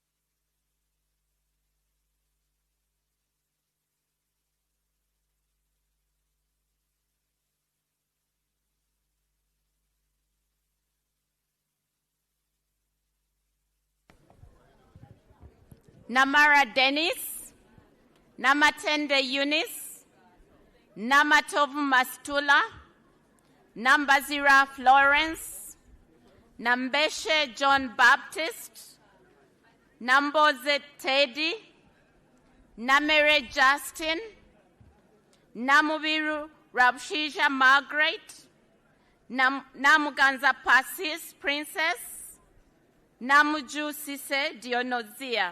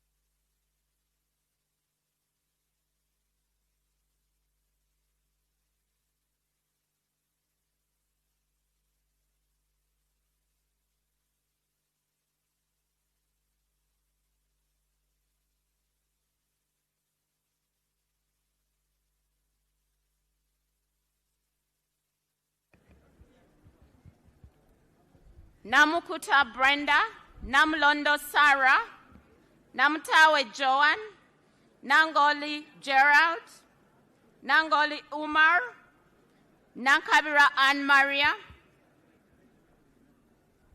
Nankwanga Stella Maris, Nantongo Fortunate Rose, Nanzala Matrin, Nansolo Eugenia.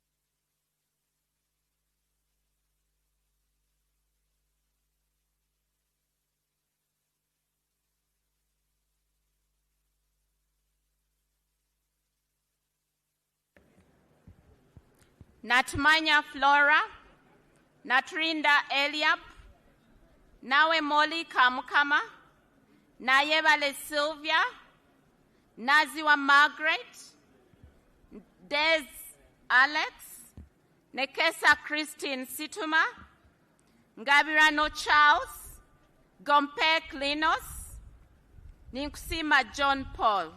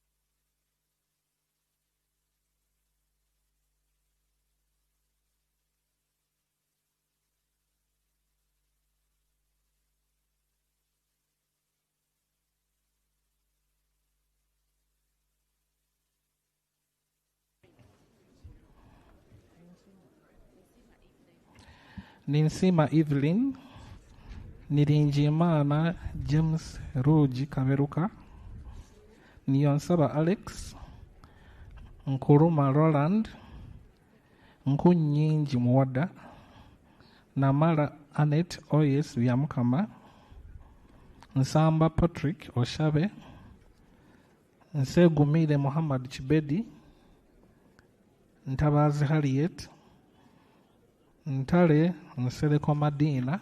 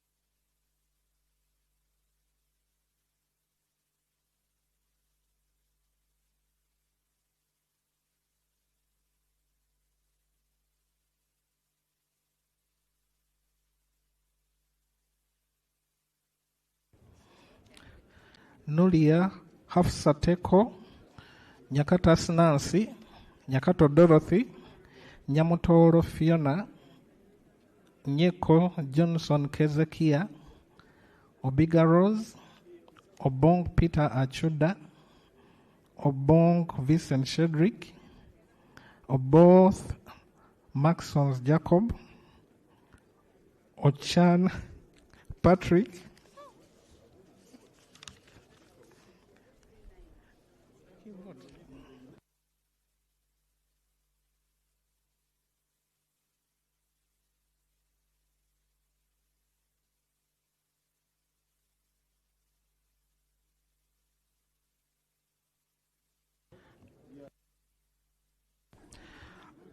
Ochen Geoffrey, Ochai Maximus, Odong JJ Abubakar, Odori John, Ofono Opondo Podere, Ogama Ali Ismail, Ogwal Joseph Jones, Ogwang Patrick Obura, Ogwang Peter, Ojala Mapenduzi Martin.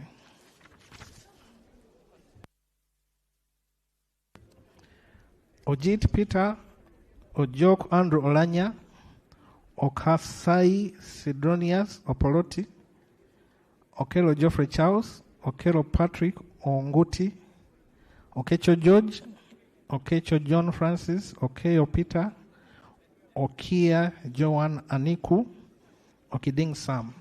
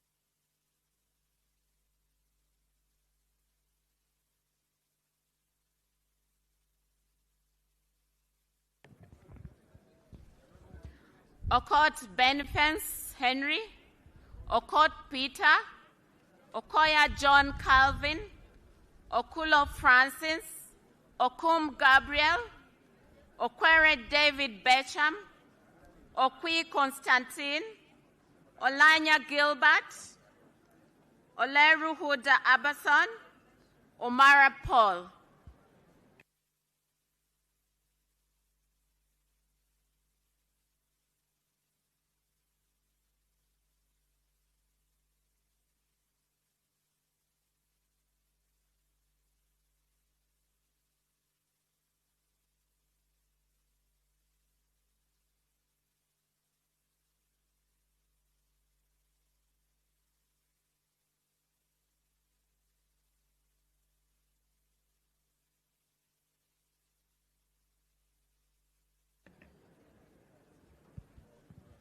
Omoding Emmanuel, Onek Hilary Abalokel, Onek Alit Ameri Dennis,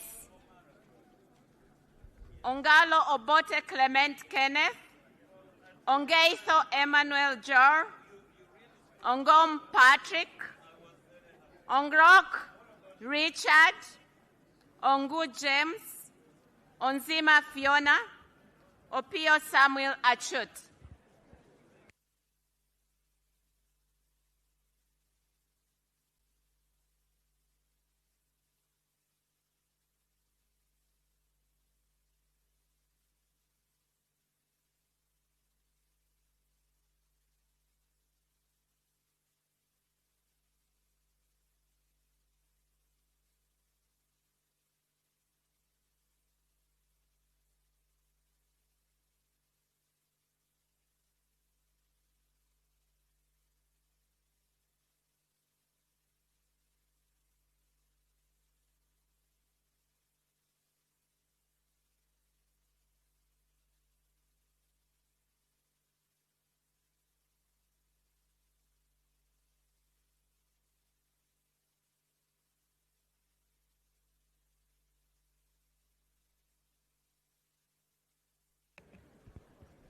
Opito Vincent, Opio Danish Godfrey, Opolot Isiagi Patrick, Opolot Okwalenga Simon Peter, Oligumisiriza Enid Ateide, Oron Derek, Oriema Simon Peter Adum, Osuru Maureen, Osia Solomon Alemu, Otafide Kahinda.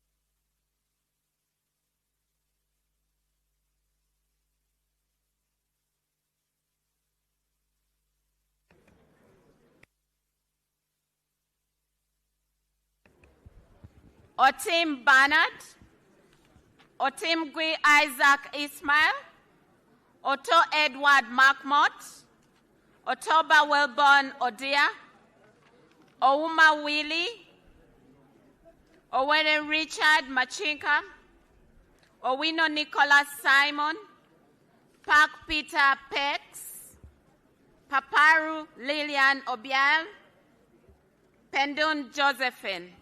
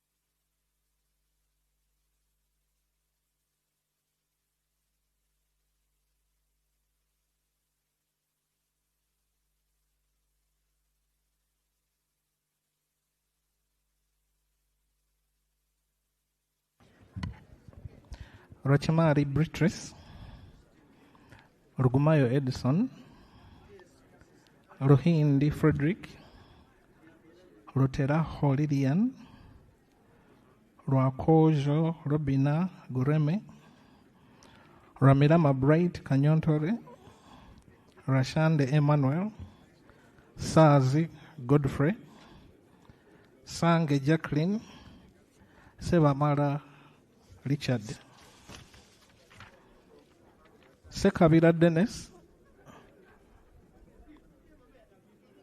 Sechindi Aisha, Senteza Richard, Sham J. Tana, Sirwanyi Solomon,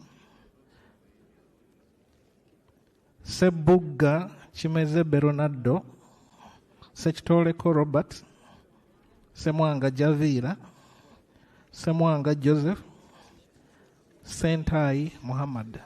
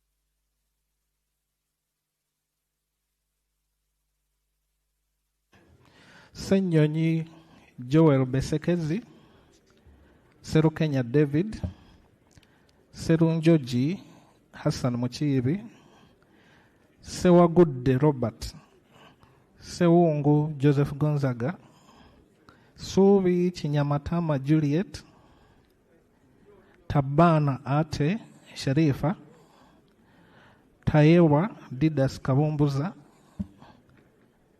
Tayewa Thomas, Tevandeke Charles.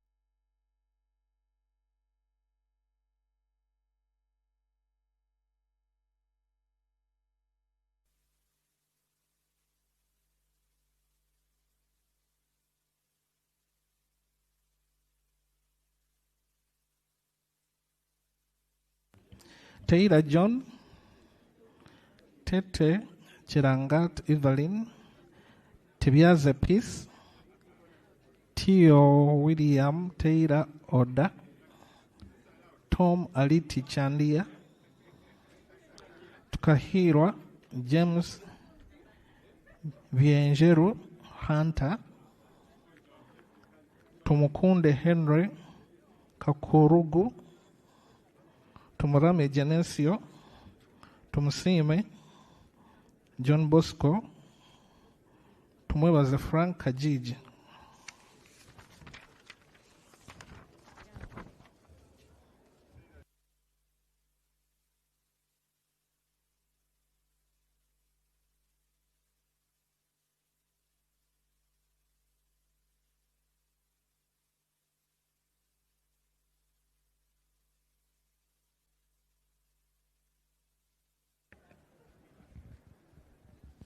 Tumwebaze Mwine, tumwesije Anthony, tumwesije Eliod, Turiakayo Kebirunji Mary Paula, Twala Fadil, twesije Stephen, Twinamasko Onesimus, Twinomjun Francis Kazin, Uhur Nelson, Wako Joy Peggy.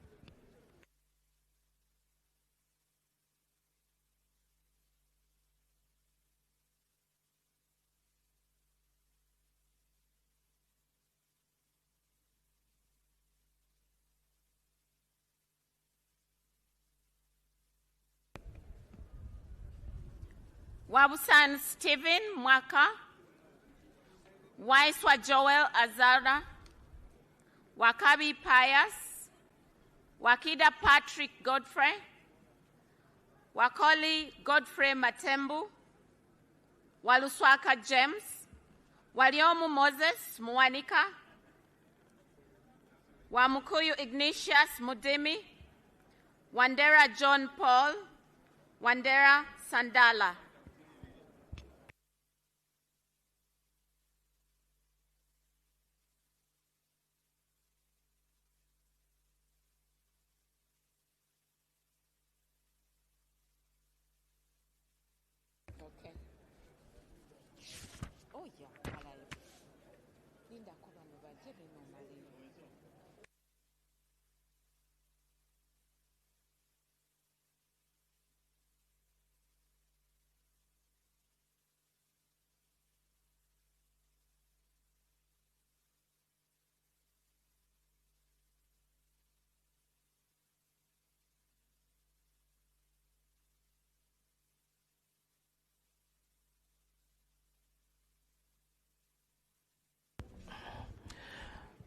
Wanyama Judas Thadio, Wanyama Richard, Wanyenya Shafiga, Wanyoto Godfrey, Wanyoto Lydia Mutende, Wekomba Sara Nambozo, Wembabazi Beatrice, Wokuli Geoffrey, Zake Francis, Zambali Blasio Mokasa,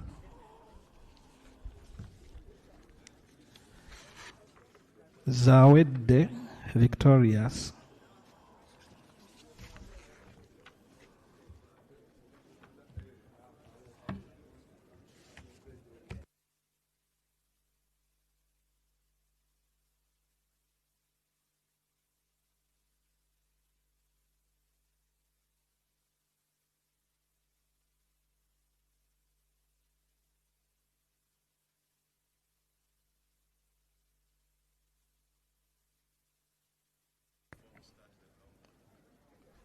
Yes, the names have all been read, but just in case if you came after your name was already read, please you come up and we verify that you can be given opportunity to vote. Otherwise, we would be closing.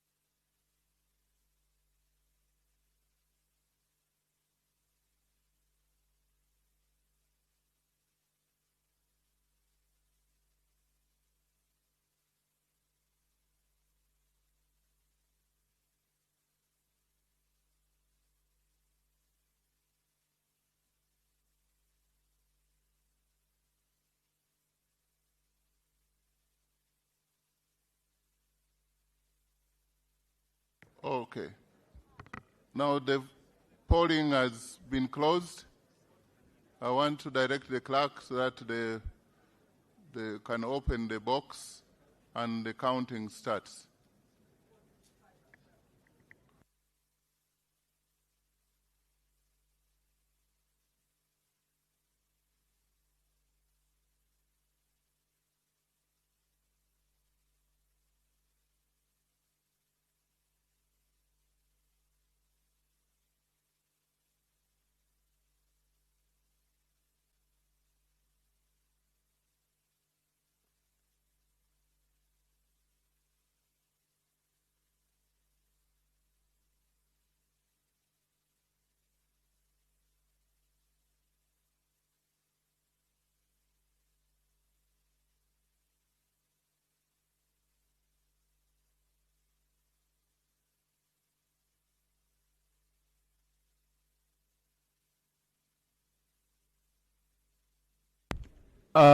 We are going to have 2 polling assistants. One shall receive the votes for Thomas Tayebga. 3 polling assistants plus 1 who will receive spoiled votes. You will be in charge of Thomas Tayebga. You will be in charge of Asana Nyakato. Then you will be in charge of Agut Sar, and you will be in charge of spoiled votes. Okay, start. Thomas Tayebga. Thomas Tayebga. Thomas Tayebga. Thomas Tayebga. Thomas Tayebga. Thomas Tayebga. Sarah. Tayebga Thomas. Tayebga Thomas. Tayebga Thomas. Thomas Tayebga. Thomas Tayebga. Thomas Tayebga. Thomas Tayebga. TT Thomas Tayebga. Thomas Tayebga. Thomas Tayebga. Thomas Tayebga. Tayebga Thomas. Thomas Tayebga. Nyakato. Thomas Tayebga. Thomas Tayebga. Nyakato Asanasio. Tayebga Thomas.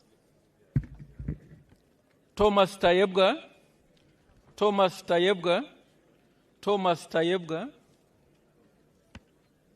Tayebga Thomas. Agut Sara. Thomas Tayebga. Thomas Tayebga. Thomas Tayebga. Thomas Tayebga. Thomas Tayebga. Thomas Tayebga. Nyakato Asinans. Nyakato Asinans. Thomas Tayebga. Thomas Tayebga. Thomas Tayebga. Thomas Tayebga. Thomas Tayebga. Nyakato Asinas. Tayebga Thomas. Nyakato. Thomas Tayebga.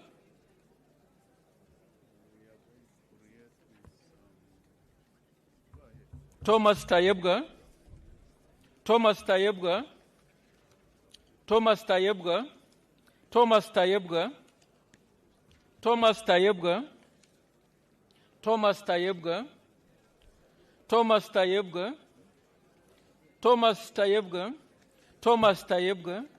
Thomas Tayebga, Thomas Tayebga, Tayebga Thomas, Tayebga Thomas, Thomas Tayebga, Thomas Tayebga, Honorable Tayebga Thomas, Tayebga Thomas, Tayebga Thomas, Thomas Tayebga, Thomas Tayebga, no vote.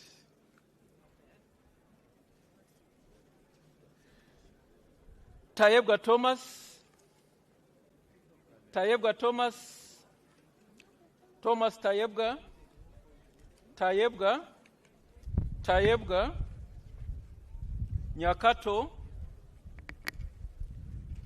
Tayebga, Tayebga, Tayebga, Tayebga, Tayebga, Sarah Aguti. Thomas Tayebga, Tayebga, Tayebga, Tayebga, Tayebga, Tayebga, Tayebga, Tayebga, Tayebga, Tayebga, Nyakato. Thomas, Thomas, Tayebga Thomas, Tayebga Thomas, Tayebga Thomas, Tayebga Thomas, Thomas Tayebga, Tayebga Thomas, Thomas Tayebga, Thomas Tayebga, Tayebga Thomas, Tayebga Thomas, Thomas Tayebga, Tayebga, Thomas Tayebga, Thomas Tayebga, Thomas Tayebga, Tayebga Thomas, Thomas Tayebga, Tayebga Thomas, Tayebga, Tayebga Thomas, Thomas Tayebga, Tayebga, Tayebga, Thomas Tayebga, Tayebga, Thomas Tayebga, Thomas Tayebga, Thomas Tayebga, Tayebga Thomas, Tayebga Thomas, Thomas Tayebga, Tayebga, Tayebga, Tayebga Andrew.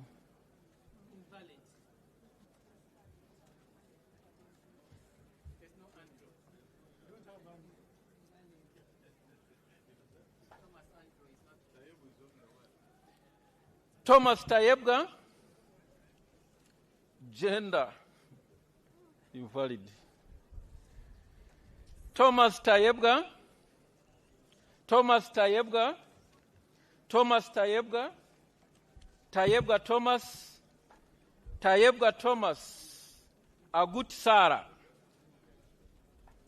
Tayebga Thomas, Thomas Tayebga, Agut Sarah.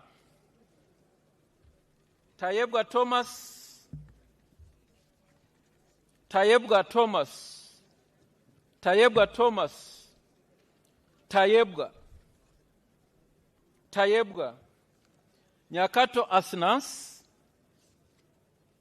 Tayebga, Thomas, Thomas Tayebga, Tayebga,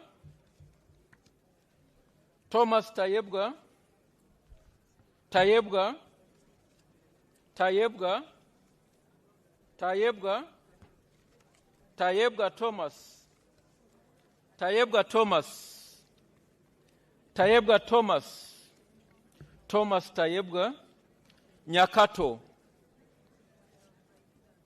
Thomas Tayebga, Agut Sarah, Thomas Tayebga,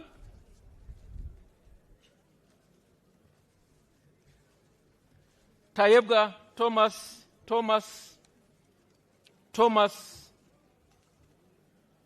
Thomas, Tayebga, Thomas, Thomas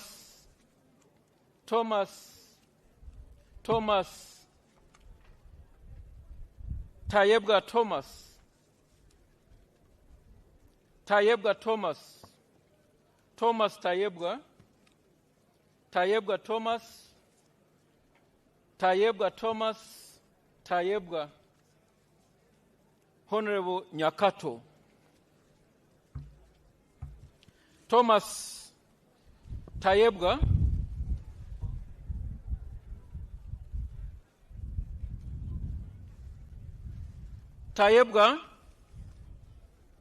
Thomas Tayebga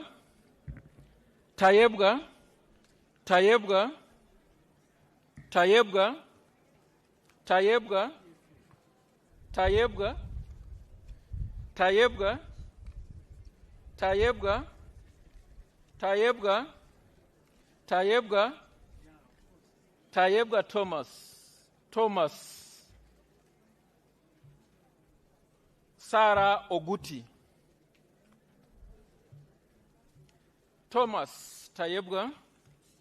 Thomas Tayebga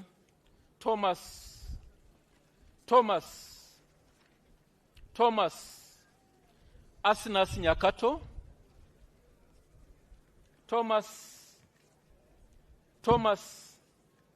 Tayebga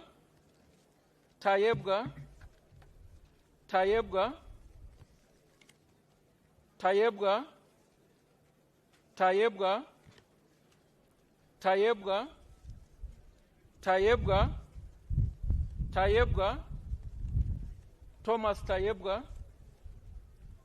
Thomas Nyakato Asnas Thomas Tayebga Thomas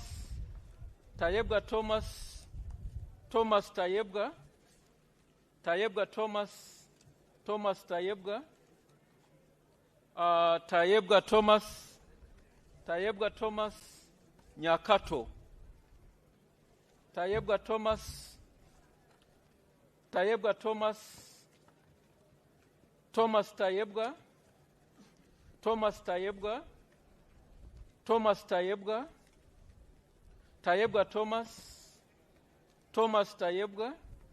Nyakato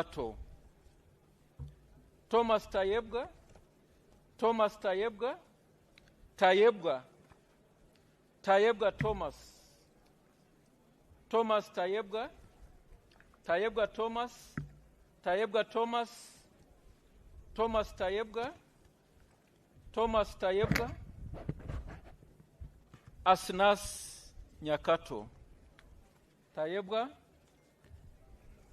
Thomas Tayebga Thomas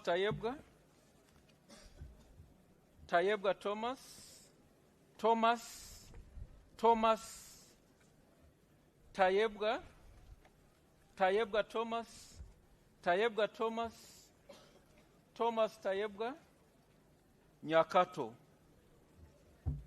Tayebga Thomas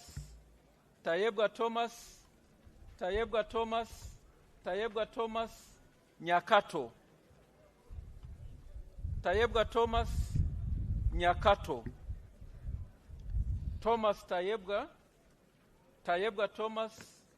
Thomas Tayebga Nyakato Agut Sar Tayebga Thomas Tayebga Thomas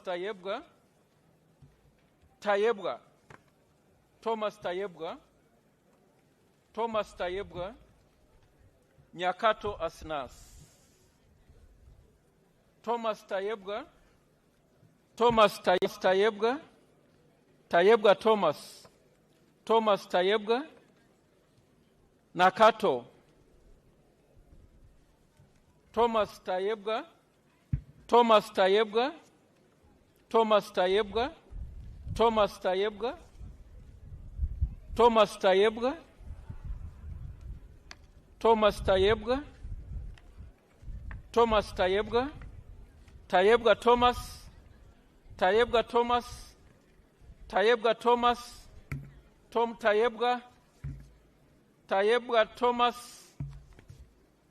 Thomas Tayebwa, Thomas Tayebwa TT. Nyakato Asnans,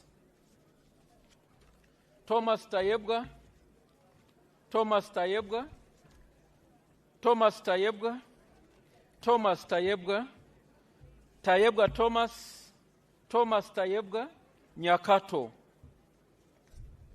Thomas Tayebwa, Thomas Tayebwa, Thomas Tayebwa, Thomas Tayebwa, Thomas Tayebwa, Thomas Tayebwa, Thomas Tayebwa, Thomas Tayebwa, Thomas Tayebwa, Thomas Tayebwa, Thomas Tayebwa, Tayebwa Thomas, Nyakato. Thomas Tayebwa, Agut Sara. Thomas Tayebwa, Thomas Tayebwa, Thomas Tayebwa, Tayebwa Thomas, Thomas Tayebwa, Tayebwa Thomas, Nyakato. Thomas Tayebwa, Thomas Tayebwa, Thomas Tayebwa, Thomas Tayebwa, Nyakato. Tayebwa Thomas, Tayebwa Thomas, Tayebwa Thomas, Tayebwa Thomas, Tayebwa Thomas, Tayebwa Thomas, Nyakato. Tayebwa Thomas, Thomas Tayebwa. Nakato, Nyakato. Tayebwa Thomas, Thomas Tayebwa, Thomas Tayebwa, Tayebwa Thomas, Thomas Tayebwa, Thomas Tayebwa, Thomas Tayebwa, Thomas Tayebwa, Thomas Tayebwa, Thomas Tayebwa, Thomas Tayebwa, Thomas Tayebwa, Thomas Tayebwa, Thomas Tayebwa, Thomas Tayebwa, Tayebwa Thomas. Nyakato Asnans, Tayebwa, Thomas Tayebwa, Thomas Tayebwa, Thomas Tayebwa, Thomas Tayebwa. Nakato Asnans, Thomas Tayebwa, Thomas Tayebwa, Thomas Tayebwa, Thomas Tayebwa, Thomas Tayebwa, Thomas Tayebwa, Thomas Tayebwa, Thomas Tayebwa, Tayebwa Thomas, Tayebwa Thomas, Thomas Tayebwa, Thomas Tayebwa, Thomas Tayebwa, Thomas Tayebwa, Thomas Tayebwa, Tayebwa Thomas, Tayebwa Thomas, Tayebwa Thomas, Thomas Tayebwa, Thomas Tayebwa, Nyakato. Nakato Asnans, Tayebwa Thomas, Asnas Nyakato, Thomas Tayebwa, Tayebwa Thomas, Thomas Tayebwa, Tayebwa, Tayebwa, Thomas Tayebwa, Thomas Tayebwa, Tayebwa Thomas, Thomas Tayebwa, Thomas Tayebwa, Tayebwa Thomas, Thomas Tayebwa, Tayebwa Thomas, Thomas Tayebwa, Tayebwa Thomas, Thomas Tayebwa, Tayebwa Thomas, Thomas Tayebwa, Tayebwa Thomas, Tayebwa Thomas, Nyakato. Tayebwa Thomas, Thomas Tayebwa, Thomas Tayebwa, Tayebwa T. Thomas, Tayebwa T. Thomas, Thomas Tayebwa, Thomas Tayebwa, Thomas Tayebwa, Thomas Tayebwa, Thomas Tayebwa, Tayebwa, Tayebwa, Agut Sara. Thomas Tayebwa. Tayebwa. Thomas Tayebwa. Tayebwa Thomas. Thomas Tayebwa. Thomas Tayebwa. Tayebwa Thomas. Thomas Tayebwa. Tayebwa Thomas. Tayebwa Thomas. Nyakato. Thomas Tayebwa. Thomas Tayebwa. Thomas Tayebwa. Thomas Tayebwa. Nyakato. Nyakato Asnans. Thomas Tayebwa. Thomas Tayebwa. Tayebwa. Tayebwa. Sara. Tayebwa Thomas. Tayebwa Thomas. Tayebwa Thomas. Tayebwa Thomas. Thomas Tayebwa. Thomas Tayebwa. Thomas Tayebwa. Sara. Tayebwa Thomas. Tayebwa Thomas. Agut Sara. Tayebwa Thomas. Thomas Tayebwa. Thomas Tayebwa. Thomas Tayebwa. Tayebwa. Tayebwa Thomas. Thomas Tayebwa. Thomas Tayebwa. Thomas Tayebwa. Thomas Tayebwa. Thomas Tayebwa. Thomas Tayebwa. Thomas Tayebwa. Thomas Tayebwa. Thomas Tayebwa. Thomas Tayebwa. Thomas Tayebwa. Thomas Tayebwa. Thomas Tayebwa. Tayebwa Thomas. Thomas Tayebwa. Thomas Tayebwa. Thomas Tayebwa. Thomas Tayebwa. Thomas Tayebwa. Tayebwa Thomas. Tayebwa Thomas. Thomas Tayebwa. Thomas Tayebwa. Thomas Tayebwa. Thomas Tayebwa. Tayebwa Thomas. Nyakato Asnans. Sara Aguti. Tayebwa Thomas. Tayebwa Thomas. Tayebwa Thomas. Tayebwa Thomas. Tayebwa Thomas. Tayebwa Thomas. Tayebwa Thomas. Tayebwa Thomas. Tayebwa Thomas.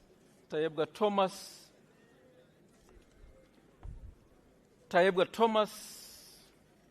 Tayebwa Thomas. Tayebwa Thomas. Tayebwa Thomas. Nyakato. Asnas Nyakato.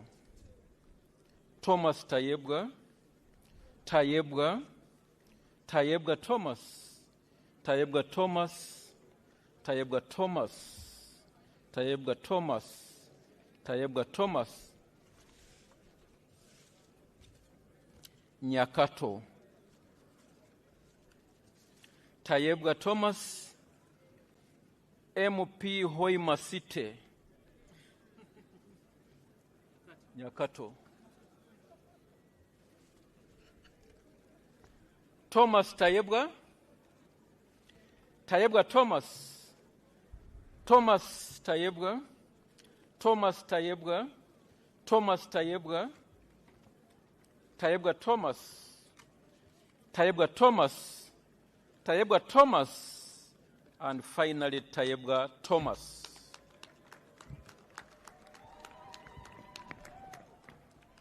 We shall begin to count the numbers obtained by each of the candidates, and we shall begin with spoiled votes.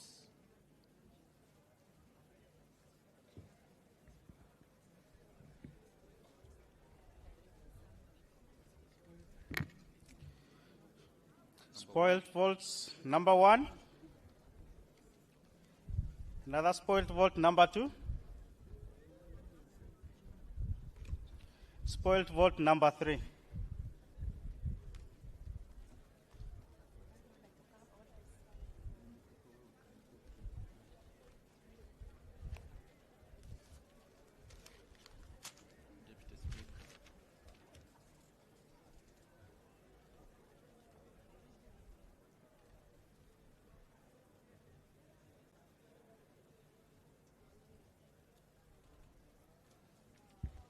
shall invite the officer to count the numbers, the votes garnered by Sarah Aguti.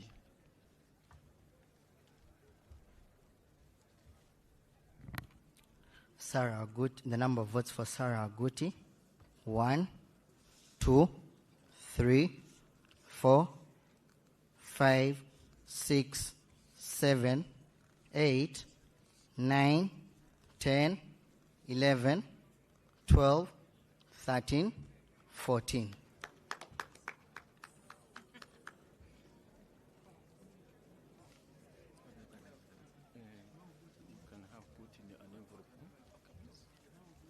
Votes garnered by Asanas Nyakato.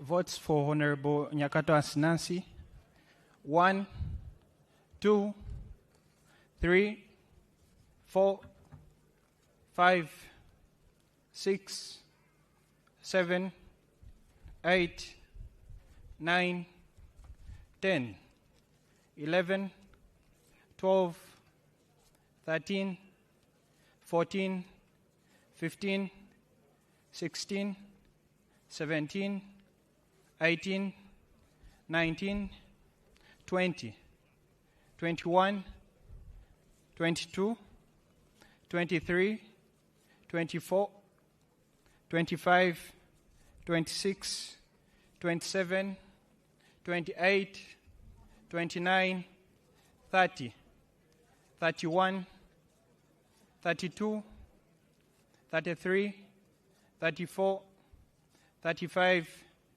36, 37, 38, 39, 40, 41, 42, 43, 44, and 45.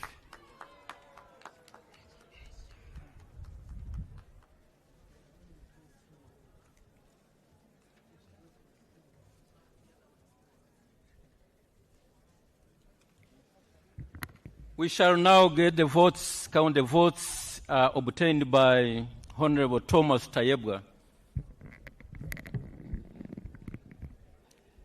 1, 2, 3, 4, 5, 6, 7, 8, 9, 10, 11, 12, 13, 14, 15, 16, 17, 18, 19, 20, 21, 22, 23, 24, 25, 26, 27, 28, 29, 30, 31, 32, 33, 34, 35, 36, 37, 38, 39, 40, 41, 42, 43, 44, 45, 46, 47, 48, 49,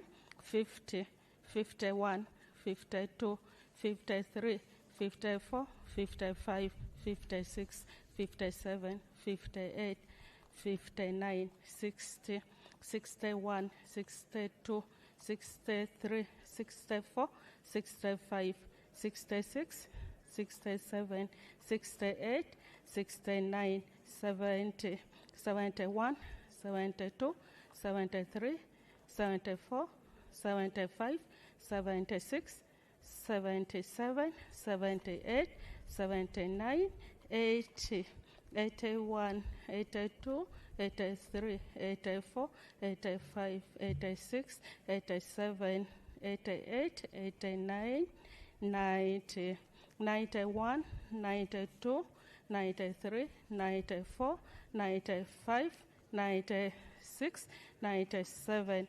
98, 99, 100.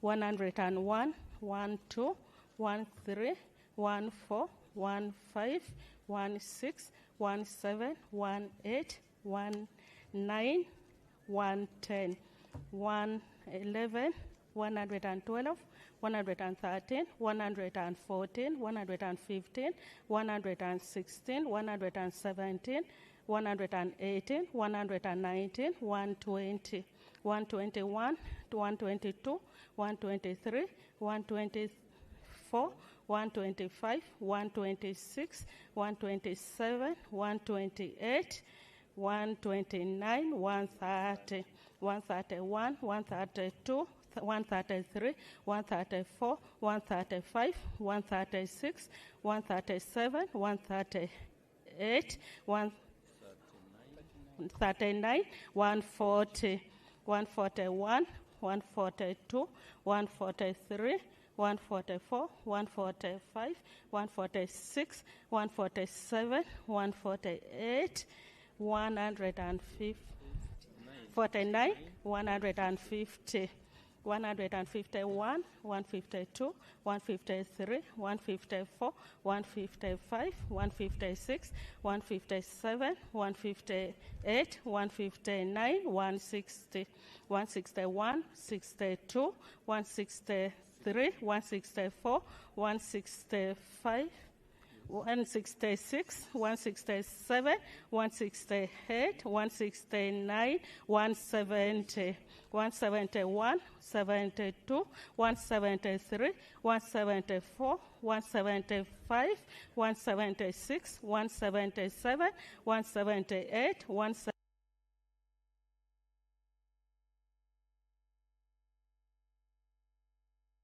1, 182, 183, 184, 185, 186, 187, 188, 189, 190, 191, 192, 193, 194, 195, 196, 197, 198, 199, 200,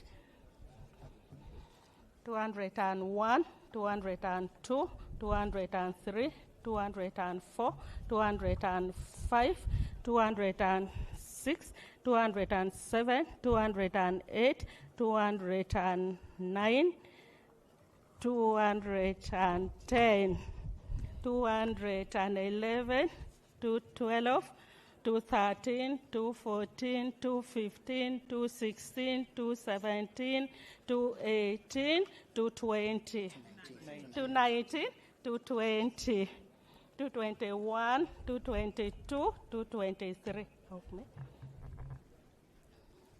222. 24, 25, 26, 27, 28, 29, 30,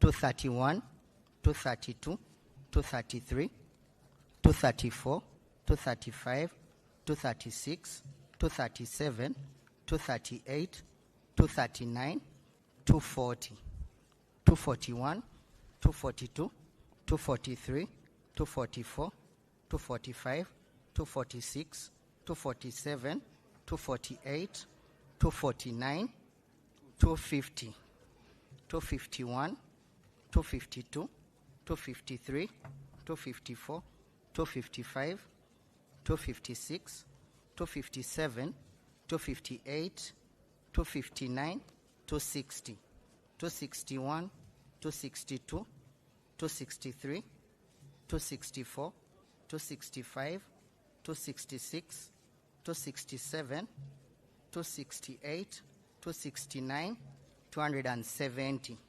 271, 272, 273, 274, 275, 276, 277, 278, 279, 280, 281, 282, 283, 284, 285, 286, 287, 288, 289, 290,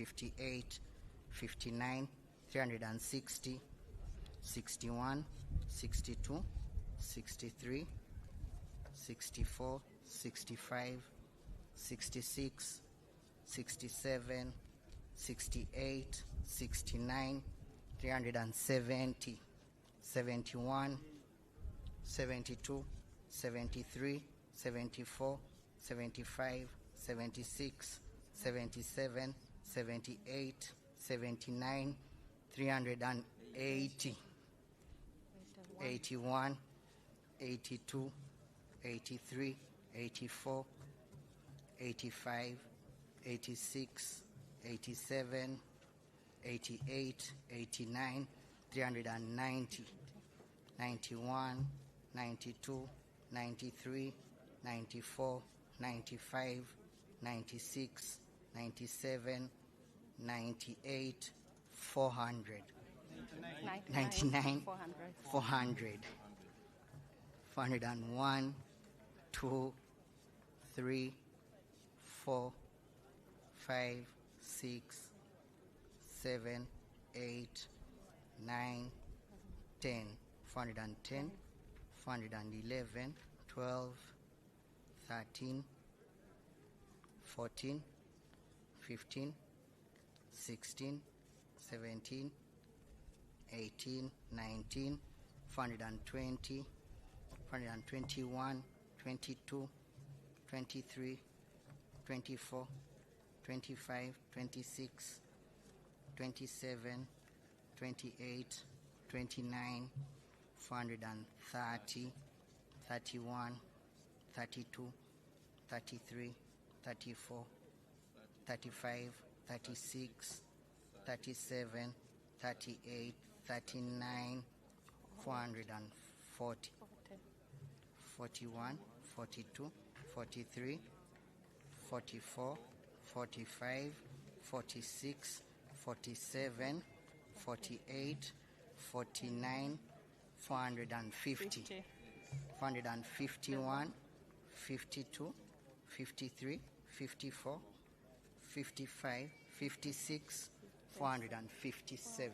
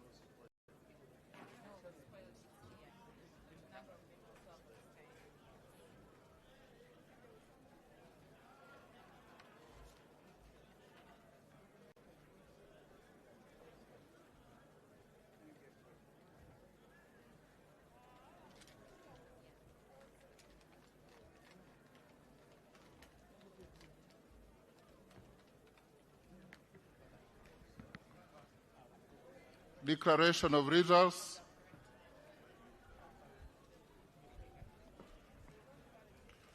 Having duly counted the votes, I now proceed to announce the outcome of the vote for the position of Deputy Speaker of the 12th Parliament as follows. Total number of ballot papers contained in the ballot box were 519. Total number of members who have abstained from voting is nil. Spoiled and blank ballot papers are 3. Honorable Sarah Aguti, 14 votes. Honorable Nyakato Asnas, 45 votes. And Honorable Tayewa Thomas, 457 votes. In accordance with Rule 5, Sub-Rule 14H of the Rules of Procedure of Parliament, I declare Honorable Thomas Tayewa as the Deputy Speaker of the 12th Parliament of the Republic of Uganda. Congratulations, Honorable Thomas Sayero.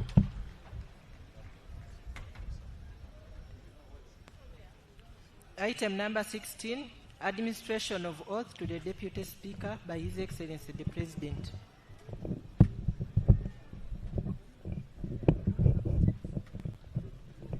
Can we have the Deputy Speaker-elect, Honorable Thomas Sayebwa,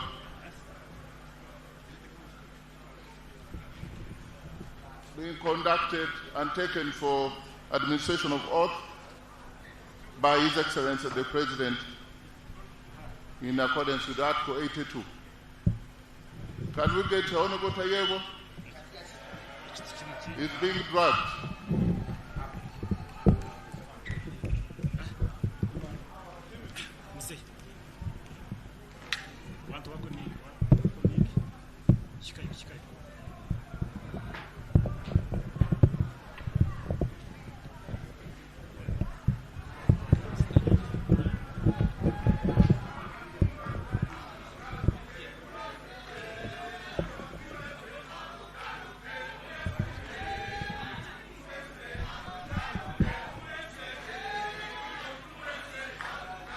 Honourable members, the Right Honourable Speaker is going to introduce the Deputy Speaker to His Excellency the President, and His Excellency the President will administer the oath of the Deputy Speaker to the Right Honourable Thomas Sayebwa. After the oath, he will also receive the instruments of power as an alternate Speaker of Parliament.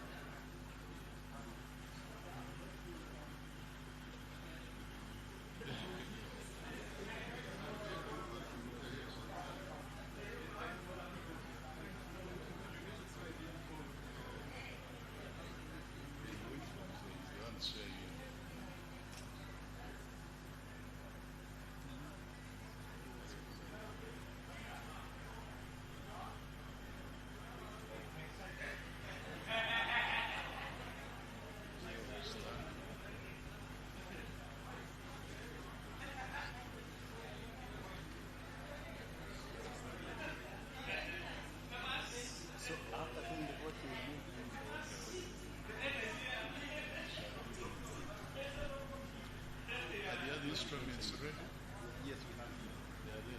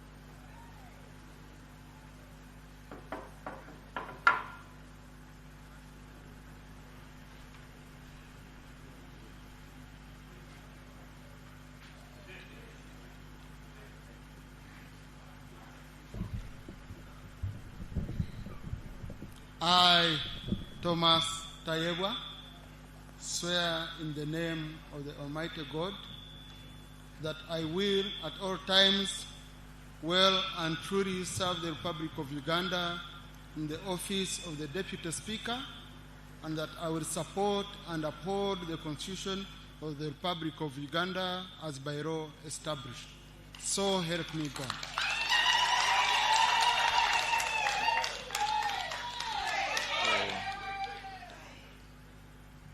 Having taken the oath of the Deputy Speaker and signing in the oath book, to be appended by His Excellency the President. The Deputy Speaker shall also receive the same instruments of power, showing that once he is in the chair, he has the same powers as the Right Honourable Speaker. So he shall receive the mace, that will be followed by the Uganda flag.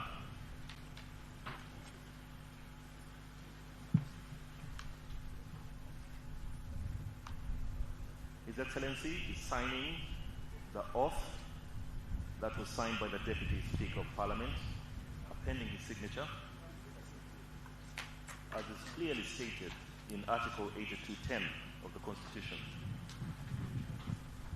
and the oath acts in Chapter 19 of the laws of Uganda. So His Excellency is now going to hand over the mace, the instrument of power, to the Deputy Speaker, to be followed by the Uganda flag. Parliament is a custodian of the Uganda flag, and this will be followed by the coat of arms. And after the coat of arms, we shall have the Constitution,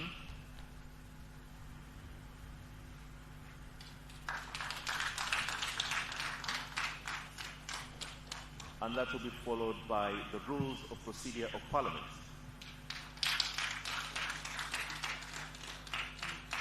And finally, the ceremonial robes of the Deputy Speaker of Parliament.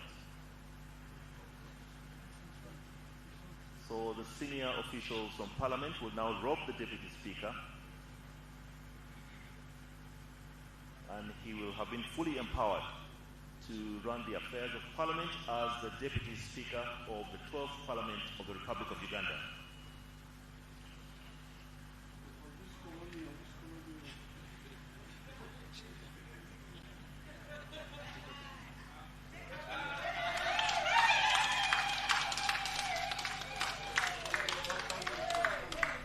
Honourable members, distinguished guests, the Parliament of Uganda now has a Right Honourable Speaker and a Right Honourable Deputy Speaker of Parliament.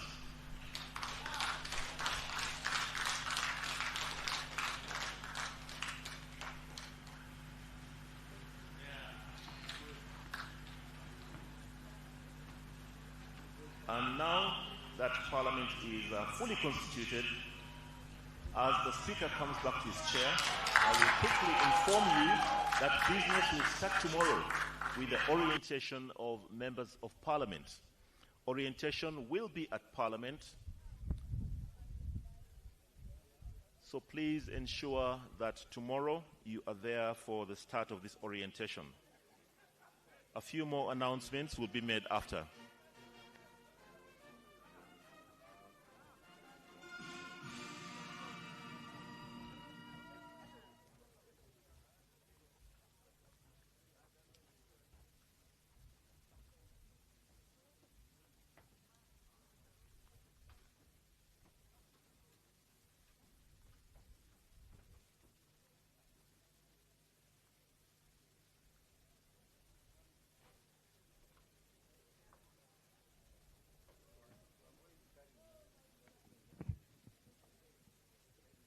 Item number 18, remarks by the Deputy Speaker of Parliament.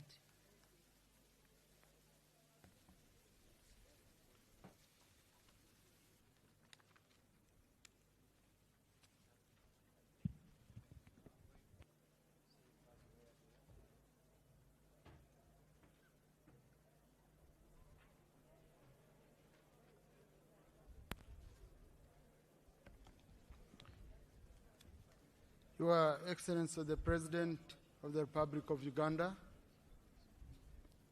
the Right Honourable Speaker of Parliament,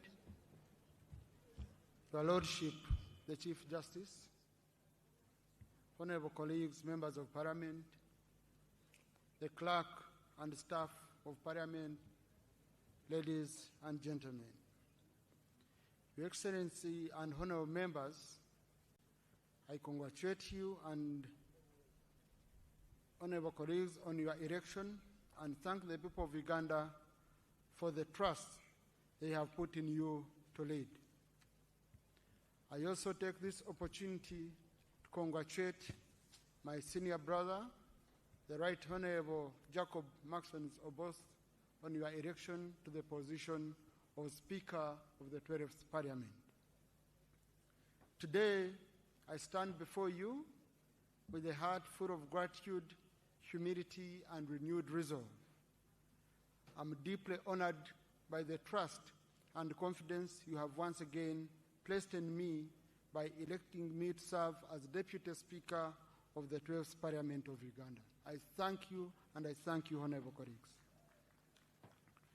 I wish to extend my sincere appreciation to Your Excellency the President for your enduring leadership, guidance, and trust. You have often reminded us that leadership is about service to the people, not service to oneself. That principle remains our enduring call as legislators to legislate, to oversee, and represent the people of Uganda, with the people of Uganda always at the center of whatever we do. To the members of the Central Executive Committee and members of NRM Caucus, thank you for your confidence. The journey started with you. To my colleagues, all of you honorable members of Parliament, including those who don't belong to the NRM, thank you for this renewed mandate. I do not take your support for granted. You have given me a second chance. And to my other beloved family of the Patriotic League of Uganda and our dear chairman, General Muhoozi Kainerugaba, I will forever be indebted for you stood strongly by my side. I'm equally and humbly grateful to my constituents, the people of Ruhinda North, whose unwavering belief and support continue to inspire me to serve with dedication and humility. Without your support, I wouldn't be here as a Deputy Speaker. To my family, especially my dear wife, Anita Tayebwa, and our son, Timothy Rwanda Mayonza, I want to thank you for the sacrifices you've made, for your love and your steadfast support. Public service demands very much, and your social support has been my anchor in whatever I do. You give me an inspiration to work hard every day so that you can live in a better Uganda.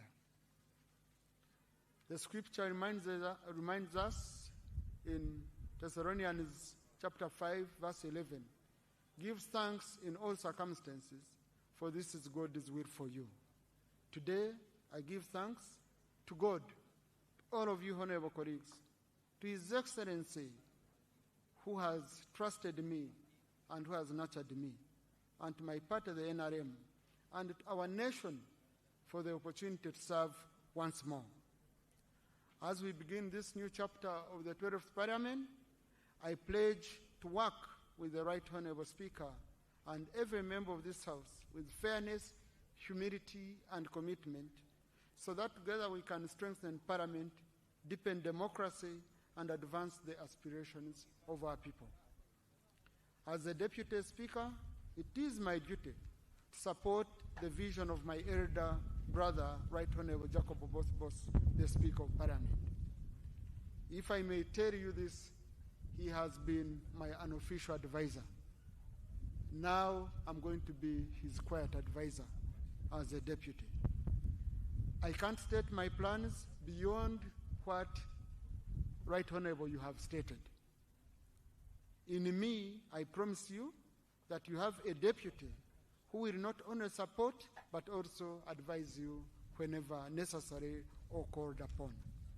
To my colleagues in the opposition and all of you honourable members, in all of us, if all of us have the same mission to get our people out of poverty, you will find in me a deputy speaker to work with. If our mission is to transform our country in a bipartisan manner, you will find me a speaker you will easily work with. Let us focus, as our president has advised us, on the issue of what is the problem of Uganda, lifting our people out of poverty. How do we do it? By working together and supporting the government in its appropriation proposals, in its legislative proposals, and then we hold them accountable through oversight. I promise, honorable colleagues, that I know all the corners of the House. I know where we need cleanup. I know where we need to maintain the status quo. And I will be sharing this information with my senior leader, the Right Honorable Bosobos, so that we can build a parliament which we are all proud of. If you move out and you say, I'm a member of the 12th parliament, everyone should be able to say, we appreciate the work you're doing. May God bless you all, and may God bless Uganda, for God and my country. Right Honorable Speaker, sir, I request you to invite His Excellency the President to make his remarks. Right Honorable Speaker. Your Excellency the President of the Republic of Uganda, I take this singular honor to invite you to address this Parliament.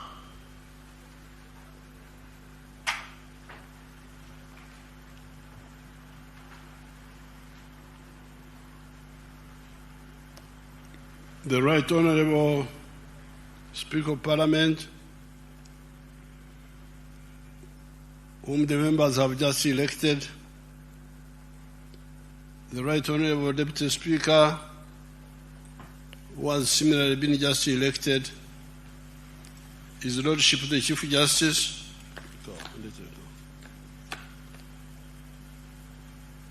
the Honorable Members of Parliament, and all the invited guests. First of all, I congratulate you, the Right Honorable Speaker, and the Deputy Speaker for being elected. Congratulations. And I thank the members of Parliament for carrying out their mandate peacefully and transparently. Thank you so much. I was last in a court of law 70 years ago,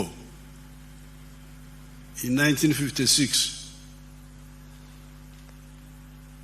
And the offense I had committed was the offense of Okwonesa.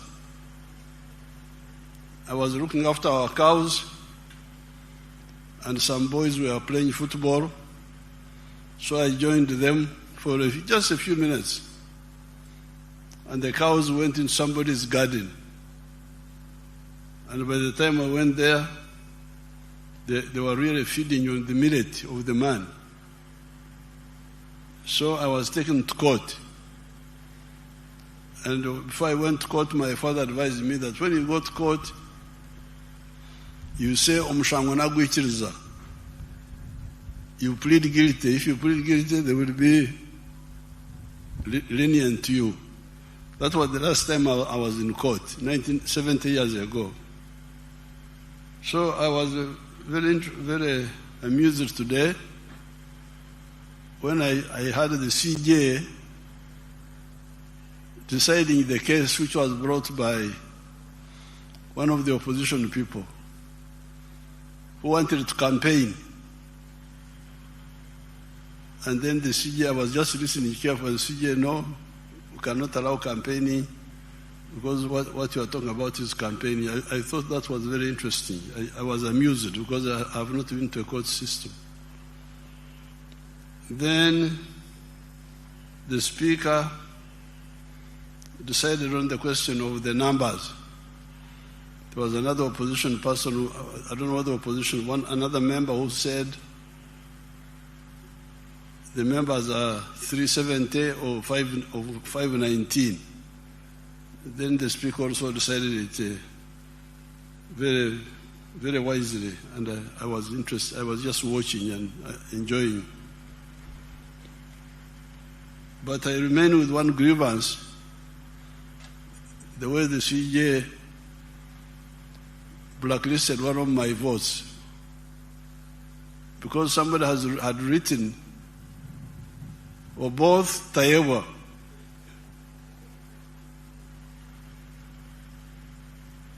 Yes, Tayebo was not being voted on. But it was clear that the man wanted to vote for both, and also Tayebo. So why declare that vote invalid? I need you to give me, because that's how I had been losing votes. If you check all these elections, you find that the spoiled votes are like 500,000, 500,000, and they are all NRM votes. Because my people, instead of marking in the box, they mark the picture of the person. So why do you say that is invalid? Because he has shown you what he wanted. So once the CJ has decided, I have nowhere to appeal. So I'm just mourning now. Now, with the NRM people, the Banyankwe have a proverb. Their proverb is, "Enduriye byukuriya oteranche." When you are making a lamb for food, you make a small one. Why? Because you want a few people to hear the alarm and come and join you. You don't want too many people to come and eat the food. But when you are making a lamb for war, you make a very big one. Because you want many people to come and help you. Sometimes the NRM people do not understand the issue of broadening support. When I was sitting here listening to the results, Mr. Both got 441 votes. The NRM members in Parliament are 370 what? Something. 370 what? Something there.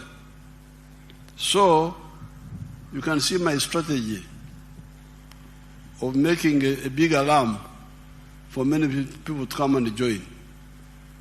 The 372 have been joined by others. That's how we got 441 for Honorable Both and 457 for Tayebwa.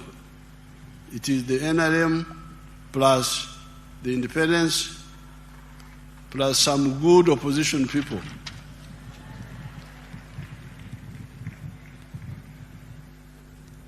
No, but I must mourn the 15 votes which my ally Mao took away.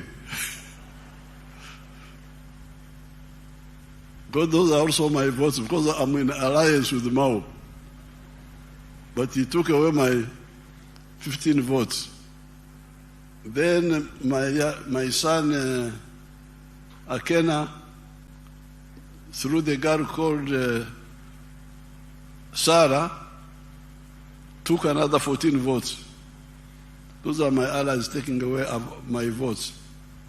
We shall sort it out with the allies. Now I congratulate all of you, the leaders.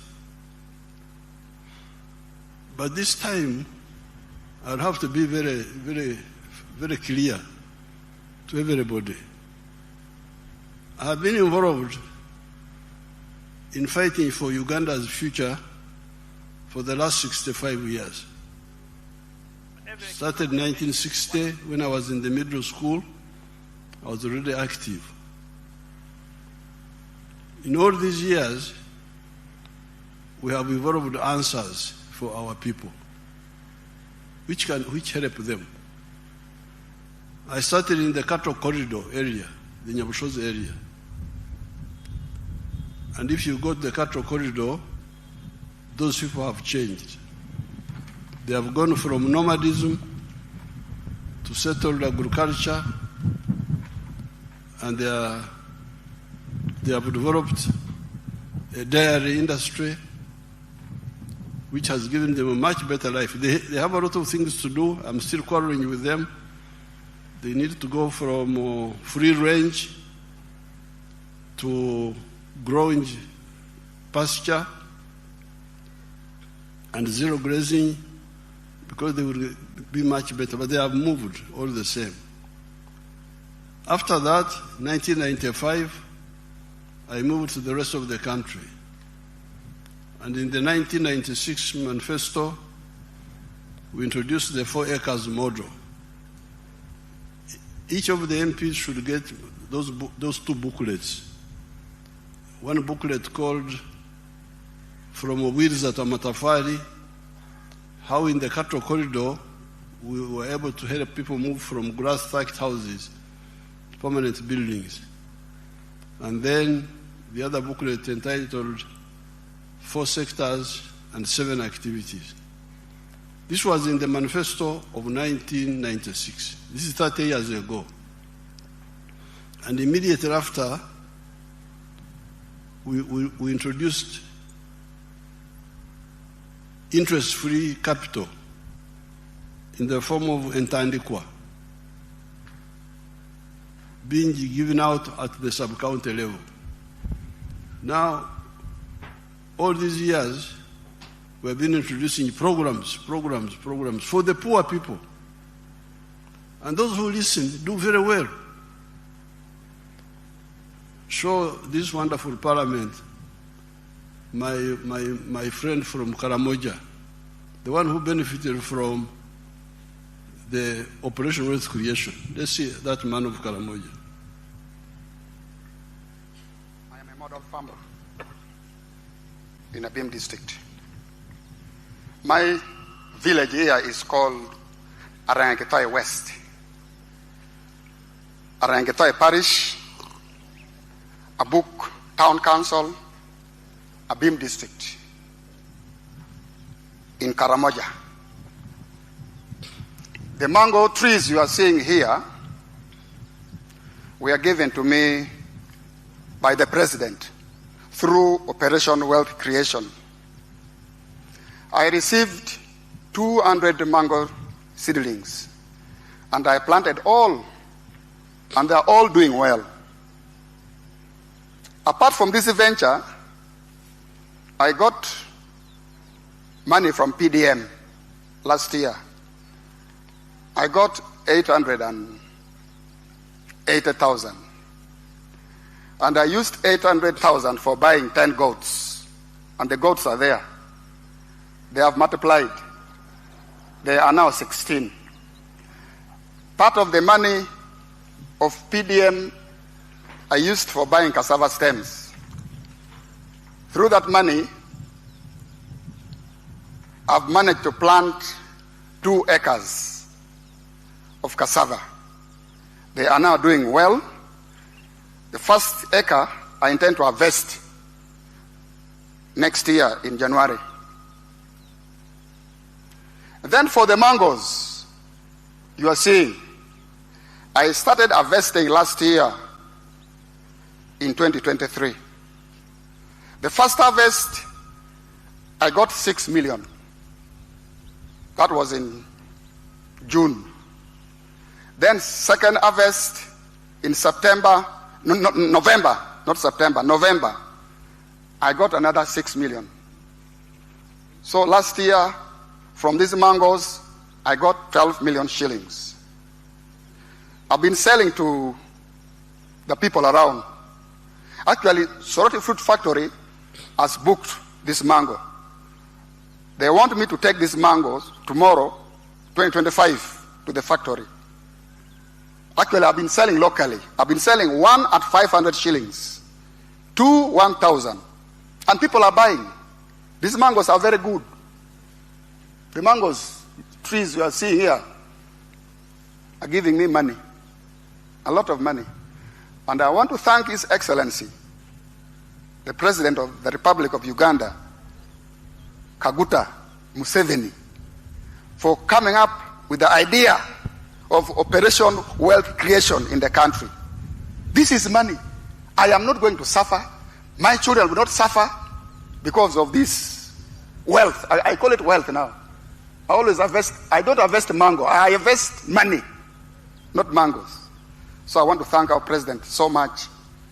And next year, if all goes well, I expect to get 18 million first harvest. And then second harvest, I also expect to get 18 million next year, 2025. So altogether, I expect to get 36 million shillings. Now, that is the testimony of somebody from Abim, more than 500 miles from here, who got materials, planting materials, and some money from two of those programs. He first got from Operation Wealth Creation, got seedlings. Now from PDM he got money for cassava and for goats. Now, where we are, after 60 years, 65 years of trying to move our people, I'm in a position to really be very rough with people who want a level of leadership but don't care about the people they lead. In the past, I've been polite. I talk as if I'm a preacher, like John the Baptist. Please, please, please, please. But now, as president of Uganda and chairman of the NRM, I will be very, very, very, very rough with people who want titles but don't want to help the people, who betray the people they lead. Why? Because I have already laid a trap for all of those people. I have put money through government programs by begging and begging all these big people, parliament, what?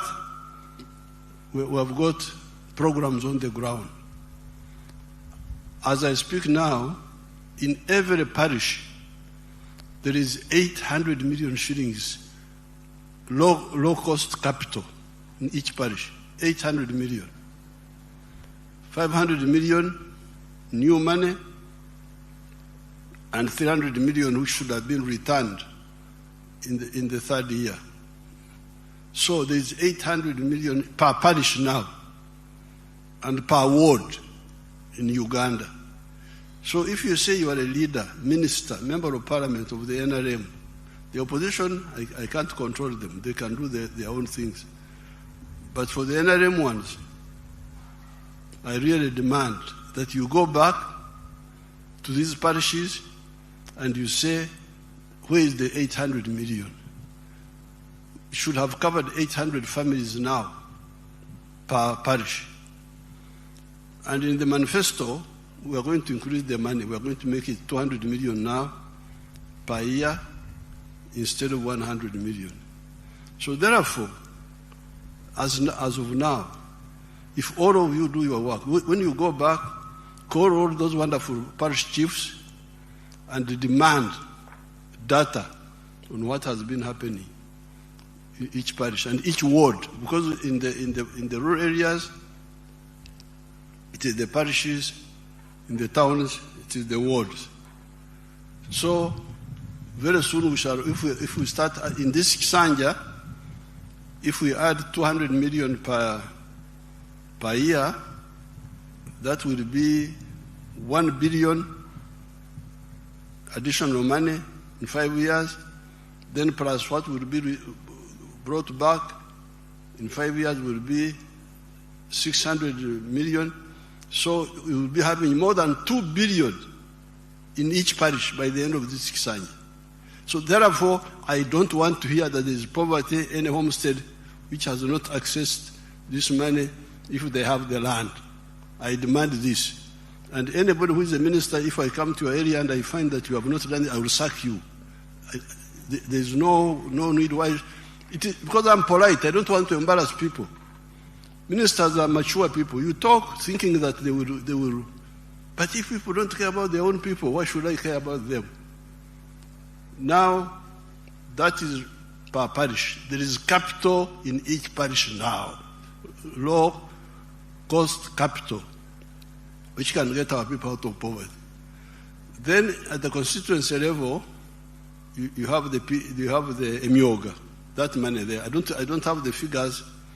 When I come for the State of the Nation, I will bring the figures. That Emioga money, where is it? What is it doing? Every member of parliament should take interest in that. Then the other monies, there was grow money, there was money for the ghetto people here in Kampala, Jinja, and other areas. This money must be used to deal with poverty and jobs, and there is also money for infrastructure. Money goes to the districts. Some of the people were arrested in many of the districts because the money for the roads was being diverted to do other things because of corruption.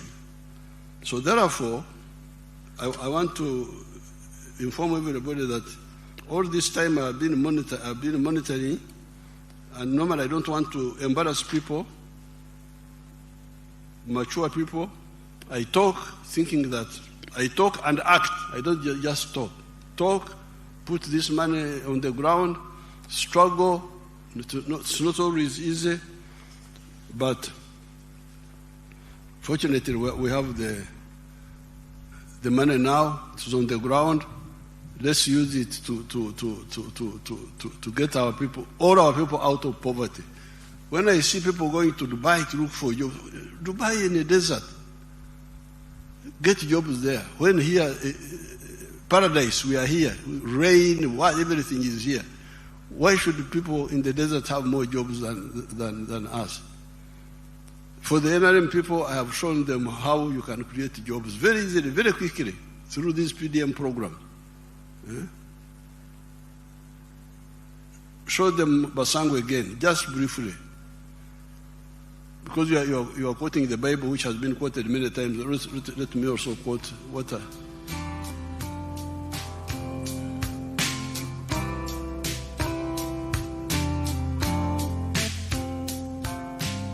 Nze Basangwa Johnson, Managing Director wa Jeka Poultry Farm.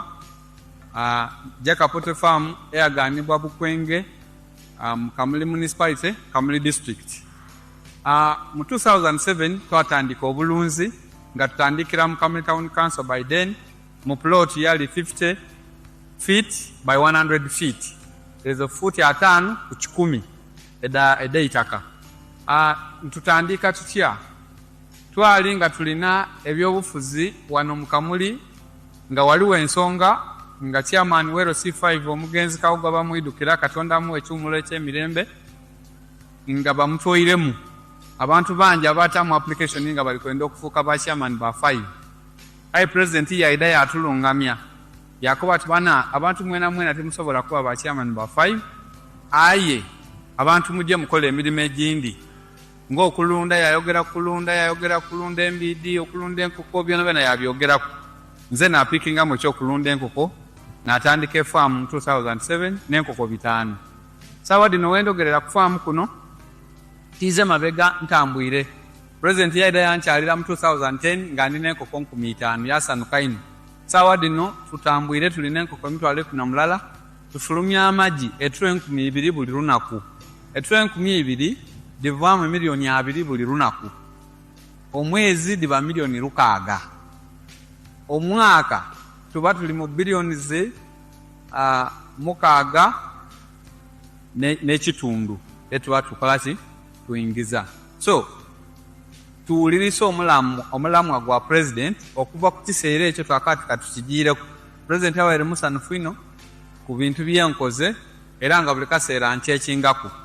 Wendogera kati tulina abakozi 300 betukozesa wano ku farm.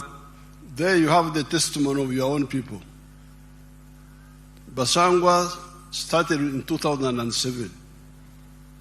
After listening to my message as if it was a new one.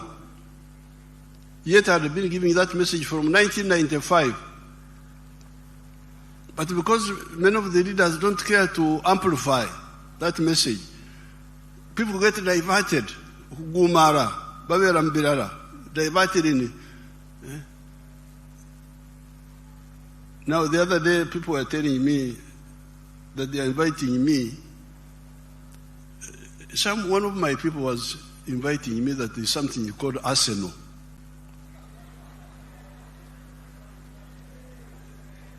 I said, what is Arsenal?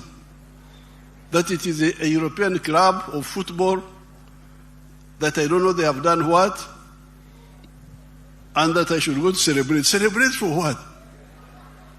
Please don't divert me. I was a footballer myself. Nobody can tell me about football, but I gave up football in 1966. I'm in Uganda. Liberation, poverty, jobs. I will be briefed about this Arsenal. Somebody was writing me that I should go to celebrate Arsenal. Me, Yoweri Museveni.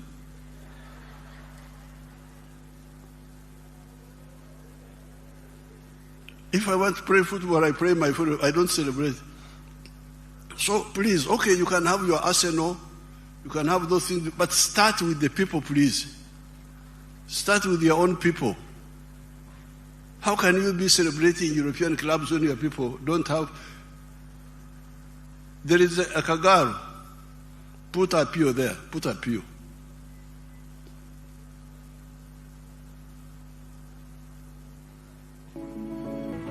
Aburi wan ti mama alingiri sel ti Banya ward ti my town council ti Lira district. Her name is Apio Vicky, a resident of Alingiri Cell, Banya ward, Amach Town Council in Lira district. Agamu tiene me PDM arietiru adek. She got the money for PDM in 2023. La bongo en tutumia piera bero eno kene te don ya bank 970,000 and then 30,000 remained in the bank. Ata bino puru kara chel ke de nyagi. She planted maize. Awelo nyagi sacket sapara beach. She bought maize 15 sackets. Well me tutumia piera dek wi ario. 30,000 each sacket. Ata kela te puru por mergena dek udushu puru eka sadek. She used it, actually she planted it in 3 acres of land. Preparing the garden cost her 150 for the 3 acres. Weeding cost her 50,000. Now, to expedite the story of Apio, she got the 1 million of PDM. She had been married for 20 years. And she has got grown-up children who are teenagers, like 18, thereabout, whom I saw. In all those years, she had never handled 1 million shillings in her life. And when she got the 1 million, she did not even have the land, her own land. She went and rented land, 3 acres, from somebody and grew maize. Then she harvested maize, sold it, got 2.8 million. And from the 2.8 million, some of it she put back in agriculture, and she bought those sheep which you see there. She's now a rich woman. When I went to campaign, she had now 60 sheep. She's a rich woman. Got out of poverty because of the 1 million.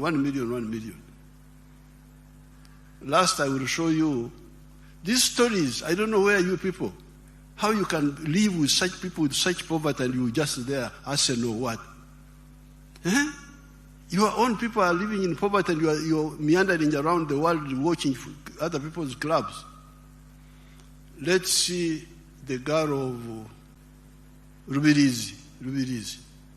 I'm really going to be, I will not tolerate this. I don't want, because I'm polite, talk, thinking that people will pick. But if you can't pick, since God has kept me here for all this time, I will not tolerate this betrayal anymore. Hear this story of this woman. Terrible stories. The one of Rubirizi.